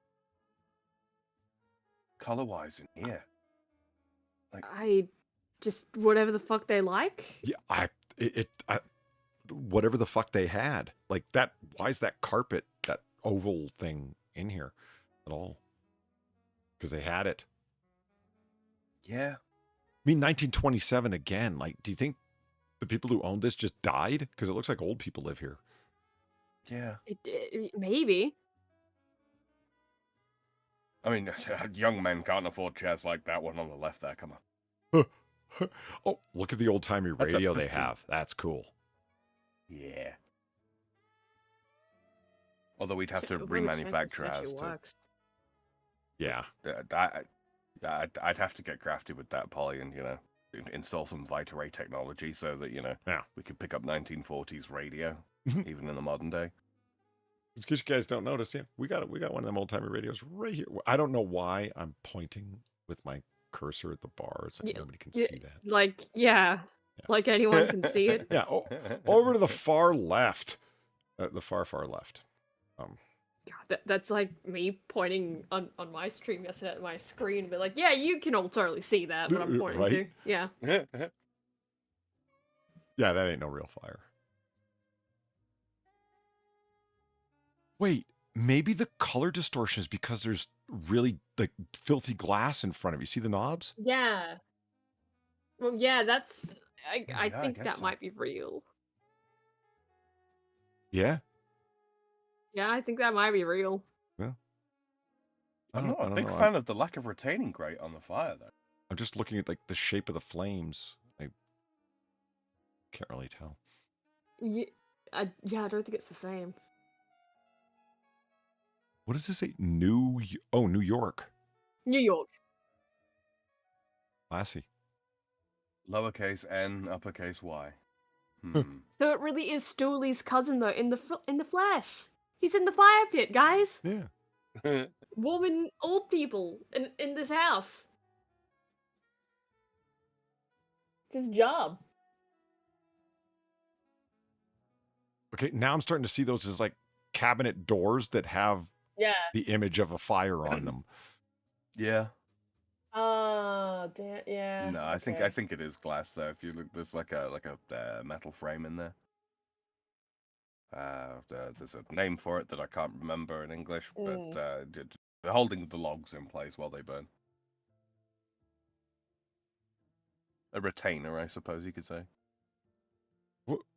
Look, I gotta say, if it is real and that is actual glass that's holding that in place, interesting choice, guys. What are these things hung above the foot? What are these sticks of shit? Yuki strips. Sheminisons. Are they sheminisons? Oh, they could be sheminisons. I mean, I'll say there's a bit of a shit post, but yeah, sure, why not? But when the selenium heats up, it releases a pleasant odor. Yeah. Daisies.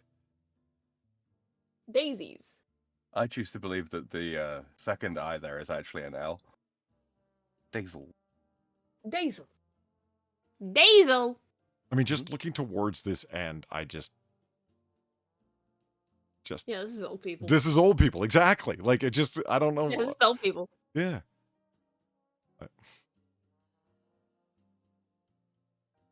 Oh yeah, the young person does not eat in this room. No. I mean, it doesn't. No, I'm not saying it looks do bad. It not just looks eat in this really. room. Yeah, it just looks like old people, though. Yeah. It's not bad. It's just, it's noticeably. Actually, you know what? I could be wrong here because this kind of looks like what AI would do if you told it to make old person interior decor. Nothing quite matches anything else. Right. Like we got some stuff from like the late 40s here. We got some stuff from the 60s. It just nothing. Or young Nobody hipster heard bullshit. They just went shopping at the I Goodwill. mean, yeah, and- that is an option. Yeah. I don't know, just... When I see old people stuff, I don't really expect it to match, to be fair. Look I at just the expect to see, like, flower patterns on shit, colors, look at the alternation of obnoxious patterns. Like to the left of the image here, on the far side of the archway. Look at the kickboards there, or skirting boards there. Yeah. Versus the skirting boards and such in here. So this room has probably been redecorated quite a bit more recently than the room that we've just that's on the other side of the arch. I love when you look out the window, you get to have that wonderful view of your neighbor's siding. Yeah. Love that. Yeah. What do you think this house smells like? I picture dust and Ben Gay.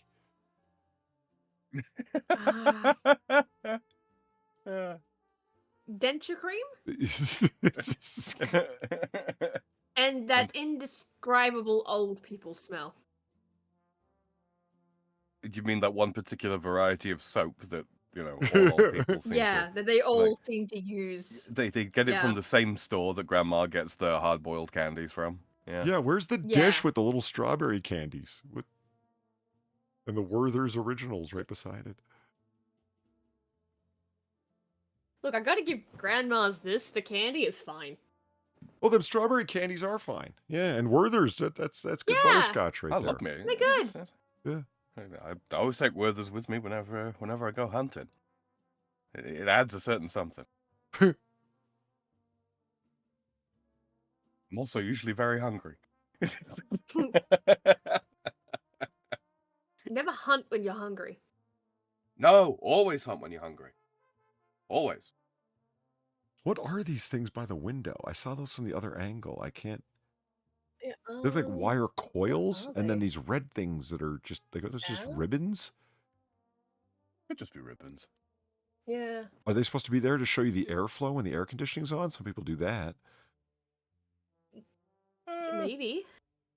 I bet a young person inherited this house. The colors don't directly clash. They're iconic pieces that bend into Ironic the palette. pieces.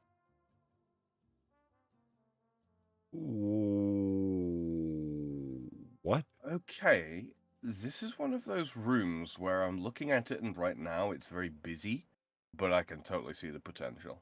Yeah, I mean, Yeah. I love this brick arch off the kitchen. That's kind of cool. Yeah. I'm not opposed to this stained glass thing on the one. That's This level of lens distortion in photography for real estate, this is the kind of thing that borders on the misrepresentation of product. Yeah. yeah. It really It does. does. Look at the actual state of that cooker. Cooker. The oven. Oven and Oh, the stuff. oven. Stove. Yeah, I mean that tea towel is not a beach towel. It's a tea towel, and it's Right. It's quite Yeah. long. It's yeah. Yeah. Oh, long you know teeth. what? This is supposed to be a circle, and look how much of an oval it is. Yeah, I see what you Right. mean. Yeah. Yeah, like it's still technically this is the kitchen. It's just distorted to fuck. But look how sort of wide the dishwasher there. Yeah. Okay, that looks relatively Right. normal, right? And then in the next picture, when we're looking at the fridge, Does the bare metal fridge switch match it. any aesthetic? Well, the stove, yes, and this dishwasher, I think so. But then nothing else in the house, no. It's like stainless steel, no, it doesn't. These appliances seem relatively new compared to everything else. Mhm. Oh yeah, look at that fridge in this. But yeah, that's pretty Yeah. rough. so the fridge looks sort of like normal then now. But then if we look to the left, we know how wide those units are. Yeah. That is egregious. And I mean, this sink That- you that- could lay down in it like head to toe, right? Like, Right. from its just picture here, yeah. Right. Look, this is recent habitation. Look, some of these eyeglasses are sitting right there. The decorative eyeglasses. Yeah, yeah. Those are my dishwashing glasses. What's your problem? Is this a totem pole Indian on a little pedestal here? Okay, we're leaning back towards this being older people. Because Yeah. young people in Michigan are not buying that to hang up in their house.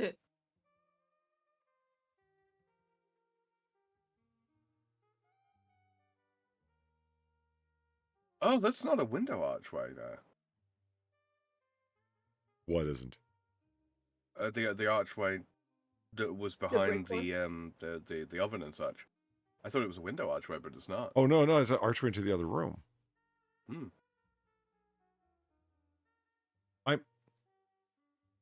Wait. So can you walk here in between the archway and the oven? Is that an open space? It looks I like it, think doesn't so, it? yeah. But I mean, what is this orange thing right there?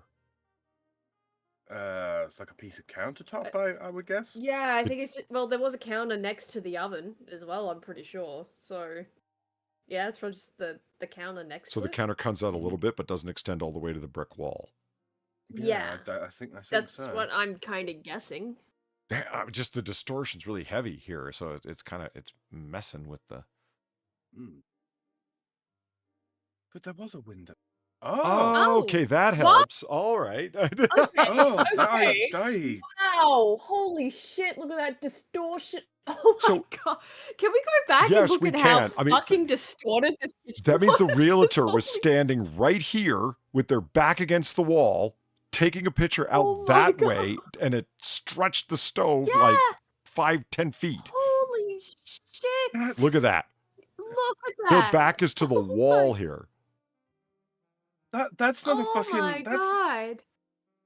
That's not a convex lens. That's a fucking triangle. Yeah, Valentine. So now that orange thing. Yeah, you guys are right. It is the counter because here's the orange of the counter. Right. Okay, I see it. Is that a Formica worktop, by the way? It could be melanite. That just came up earlier in the stream. So I see. They make spoons out of that, Sam, and you missed our half-hour discussion of utensils. It's true. We did have one. No, you missed my half an hour discussion of utensils. Wow, that photograph is revealing, huh? Wow. And it's not even a bench that's next to the oven. It's not. It's just a little edge bit.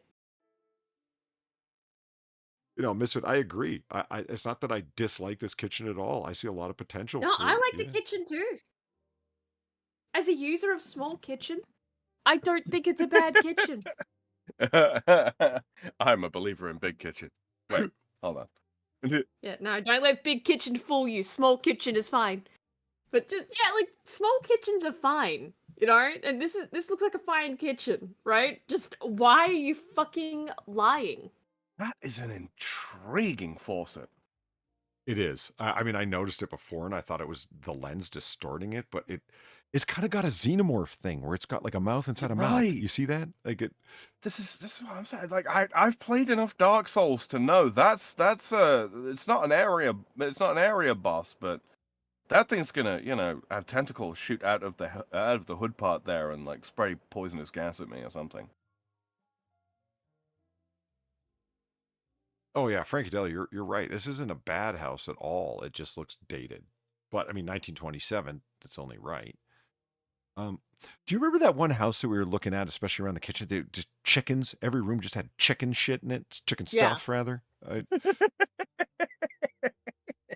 Yeah. Little chicken house. Chicken it was the ultimate house of ceramics, that chicken one guy. molds, chicken. Yeah. It was the ultimate. Do you think that guy that was in that chat one time that it was called Chicken, and he said, "I'm a chicken, lives in a chicken house." Maybe. That's his house.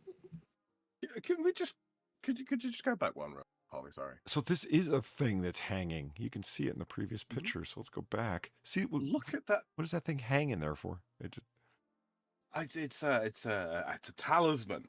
You know, the Japanese talismans that they do on the paper.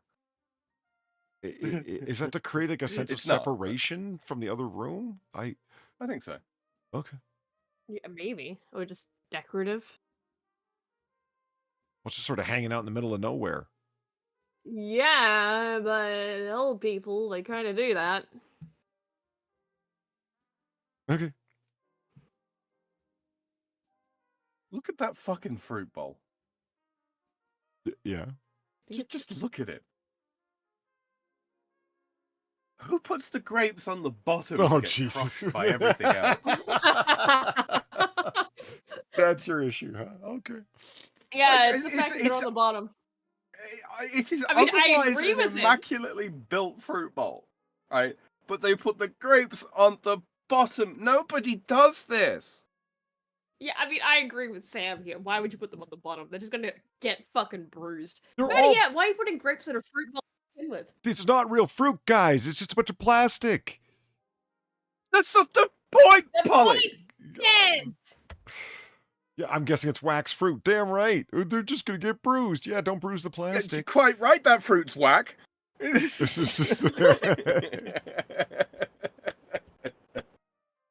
Okay, I like your old-timey phone. I don't know what the moose antlers are about, but I like your old-timey phone. The phone came with the house. Yeah. Look at this dusty old That's a CD player down here. That's the signaling to the natives of Michigan who don't have phones yet. They communicate by moose antler. I don't know. There's a chicken here too. Maybe these people have the chicken problem. Oh, that one's that chicken's God. blue. It is. They have the chicken pox.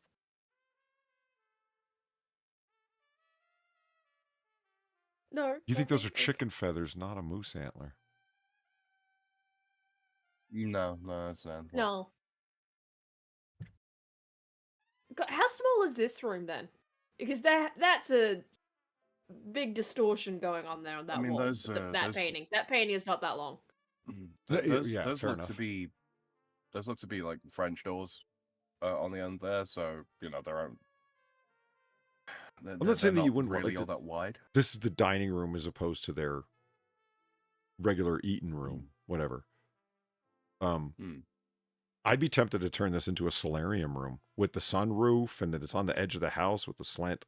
I just love sunrooms, solariums. I think that this is an extension to the original house. Oh yeah, it looks extension like. Look at the look at the bay window there. Look above it. That's brick wallpaper, ain't it? Or brick tiling. Yeah, Those probably. aren't real bricks. I mean, they don't seem to follow a straight line. Like, is the wall bulging here? Well, that and you see right above the window there. There's a very thin line of bricks. And There is, let me tell you, they they don't make bricks like that. That's a place where you put a piece of trim, right? Like a fake architrave or something. Yeah, around there to hide your fake bricks. Yeah. I got to say, for an extension, I'm impressed that they put a skylight, especially in that thick of a roof. But then we don't know that it's thick because that painting ain't long either. Right? Yeah, look at that. I mean, that's pretty cool. I mean, I don't like the orange ceiling, but that's a weird choice. Yeah, I think I'd have gone for a lighter color to kind of make it look taller than it really is. This is a painting of the house. Look at it. Good lord. With the garage beside it, right? You've got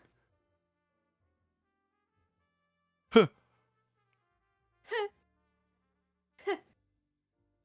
Oh. I mean, this looks like they stole bunting from a 4th of July celebration somewhere. Kind of does. Yeah, in 1967. Specifically the stuff that was next to the potato fry. It looks crunchy. It looks like the kind of bunting that gets put up next to a potato fry. I'm telling you. It's a bit crunchy. So all of this squeezed out mortar here, right? You think that's all just graphic imagery, huh? I mean, that part perhaps not. What is that? I'm actually wondering now, looking at shit, this. like looking it's at like over a fire here. all over again. Because it's got highly realistic shadows for all the mortar. Yeah. It's exceptionally it's like well the parallaxed. fucking fireplace all over again. So I think it's brick up to the height of the windows there, and then I think above that it's perhaps fake. No, it's just it is just tile. It is just tile. If you look into the top of the bay window there, you see you got the red and white polka dot wallpaper. Yeah. And then look where it comes out to the what would you call it? The vertical face there. It's tile work. Okay. I don't know what it is. There's like everything that's supposed to be white kind of has a grayishness. I just get the feeling that people have been smoking in this house for like 40, 50 years. Yeah. Is that a what do you call it? Not an air freshener, but a thing that you plug into a wall outlet that's got oils in it that scents the room. Down here? Yeah. An oil Is that what that- diffuser? Oil diffuser. There we go. Thank you. I don't know. Maybe. It could be just one of those things that's got like a light sensor in it that it turns on it when it's dark, you know? Oh, could be. Oh, Oh, suddenly we're in a So- cabin. That's another fireplace, though. I mean, that is a very... What aesthetic is that? You've just moved into a holiday house that has some kind of shitty fireplace that may or may not be a potential hazard to your well-being aesthetic. Like, I yeah, was gonna say- what do you call the houses or the aesthetic that, like, for Mike Myers' parody of James Bond, Austin Powers? It looks like something you'd see in an Austin Powers apartment. Yeah, I was going to say, New Mexico cabin core with the shape of that fucking fireplace. Looks like a UFO. Do, do, do, Shagadelic. What is this? do. What? It's a wooden box Loom? thing. A loom? Is it a loom? Is that a fucking loom? I don't know. It looks like a device. It doesn't just look like a Yeah, like but it looks like it has string in it too. Like, is that a fucking loom? Did we get a closer look at it? I think all these images are their full size. Yeah, they are. Yeah, no, I mean, I don't mean like use enhance or something like that. I mean like, do they take a picture of it closer up? Is that a record player? No, that's not. I was thinking this was like a platter, and it might have like a hand crank on the side. It looks to just be a sort of display case of some Yeah. description, but it is exceptionally chunky. Yeah, like a display case of some kind, but like it has a string coming from it. It You know? does. I mean, but Well, okay, yeah. it has two, and that's to hold down this drawbridge like opening. Yeah. Okay. And there's somebody's glasses. Again. Mm-hmm. Yeah, I can't quite work that one out.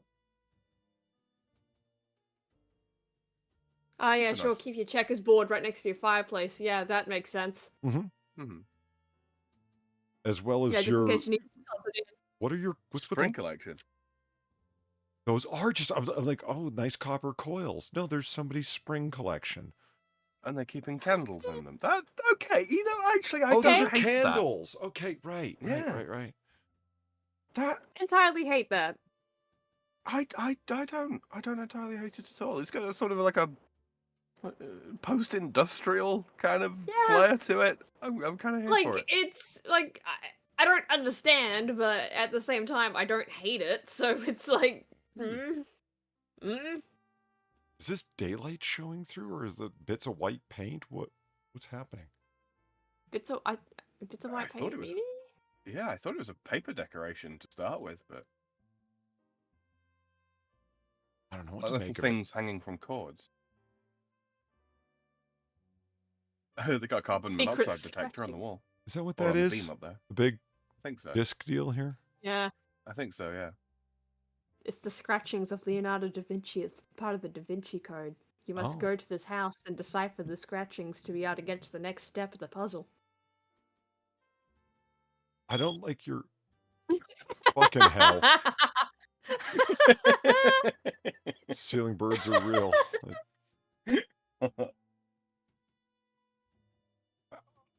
Oh, Is this like a man. 2-level cuckoo clock? You see that? There's like a little house on top of the bigger Yeah. house.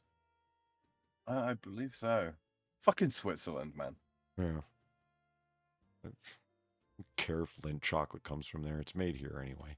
All right. That just means it tastes like shit, Polly. They can make good chocolate in America. They just choose not to most of They the just time. they just choose not to, which is just even more disappointing. Do better, America. Jeez. Okay. What is that thing? What is this thing? What's This. Forgot to pull it's them? what do you call it? It's a soling anvil for shoes. Oh yeah. Oh right. You turn the shoe Oh! upside down and you're tacking away. Right. Right. Good eye. Yeah. Oops. I was hoping that was a picture of the same room.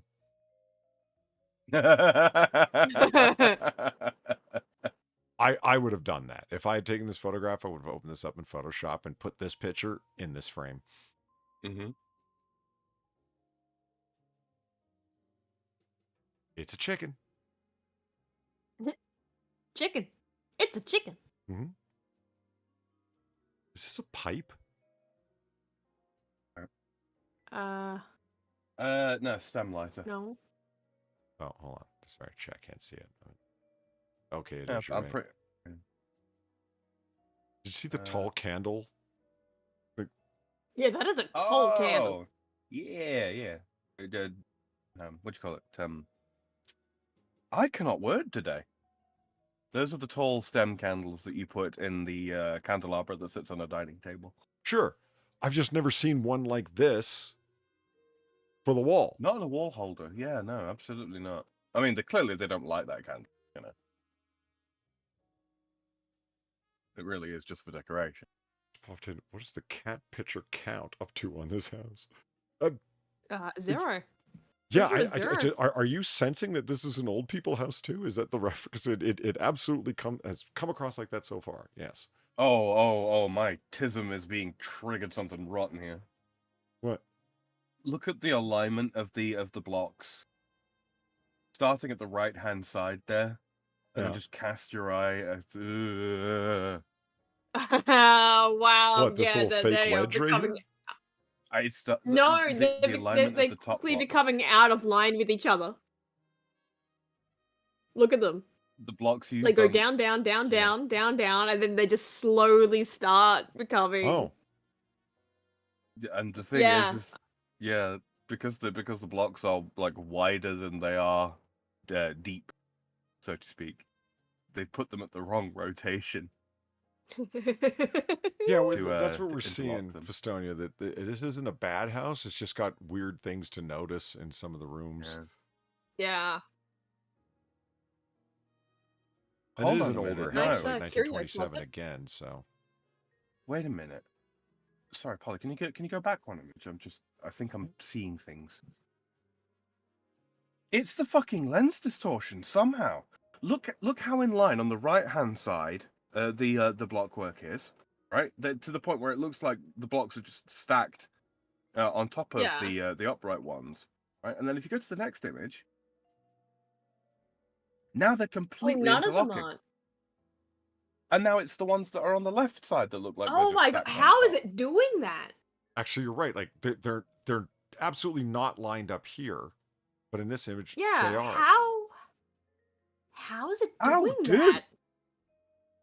That's impressive. How do you do that? It can only be the perspective, The lens. right? Yeah, it has to be the lens, but it's just how is it doing that? To that That's degree. odd. That is an incredible degree of warp. I was about to take the piss out of whatever Mason put this fucking fireplace together. I But retract no, my they statement. probably did an absolutely fine job. It's just the photographer that's doing a shit job of displaying it. What is this? I can't believe. I thought it was A a CD rack. That's what I'm saying. or Like, I tape thought it rack. was A like a CD hotel or, for rats. well, like CD or cassette rack, but you see that as a CD rack, huh? It doesn't look like it once you zoom in. No, I think it's a hotel for rats. Yeah. One rat per level. It's a 5-story. Yeah. Yeah, it's 3 stars. They couldn't quite get the 5-star because of health inspection reasons, you know. Yeah, they. It had is a bad rat case of- hotel. I Yeah, won't. they I had a bad cannot case of abide by people. lace curtains. I just can't. I don't know what it is. I just don't like Oh, them. you're a cotton gauze man, are you? I don't like any kind of curtains that are as gossamer as that. Except for real gossamer, right? Well, of course. Not a Philistine. Man's got expensive taste. The color temperature just looks completely different in this photo. It Yeah. really does, doesn't it? I mean, that doesn't look like a bad sectional at all. But this is the thing, right? If you build a cabin in the woods out in Alaska, you want it to look warm. You build one in New Mexico. You want the opposite. They serve no purpose. They block nothing. Yeah, exactly. They're just kind of air. Provided they're, put together properly and don't have, great big holes in them or what have you. No, it's difficult to see through them from the street. And they let some light in. Yeah, but I mean, and good. They've got their rafters protected from voyeurs.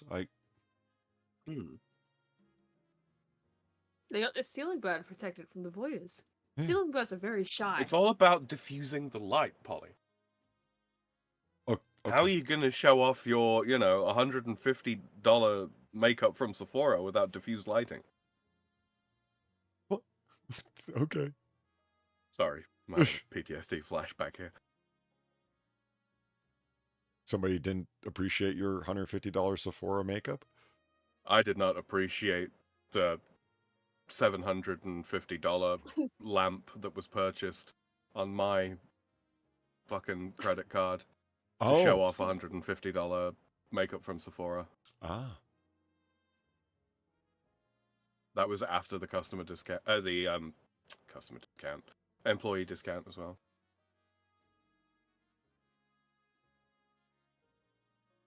I can't do don't trust curtains. I anything. need darkness. Yeah, like it doesn't. When I want darkness, I want darkness. So it needs to be solid, and I need to be able to pull the curtains closed, which none of those can. Like there's no way to pull these curtains closed. They're just it's some doilies hanging from the top of the window. That's all.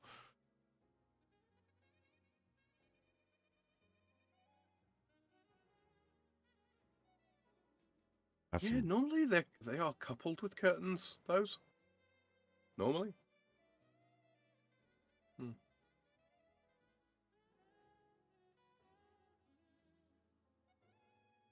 what.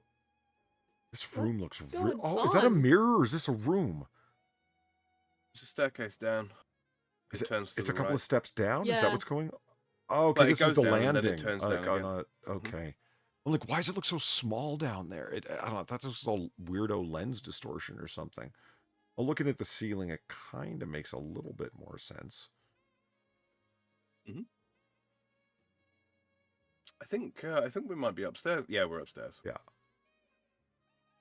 Don't I say it wouldn't far. have chosen that top set of wallpaper, but this isn't bad. But what about the cup chair? See, I said don't say it. Come on, like how Paul, you know me. I see the chair. I have to say it. I like how they've got a TV stand in here with no TV on it. Oh yeah, yeah. I mean, and okay, I said I like solid curtains, but I didn't mean these. You take what you get and you like it. The guy from That the cuck bed chair looks- yelled. Yeah.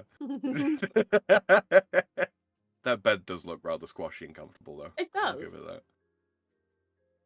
At least, yeah, it's got them. It's got outdoor shutters on the inside. Nice. You see that a lot in a lot of houses in New Orleans. I have to think about how to say that, by the way. It's always a conscious choice to call it Orleans. That's supposed to Orleans. What? Orleans. Oh, of course. Right. Sure. Okay, that sounds right when you say it. Yeah. What is it? Slay? Stay? What's that framed thing? Slag? Slag? Slag. Yeah, okay.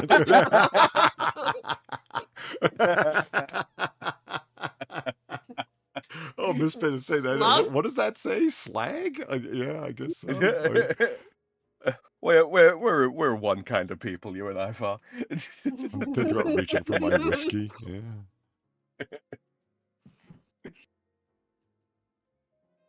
Well, don't reach for my whiskey. It's one of them tube pillows. It's all the rage these days. Yeah, I never got those. Yeah, I never understood the twin I- pillow. It's like a yeah.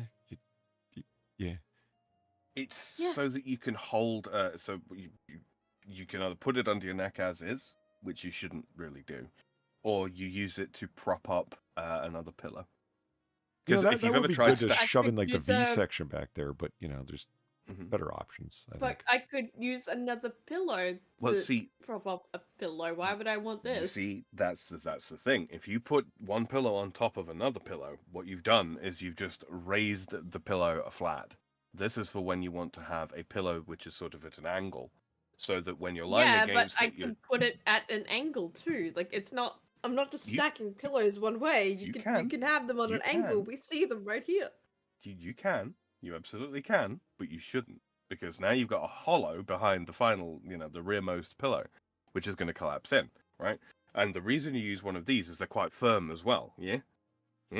So when the pillow is angled against the tube here, yeah, it allows your shoulders to fall lower than your head. Are you So the selling weight of these your head is things? Are you supported. invested in a tube I pillow know company? how What- they work. All right, I know how they work. Are you putting your shoulders on the pillow as well, though? Like, what the fuck is going on there? You don't have your shoulders like up against your pillow? No, Oh, that's right. You are tiny. That's true. no, I Are- don't. Is this pillowcase an identical fabric to these curtains? I think it is. No, I don't think it is. No, Similar. I think they certainly match. And to the lampshade fabric? What is those are tiny lampshades as well. Whoa. Okay, that is an angled bed. Yeah. I hate this room. They've barricaded Yeah. that Every- nightstand, haven't they?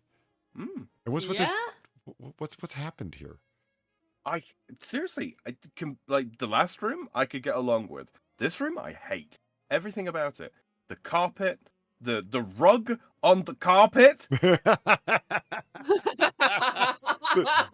the drop ceiling tiling. Do you like that? No, Yeah, just- wow, it's really got that office worker aesthetic going on with that ceiling. Yeah. This room has no redeeming. No, that's not right. Actually, I like that red candle and the little bronze. Yeah, that's candle okay. holder there. Yeah. That's the one redeeming quality. But remove that Yes. from the room, and I would, and it has no redeeming qualities. I like this little cabinet on top of the desk. I mean, Yeah, like I like the cabinets. I just don't like the way the bed is positioned. I don't like the office worker ceiling. I don't like whatever the fuck that red thing is on the wall. it's for releasing your carrier pigeons through the tiny window far. I don't have carrier pigeons, Polly. Well, Why would I need this? But if you Why do, do carrier pigeons need saloon doors, Polly? they're not saloon doors. They don't swing both ways. They only swing one way. These are heterosexual doors. I was about to say, whoever's in this room might swing both ways. I really don't like that kind of just half-ass It's chandelier. wrong, There's no isn't it? reason for this Yeah. in here. They're just Yeah. and the wallpaper's pretty not good. Oh, it's awful. Whoa.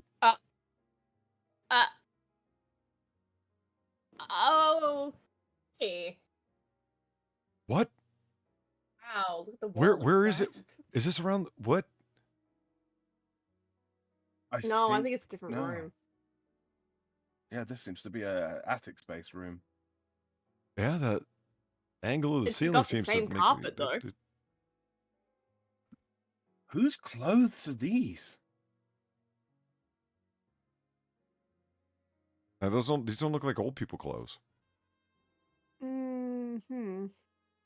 There's just a real mix of everything. Yeah. Is this a drag queen house? I mean, not so much stuff on this. Like a lot of them look like bracelets and bangles, and you know what I mean? Yeah, it's Right. reminded me of those places, right, where you walk in and it's like cheap women's clothing and they have all the like the wall of crap, right? Of like all the Yeah. accessories you can buy Yeah. and, shit, and like they're all priced to be like $5 and below because they're just absolute garbage. But they know dumb teenagers are gonna buy it because they're like, yeah, this looks so cool. But in reality, it's just plastic crap. And Yeah. there's someone's eyeglasses. Again. Yeah, I don't know why I keep Sensing a spotting theme. those. They just stand out to me. Another pair of glasses, right? Yeah.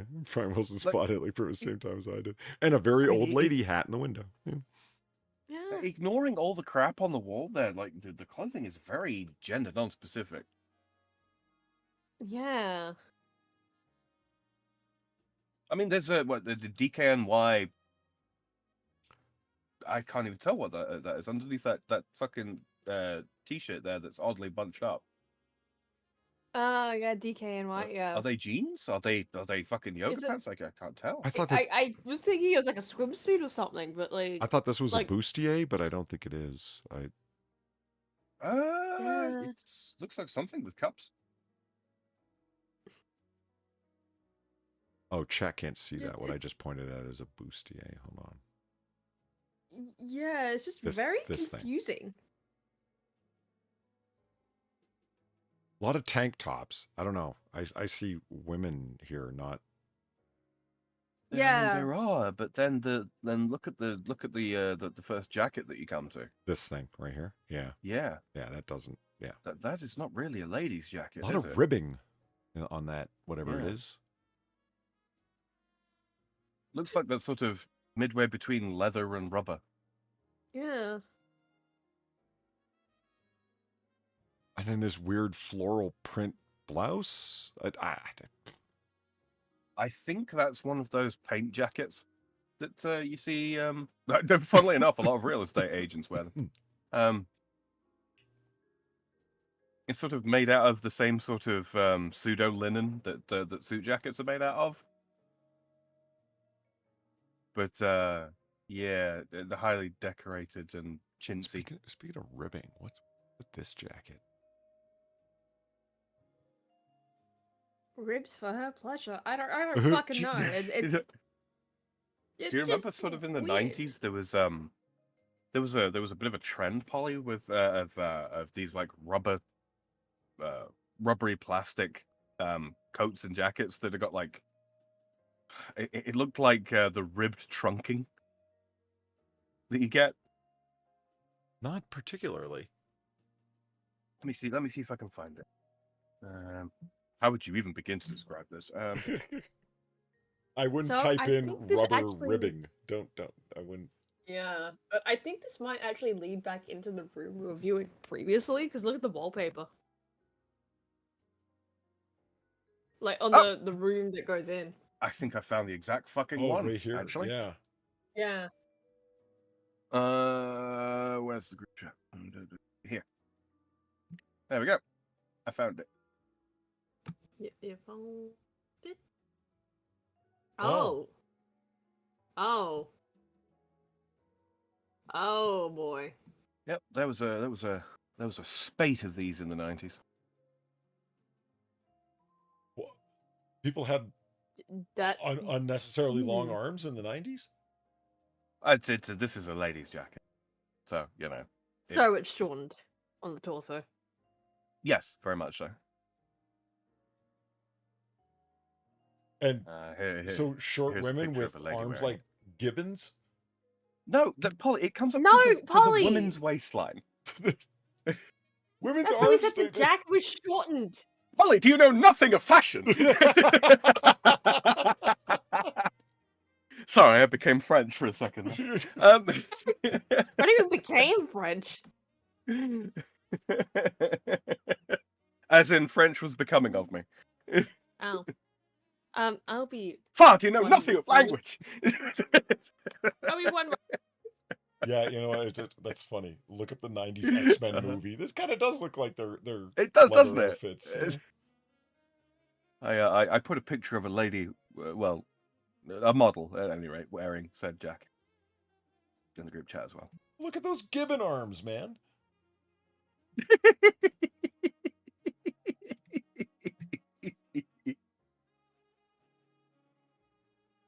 Look at that. She didn't need to bend over to tie her shoes. She could give you a hug from across the room. Well, I mean, like she's got She her won't, She's got her but- arm over her head and her elbow bent. But when her arm's just down, look how much fabric is bunched up. Yeah, that's the point, Polly. That it only works for people with like hyperextensia.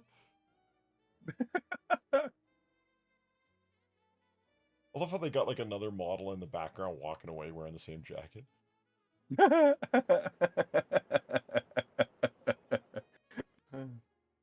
Who is clearly a little broader across the shoulders and back than this lady is, yeah. Yeah, a little bit. Yeah, you noticed that, Yeah. did you? Yeah. Yeah. She has nice hair, the lady up front. I'll give her that. Hold on, I'm adjusting my extensions. Give me a second. I don't think those are extensions, Polly. No. I think that's all her. Are you really talking about whether she's wearing extensions? Really? Yes. As soon as Sam gets here, it's gonna get a little gay. All right.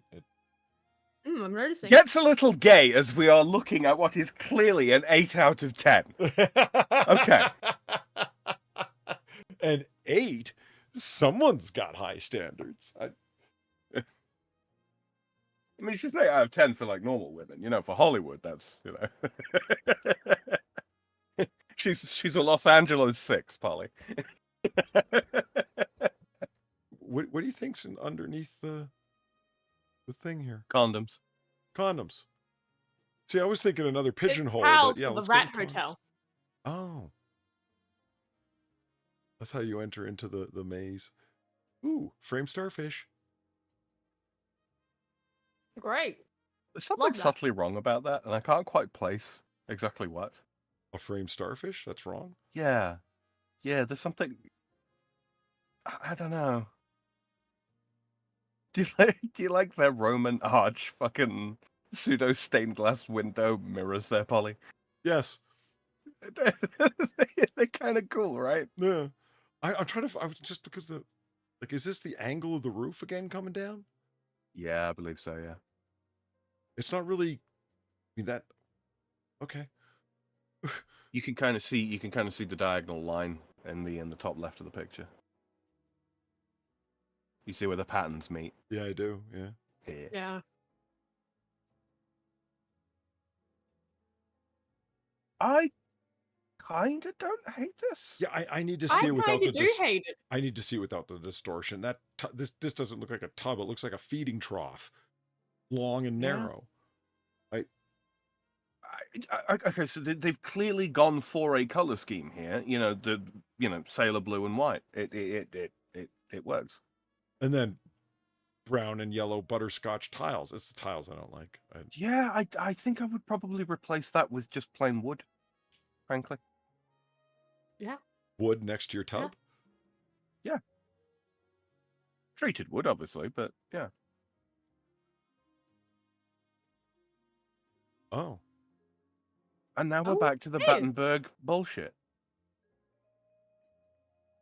Bullshittenberg.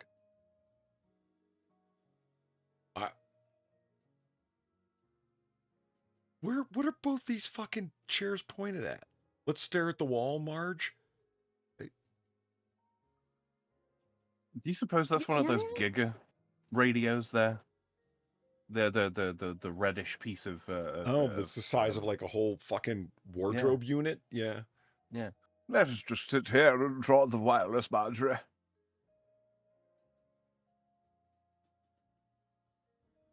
Yeah. I'll never understand. The kitchen had this. Both dining rooms had this. It's like, let's put a shelf near the ceiling and fill it with crap. I've never gotten that. Yeah. It's one of those things like you build the shelf so you've got some space to put stuff that you buy, as opposed to building a shelf to put some stuff that you already bought. Yeah, but I'm a minimalist. The place to put stuff you built is the fucking landfill. Display cabinets, man. Just have a single display cabinet where you put your fineries. Or multiple. Yeah, but these aren't You know, things you yeah, put you- on display. This is just random crap to fill shelf space. Right. God, this must be such a nightmare to dust. Right? New York. New York. So this is like Marjorie's knitting room. I guess. Is that what we're calling the It person really- that lives here now? Marjorie? Yes. You know, What relation is she to Paddington? not Distant at all. cousin. No. Actually, it's funny you mentioned Marge. This is a very much The Simpsons color scheme, isn't it? Kind of is, and I hate that you pointed that out. Because it's yellow like their skin? Yeah, and then blue on Well, the all of it. on the bottom. You know, blue accenting. So it basically is Marge's room.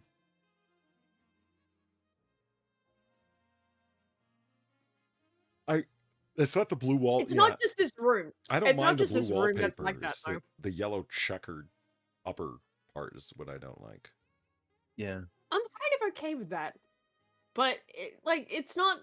No, What's the answer about it being, like, Simpsons colors? It's not just this room. It's every single room that has, like, a really bright, intense color thing going on. Because if you look at the Simpsons, and the houses in the Simpsons, they're all bright colors. Yeah, All of them. that's kind of what I'm saying. I can't go on with it. It's too burnt sunflower. I prefer banana yellow. More of a goldenrod What, you man don't want myself. canary? You don't want canary yellow? No, No, not canary. absolutely Goldenrod not. for the win. I specifically asked for banana. Mm-hmm. Okay, that was kind of gay. Probably should have thought that one through. Yeah, right? Godspeed, Puppet, Pegasus. see if I care. Sorry, I said, No, Godspeed, go on, Pegasus. go on, Jeff. Holly, that's just a No, horse, I'm man. talking more about wanting There's- banana. Yeah, go on. There's no wing. There's no wings there. No. We're just looking at them edge on. Look at that speed. Look at that mane. That's a flying horse, sir. I'm speed. Yeah. Why would Pegasus this need just- fast running legs? To get... This You just don't understand how lift and thrust function, do you? You need to get enough fucking Start forward talking momentum about such Ah, that the wings yes. will work. Ah, yes, all those sparrows out there in the world that need a running start before they take off from a fucking tree branch. So what you're Polly. trying to insinuate is that Pegasus, a 2,000-pound beast, could flap its wings like a fucking hummingbird and just VTOL off the ground. He fucking should be able to. He's a mythological creature. This actually reminds me of a fucking back and forth I saw years ago now, talking about how the depiction of dragons in popular media is complete bullshit because there's no way a wingspan that small could lift such a creature off the ground, even if it had hollow bones. And I'm like, Who are you, Neil deGrasse Tyson? What the fuck? I was thinking about it and I was like, you've prototyped this, haven't you? Like you've actually like run like a fucking computer 3D model of this, haven't you? This is like the Bumblebee thing all over again, isn't it? Okay, a lot of the Japanese mythical dragons that I've seen, yeah, they got them because they're much more serpentine, the long, thin bodies and then tiny little wings. Yeah, okay, but if you're talking like more like something that St. George slayed, no, it's much more reasonable. No. The European dragons, man. They're like the ones. I don't know if you ever saw the Harry Potter film, the fourth one, where the dragons come into it. Yeah, their wings are way too small to get them off the ground. Apparently, it's what do you call it? The wingspan required in creatures to get certain amounts of weight off the ground is an exponential curve.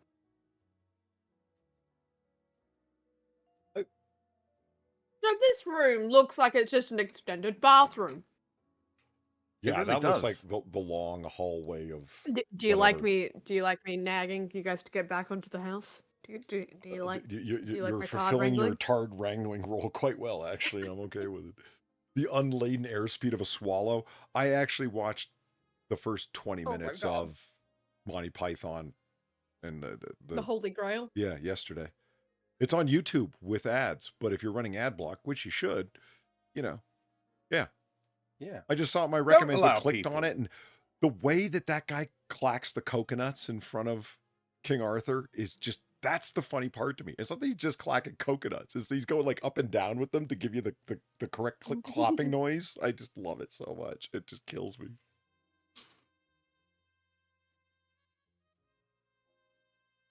Oh. I love this desk where it is a computer desk and there's no computer. Yeah. Well, I mean, these people, like, these are old folks, right? Like, their computer's one of them old-timey adding machines where you got to, like, crank the arm down to get it to calculate, you know? It's Or, and hear me out here, they could own a laptop that's just not in this picture. They could. Yeah. They could. But I'm choosing to believe they don't. Because most old people that I know of don't have laptops. They have just desktop computers. Really?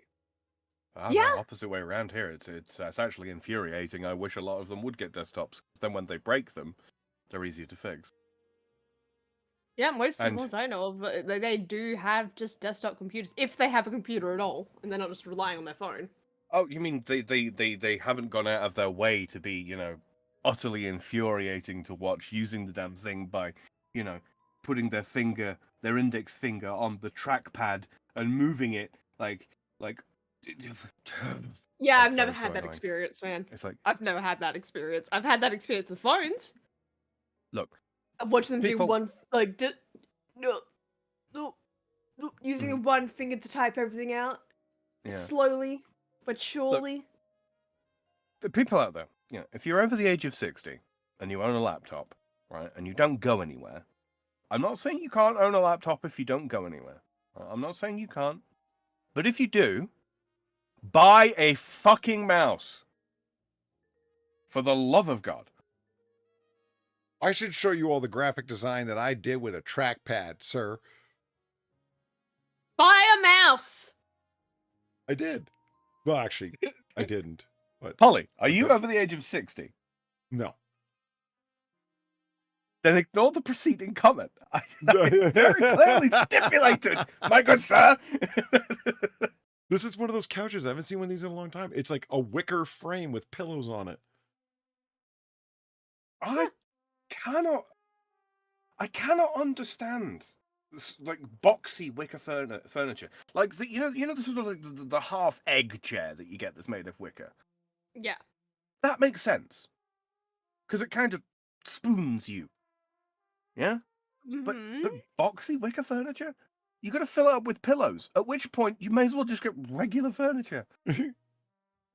It's the noise it makes when you sit in it or move on it, like the wicker on wicker crunching and flexing noise. I just Oh, crunching and flexing and squeaking and sounds like it's about to collapse. And he say, "Yeah, I love that for me." Look how they got the prop. They got a Santa prop for it. Oh yeah. It's just not stable enough, so they need something in the middle. Yeah, their fucking wicker tree has failed on them. Wicker tree? Wiccanism? Not sure. Puck armchair. There's no bed in here. Right? Unless you wanted to No, have I'm pretty sex sure on you that, use but that no one's having that sex on wicker. wicker. Do you want a bed? I think these people might. If they're old, they're definitely not. Can't have sex on something made of wicker when you're old. You break a damn hip. I When the gotta wicker say, falls this through. little mini lamp matches this chair extremely well. Look, Sam, that's just a risk Marjorie is willing to take.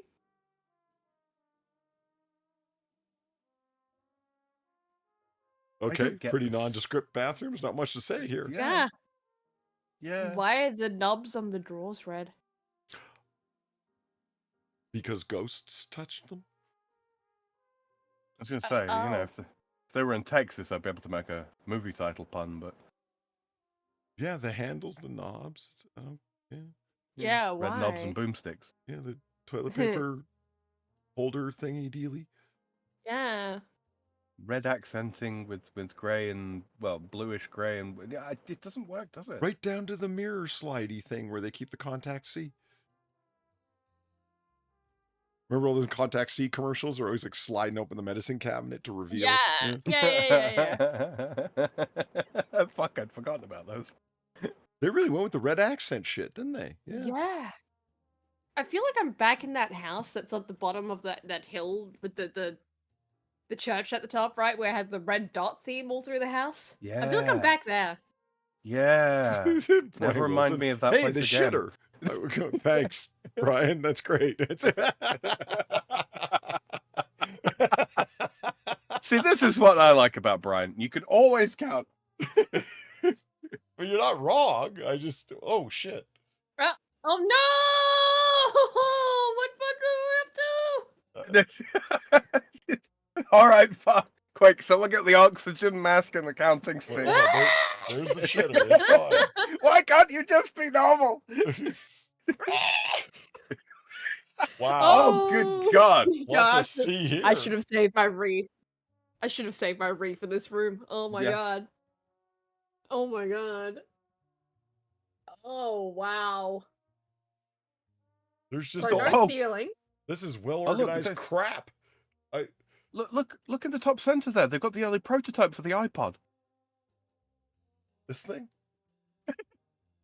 Yeah. Is that one of those cocking Well, tube this have a lot guns? of bouncy. Kind of I looks like it. But don't I know, don't know that's- if it is. Seriously heavy duty if it is. Is it not the nozzle off of an old fire hose? Maybe. But look, at least you know they have a shit ton of bounty. Yes, they do.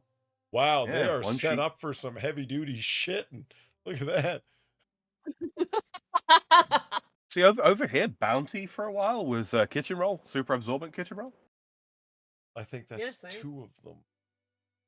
Look, And then okay, it was- that is an impressively long, like bubble level. That makes me Yeah, it's pretty wonder, level. did you steal that from a construction site? Yeah.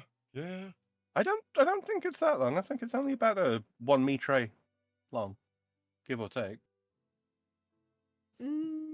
Oh yeah, that is a roller tray, I think. A roller brush tray. Mhm. Oh. That's just from the angle it was at. It kind of reminded me of the old iPods. I see this shelf in so many people's houses. It's got, you know, rat poison, spray paint, you know, all the stuff you don't want to put Yeah, under your yeah, sink. all the shit. Yeah. Yeah, fucking, lead oxide paint for fences. Yeah. The wrought iron fences. Yeah, Yeah, Rust-Oleum. the bug spray. Bug spray, yeah. All the Mhm. poisonous shit. That one shelf of noxiousness. Their tool racking there is rather small, but relatively well organized. Oh yeah, this would speak right to my dad's heart. Properly organized tools where you can find what you're looking for, damn it. Like, yeah. Looks like they've got a set of wood chisels, but no mallet. All the screwdrivers on a nice angle. This is just pegboard, I isn't don't. it? I was gonna say I don't know Yeah. if those are screwdrivers, Polly. I think those are wood chisels, mate. Yeah? I think so. Screwdrivers beneath them, perhaps. Nice. There's my framing hammer. There's my ball peen hammer. There's my skull crushing hammer.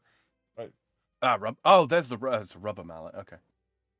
There's a boy. There's my rubber hammer. Yeah, you ever seen one of them, Polly? They got a bunch of lead shot inside, so they're heavy as fuck. But then Oh, it's like a rubber. What do they rubber call those? head. Dead whatever hammer? Yeah, the ones with the lead shot inside them. Yeah. Mhm. The deadfall. So when they Mhm. hit, they just, full force. They no bounce whatsoever. Sure. Yeah. Despite the fact they're made out of rubber and you kind of expect them to bounce, they just don't. The Ball shock is peen. absorbed. That's what through they're called.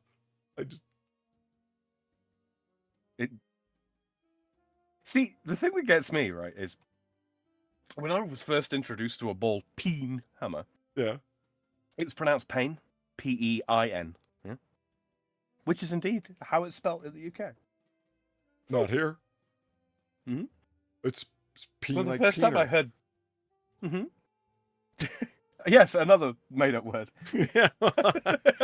Oh, there's Pegasus on the run. Oh yeah. Okay. There's more pegboard. Yeah. It's a Christmas lights. I'm surprised nobody's ever thought to put pegboards behind cock chairs. Seems like a natural fit, doesn't it? It does. It does. Again, what's with the just confusion of lines? What is happening? You leave their pointless arches alone, Sam. Well, I mean, all arches are pointless. That's definitional, really. No, that's not true. Arches, you of all people, no. Right. Arches are there when you cut Polly, a hole in a he's- wall. It undermines the structural integrity of it. The arch is there to return it because it's extremely solid. No, Polly. Polly, Pointless. he's saying they have no points on them. I have the power to ban you from this server, Sam. No, it's a danger I dice with on the weekly. It makes me feel alive. Motherfucker. Can we just appreciate their attention to detail? That they bothered to paint the drain black here? Isn't that nice? I love that. Look, I just want to point out the chat, like, why do I do this? Polly is a much cleverer man than I, okay? I'm happy to admit that. So every now and again, the occasional one I get past him with these jokes, okay, that makes me feel comfortable in my masculinity again, all right? That's why this happens.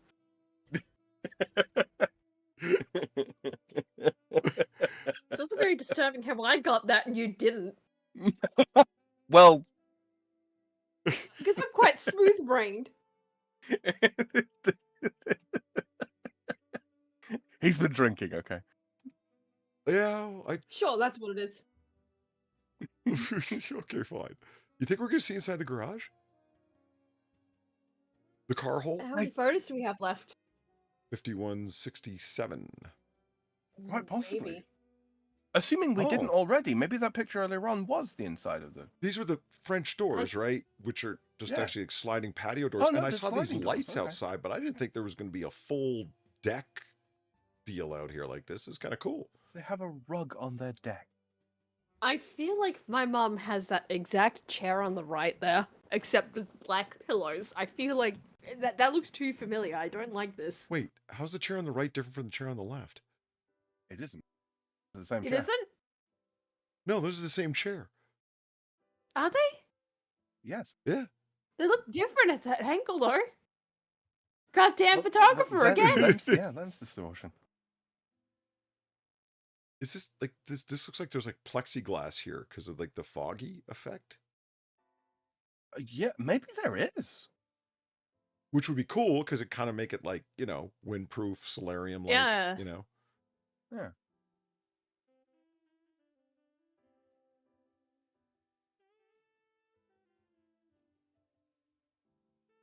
Why does it say come on in on the inside? Because it's the only place they can put it. It's just like, okay. I think they're just being ironic. Yeah. Come on into the outside world. No, fuck you, Mom. It's not just a face. I mean, this is Get my tattoo, Mom! It's not a face! this is really okay, this is Michigan.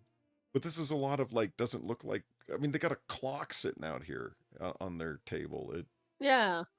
Yeah, it gets bloody cold in Michigan. Yeah, and it's going to rain, snow, and sleet, and I'm trying to work out what kind of tree that is, because those are some very low branches. I would have said it's an elm, but then again, they look super thin. that's a climbing An tree elm. right there. Yeah. And they've managed to fill every horizontal space with crap. Like, Mhm. Flowers. Do you think they Okay. just stole that from a store? They stole it from a store in their youth, and they've just kept it ever since. I like their nautical rope tie.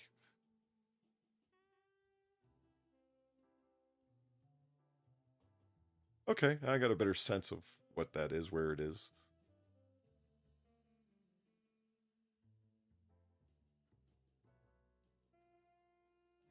Oh, one of them gravel yards.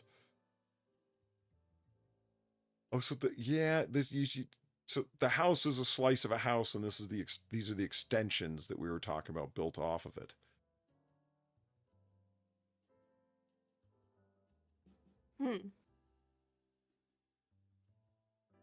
Ooh, they put a window in their When did we garage. get to the car hole? That's what I feel like right now. It's like, like, okay. Okay, but what about the car hole? Well, that's where they What's going on there? chemist up the meth. They're probably not gonna let us see.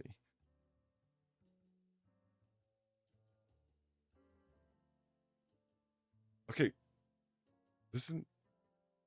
This is looking really abandoned. Yeah, it looks like a Zen garden for someone who has no Zen. Garden of Depression. Yeah, this looks like nature's taking over.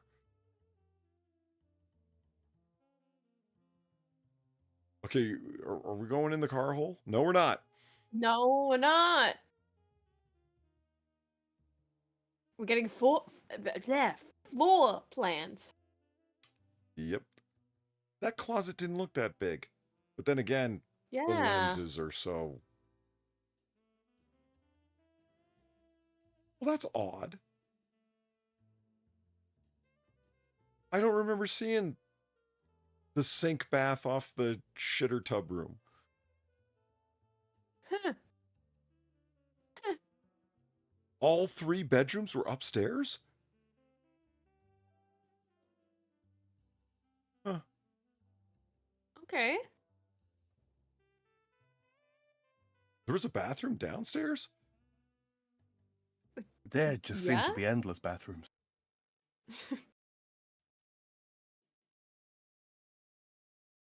Okay. Yeah, okay. This doesn't feel like the house we just looked through at all. It really doesn't, does it? Yeah. Like, it makes sense, but it just doesn't feel like it. Choosing to believe them. Yeah. Okay. Let's see what the realtor has to say for him or herself. Oh. Welcome to 2119 Paris Avenue, Southeast. A stunning French country-inspired home nestled in the heart of Grand Rapids, near the sought-after neighborhoods of Alger Heights. Not the sought-after neighborhoods, but near them.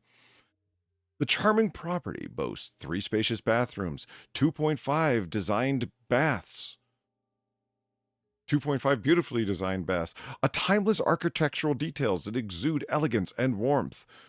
Step outside into your own private oasis, where a fenced-in backyard and a magnificent flower garden... Where was that? Where Much was like the that indeed?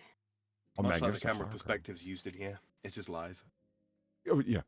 And a magnificent flower garden that exists purely in your imagination offers serene retreat perfect for relaxing or entertaining, from the picturesque design elements to the inviting outdoor spaces that are being overtaken by nature. This home blends classic charm and modern comfort in a truly desirable location. Don't miss the opportunity to make this enchanting property your own.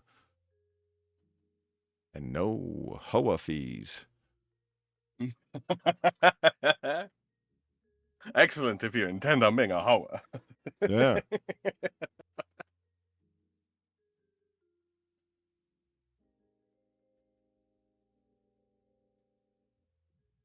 There's not really interior ground, and it's like finished area below ground. I've never really heard anybody put it that way. Oh, that's why it's so low, because they don't count any of like what they called the laundry room on the floor plan. They don't count that as finished because, you know, dangling wires and all that. Okay. Well, there's no wall cladding or wallpaper or carpet or whatever the fuck, right? Yeah. Number of fireplaces, 2. Number of actual places where you can light fires, 0. Laundry's in the basement, forced air, central air. Yeah, I did notice that. The furnace had full air conditioning and full central heating. And it was new. Yeah. You could just tell by looking at it. Like, that's cool. Is Grand Rapids like a shithole? Why is it so cheap? That house didn't look crappy at all. There was no... Yeah. Michigan. I mean, and like, there's nothing in Michigan anymore. Well, there's very little in Michigan, let's say.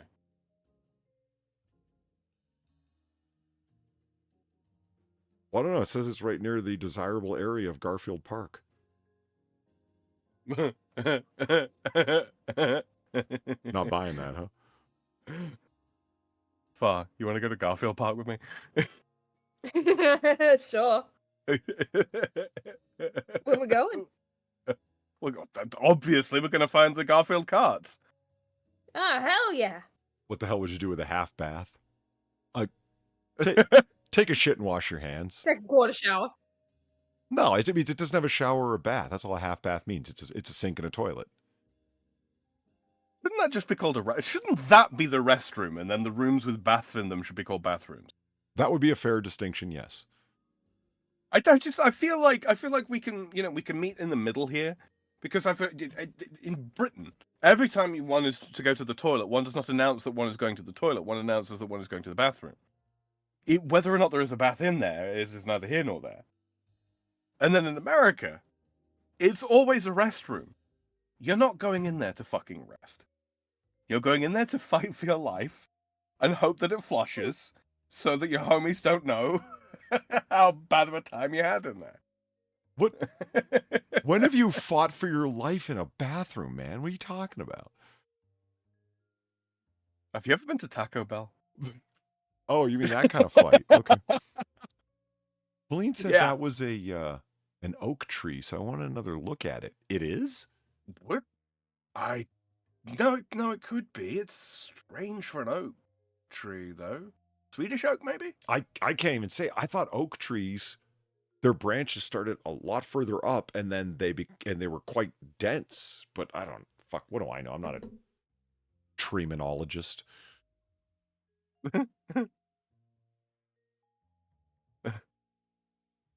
Okay, there it is. Like somebody said a lot earlier, this is one of the least worst houses we've looked at, but I don't understand why it's so Yeah. cheap. Grand Rapids must be a shithole. Because it's an okay house. Like, it's pretty good. What's the problem? Like, especially for something built in Estimated- 1927, it's not dilapidated or fallen Yeah. apart or anything. Estimated at $2,300 a month. I Where's don't know. the, I feel like that's on the pricier side of rental.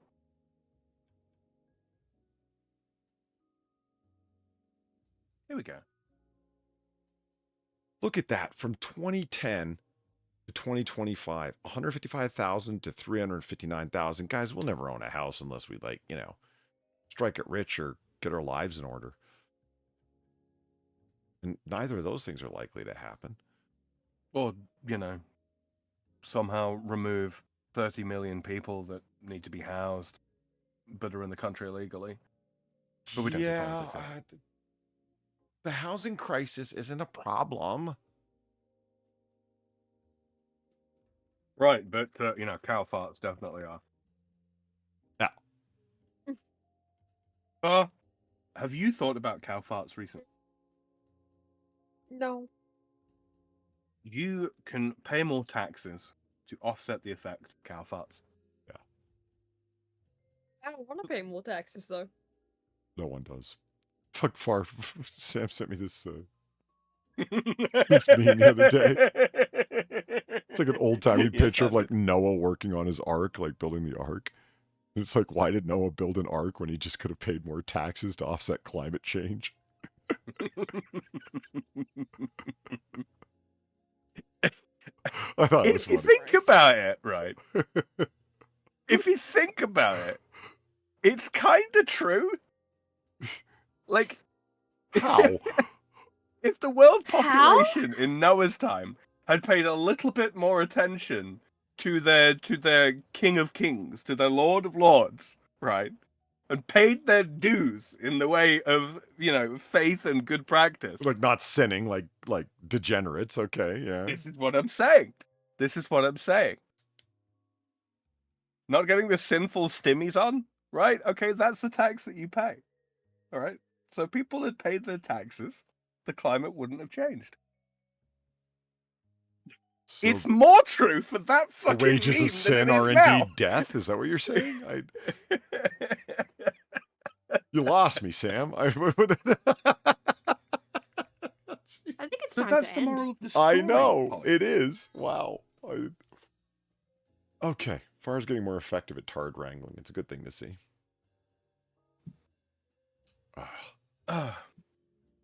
Well, to be fair, she hasn't had as much, unadulterated Sam today as she usually gets. Yeah. She's had less to put up with. Ain't that right, Far? Oh, holy Sure. shit. Yeah, it's definitely time to end. I'm feeling it. You know something that bugs me? Why are people, this last thing, okay. Why do people, when they're in spaces where they need to be quiet, I mean, in general, why do they act like they're sitting on their couch at home? Okay. If you need to cough, you go, like when you're in public, right? You put your hand over your mouth, your fist, whatever, you cough in your sleeve, whatever. I'm not even talking like COVID protection. Just why are you like wide open mouth? Like you're not sitting at home, bro. You know what I mean? Why, when you're sitting in a place where it's supposed to be quiet, library, you know, church, whatever the fuck it is, why the hell are you yawning like this?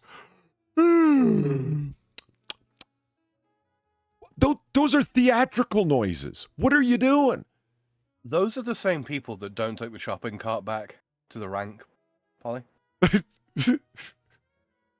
Like it would be like falling, like it's like the theatrical noise. Like those are like hints to an audience that you're doing something you don't need to do. Drunk, so drunk, I cannot get up.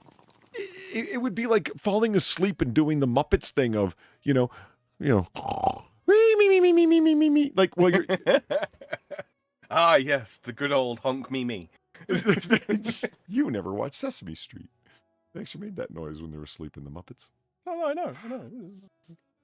Polly, It's get a your thing. donation and end the stream. Okay, I will. CTP, thank you very much for the $2. You know what makes housing more expensive than anything else? Red tape and the parasites we call bureaucrats.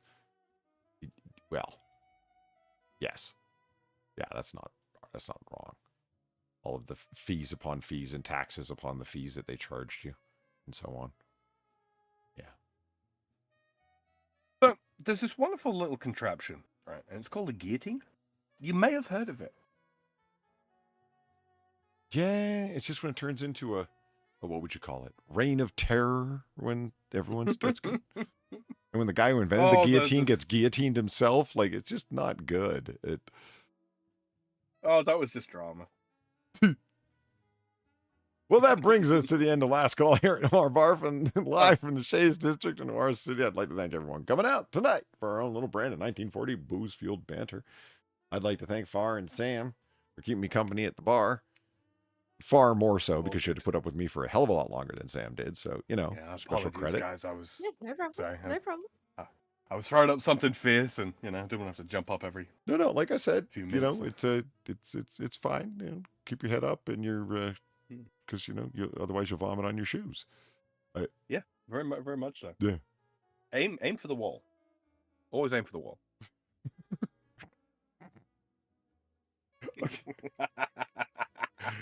Finally, I would like to thank all the Catch us in chat. I'd like to thank all the very generous people who tipped the bartender. That's me, and also tip my two good friends here because that's how we keep the fire burning, the lights turned on, and the cots paid off. Woo! Thank you very much, guys. Thank you. You guys rock. Thank you very much for coming by. It was a good time tonight. Yeah, I had a good time looking at shit and stuff and things. Holy shit, we've been running a long time. Yeah, it's time to close this motherfucker up. Look at that. So, as we always say about this time. Improved. What? My night definitely improved. You don't got to go home, but you got to get the hell out of here. Have a good night, everyone. Good night, Good everyone. night.